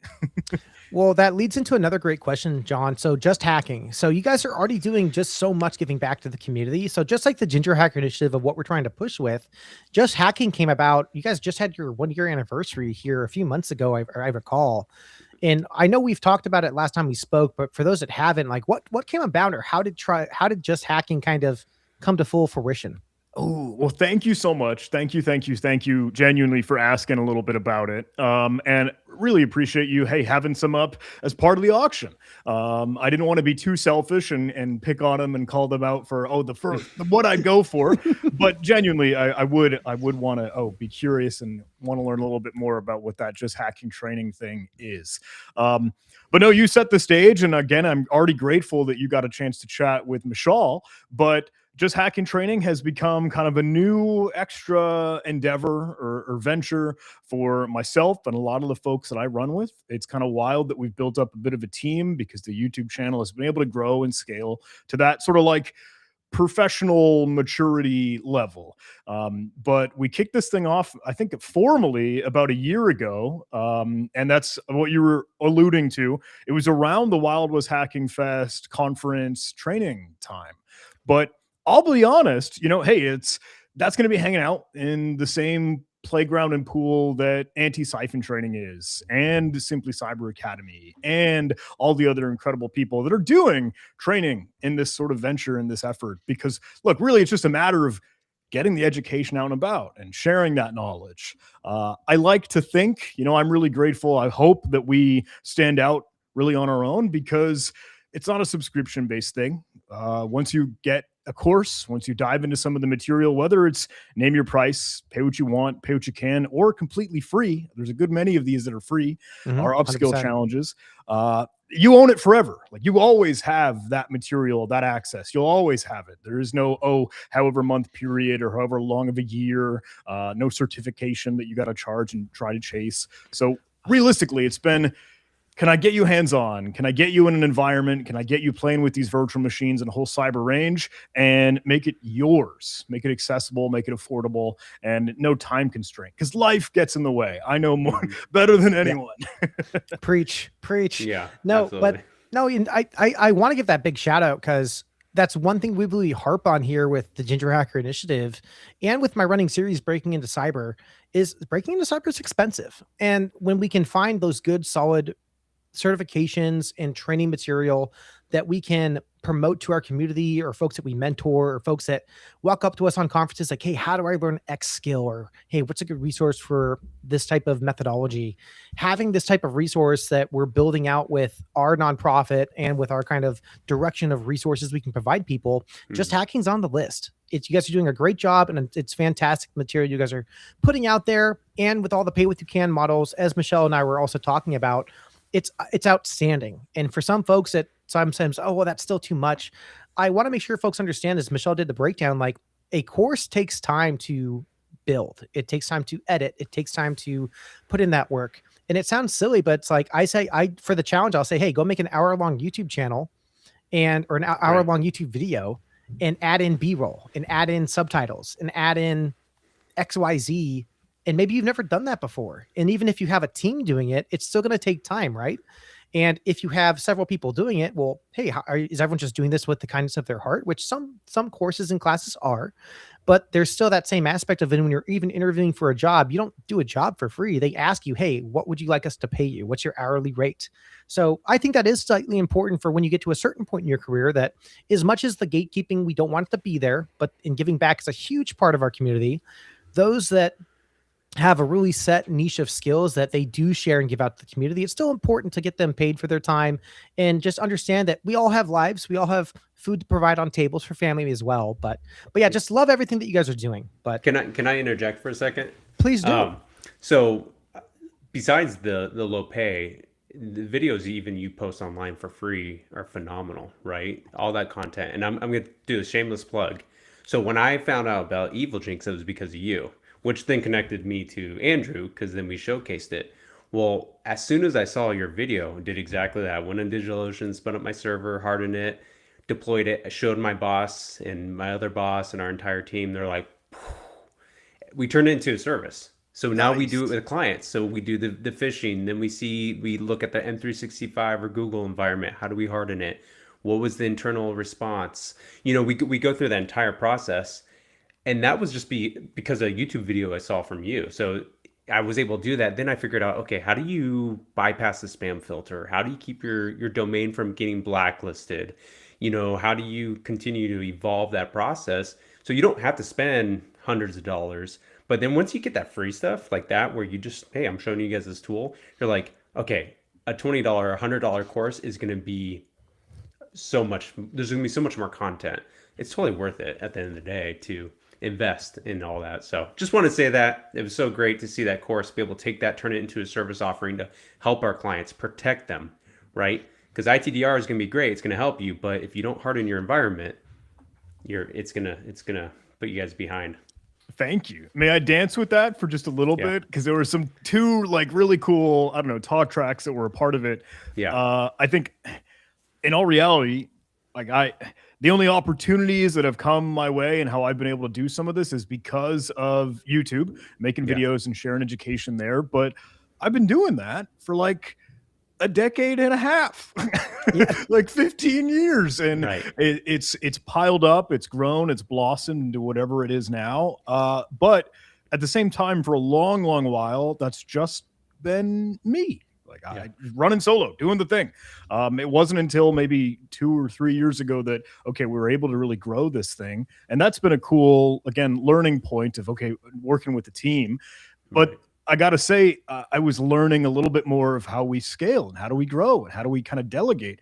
Because when I can showcase something in a video like Evil Jinx or some phishing work, just as you mentioned, look, I'm only one individual that has that expertise, or maybe just a smidge and a tiny breadcrumb piece of the puzzle. But I know all of the other experts and industry SMEs, subject matter experts, and people that are doing this for their real job every day.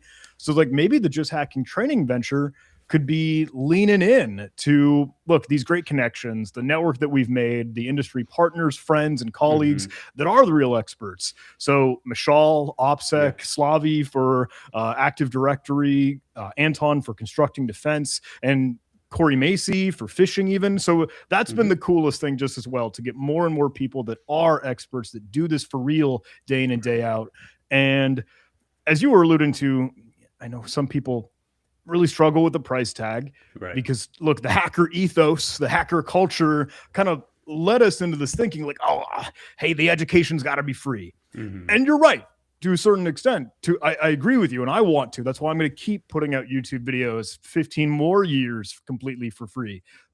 But I think I know there's a little bit of a mindset of almost maybe 1990s old education in the hacking and cybersecurity industry was a text file, .txt. But now it's videos, hours worth of education, an interactive cyber range and labs and virtual machines you can spin up just by clicking a button. That really, I think, is, you know what? There is a whole lot that goes into this, and we do got to pay the bills for that. Yeah, just like that's so much different to be able to spin up a server. I'm so glad I didn't start 20 years ago when on-prem exchange was around, stuff like that. It's like we have so many tools but they cost money, right? And so we were talking earlier, you're gonna spend money what you see value on. Like, I hate buying clothes. I have a wife and a mom and mother-in-law that help buy clothes during Christmas, but I'll spend $1,500 on a computer, microphone, right? yeah. Yeah, or a new microphone, something like this, exactly. And you So, get that new 3080 upgrade, man. right, They're not cheap. start cracking those passwords, right? So, no, it's so true. Everyone was asking me, what do you want for Christmas? Like the family group chat. And I sent them like, I want this Sennheiser MK8060 shotgun mic. And it's like $1,600. And they're like, oh, we can't get that for you, Right. John. Will a coffee Yeah. gift card be better? It's Yeah. like, sure. Or brisket. Well, John, I have a question for you leading into kind of this community too. So obviously you have folks probably by the hundreds, by all the conferences you get to talk to, come up to you and ask, how do I break into cyber? Are there any particular tools or basic entry level courses that you'd recommend that maybe aren't listed or that we haven't talked about today? I know you maybe just jumped on a little bit late into the game, but I know I leverage folks into like, oh, I've never used a SIM. I'm like, cool, go check out Splunk, go check out Elastic, Google Chronicle. They all offer free training. But I mean, other than obviously just hacking and other places that we have on our amazing list, but any that might not be listed or anything you can think of, like I always tell people that want to get into GRC, go to NIST.org and go read through all the free training NIST offers and understanding the frameworks. But what are your thoughts? Oh, there is a wide and wild range. So I feel like I'd struggle to get the exact path, the A to B, this and then the next. And I feel like that is someone that I do try to again get across to folks is that look, it's not a specific one and then the next rung on the ladder, next thing for your career. It really is what you're interested in, what you're passionate about, what you find fun doing, so that you can keep chasing it. So when you're still trying to get your bearings and find what to look for, I gotta be honest, I don't know if folks have already said it before, but I really like a lot of the GitHub awesome lists because they're this big mega resource of all these other resources. Because you've got Try Hack Me, you've got Hack the Box, you've got Loader SQL Injection, you've got Over the Wire, you've got Under the Wire, you've got Pico CTF, you've got Cyber Defenders, Blue Team Labs Online. And that's just a couple. That's a scratch. That's a scratch. Yeah. And there are so many. I would put those up higher on the radar if folks like to be a little bit more tactical on the keyboard, really want to dig into some of the malware analysis, the security operations center, the sweet incident response and forensics. That is where you, I think, more readily have an opportunity to jump into a job than the elite, sexy penetration tester, ethical hacker, red teamer. That's fun. That's awesome. And that, again, if that's what you're interested in, then chase it and pursue it. But I think you're going to find more majority of jobs are blue team, our defense, are trying to protect and harden security. But you got to have both. We got to be able to balance. Yeah. I don't know if I answered your question. I feel like I ran all over the wall. No, that you did. Well, I think, honestly, that answers it in a sense of it. Cause like we all know the person like, I want to break into cyber. What do you want to do? Right. And it's like, it's having it's Michelle mentions, it's like having the goal. Like, what are your goals? Like, do you like hacking? Do you like pen testing? Do you like being the no person? I say folks that are in GRC, like you're the no guy or gal. Cause if it doesn't meet the compliance, no, we're not doing that. Yeah. And do you like doing investigations? Do you like doing incident response? Do you like doing procurement? Do you like doing sales? Because just like, as you mentioned, like, I could list you 5 different resources that are blue team oriented because I'm more of a blue teamer myself. But if you're wanting to go into the pen testing realm, maybe those 5 resources aren't the right path for me to direct you to the right place. And that's one reason too, within our community, that we have folks that mentor and help fit the role that you're in. So if you want to get into GRC, well, then I would rather have you talk to someone that's within GRC to give you recommendations of getting down that path. If you want to get into like MSP work or red teaming or a little mix of everything, I might have you talk to Danny. If you want to go be like a threat hunter researcher, I might have you talk to John. And it's like partnering up the right person. It's like on Monsters Inc. Like we partner every child with their perfect monster to get those needed screams. It's the same thing where if you're looking for that mentorship, you want to find that mentor that's going to help you kind of get in that right direction. Yeah. There's Dakota. Oh, go ahead. I was going to say, because, for me, cybersecurity, it looks completely different than both you, right? You have the blue team, you have the threat investigator, and I've actually met up with some of your colleagues, and they were telling us some of your org chart and all that stuff, and I was like, wow, like just to see how much goes into it. And same thing for us, right? I work for an MSP. I do a lot of technical hardening. I do GRC, I do red team, I do a little bit of everything, but I don't know how to pen test, right? If you give me Kali Linux on an environment, I know what they use to exploit. I know how to harden that, but I would have to go Google what command lines am I running to try to get the hash, and then do I, crack it and stuff like that. But it's still cybersecurity, right? It's so vast and what you can do. And like, I have no desire to be a pen tester, but I love red team phishing because it's like that cop. You have to do the OSINT. You have to think like a criminal. How do you dupe people? So it's cool what you could do every single day.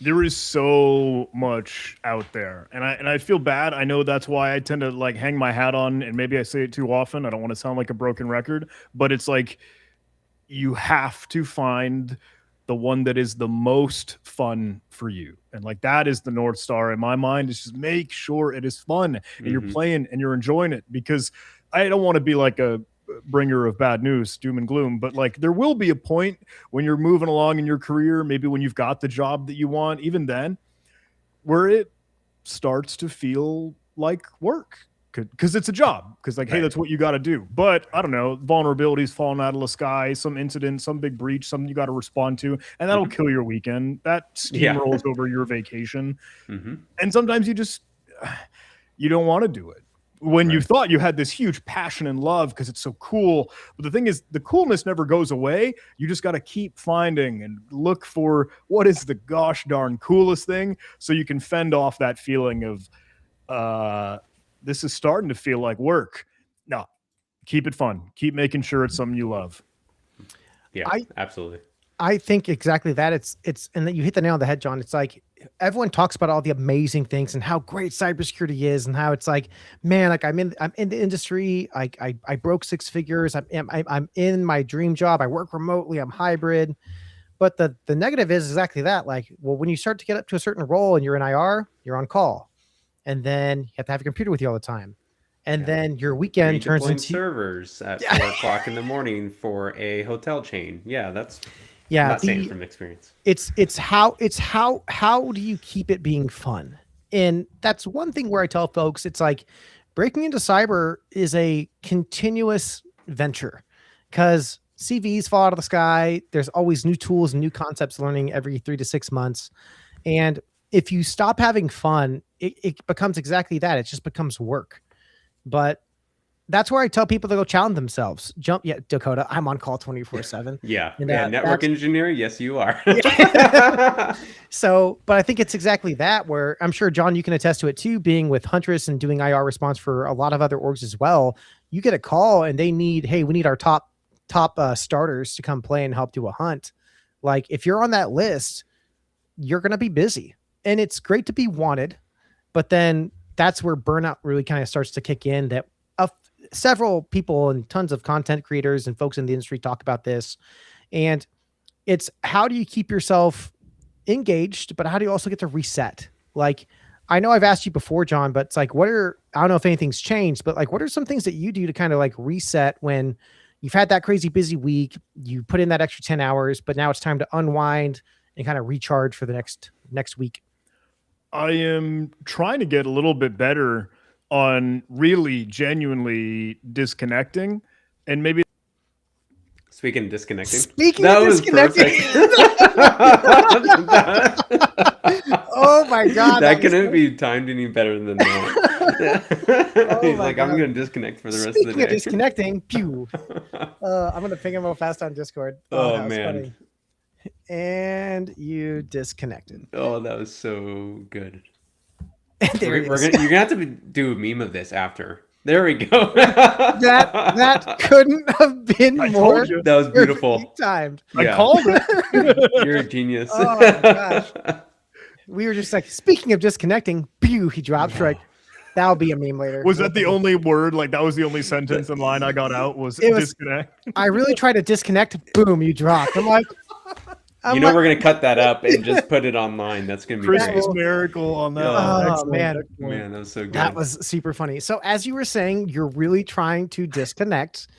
Yeah, and I mean, tactically, that means, look, I have a lot of social media apps like uninstalled on my phone. I've gone to the crazy extent of like doing the color correction, like making my phone in grayscale, so I stopped using my like doom scroll. I got Opal, the focus app, to try and not look at work and not look at all the things that I'm comparing myself to other people, comparing myself to what else is happening out on the internet. And I just like to take it easy. Yeah. I want to spend time with my wife. I want to hang out with the dogs. I want to, hey, have a nice dinner at home, go to bed, get some sleep, recharge. That really seems to be what it is these days, but that helps. It's really genuinely trying to relax. Yeah. Yeah. I'm the same way, right? You know, we do IRs, and working for an MSP, you're not just looking at one company, right? You double the IR bandwidth each time there is. And yeah, just spending time with family. Is that Don from? Yeah, Don's like It Speaking, Don is amazing. When we connected with him, he's one of the nicest guys too. Who's so cool to talk to. Thank you. Please let me totally take the opportunity to give Don some love. Please. In all reality, he is the one making Just Hacking Training what it is. I've just kind of become the silly poster boy in videos and, you know, online social media crap. But he put a jetpack on this thing. He was the one that poured rocket fuel on this, and he's running, moving, and shaking. So kudos and kudos to Don. Yeah, so passionate. I think we went like a half an hour or 20 minutes.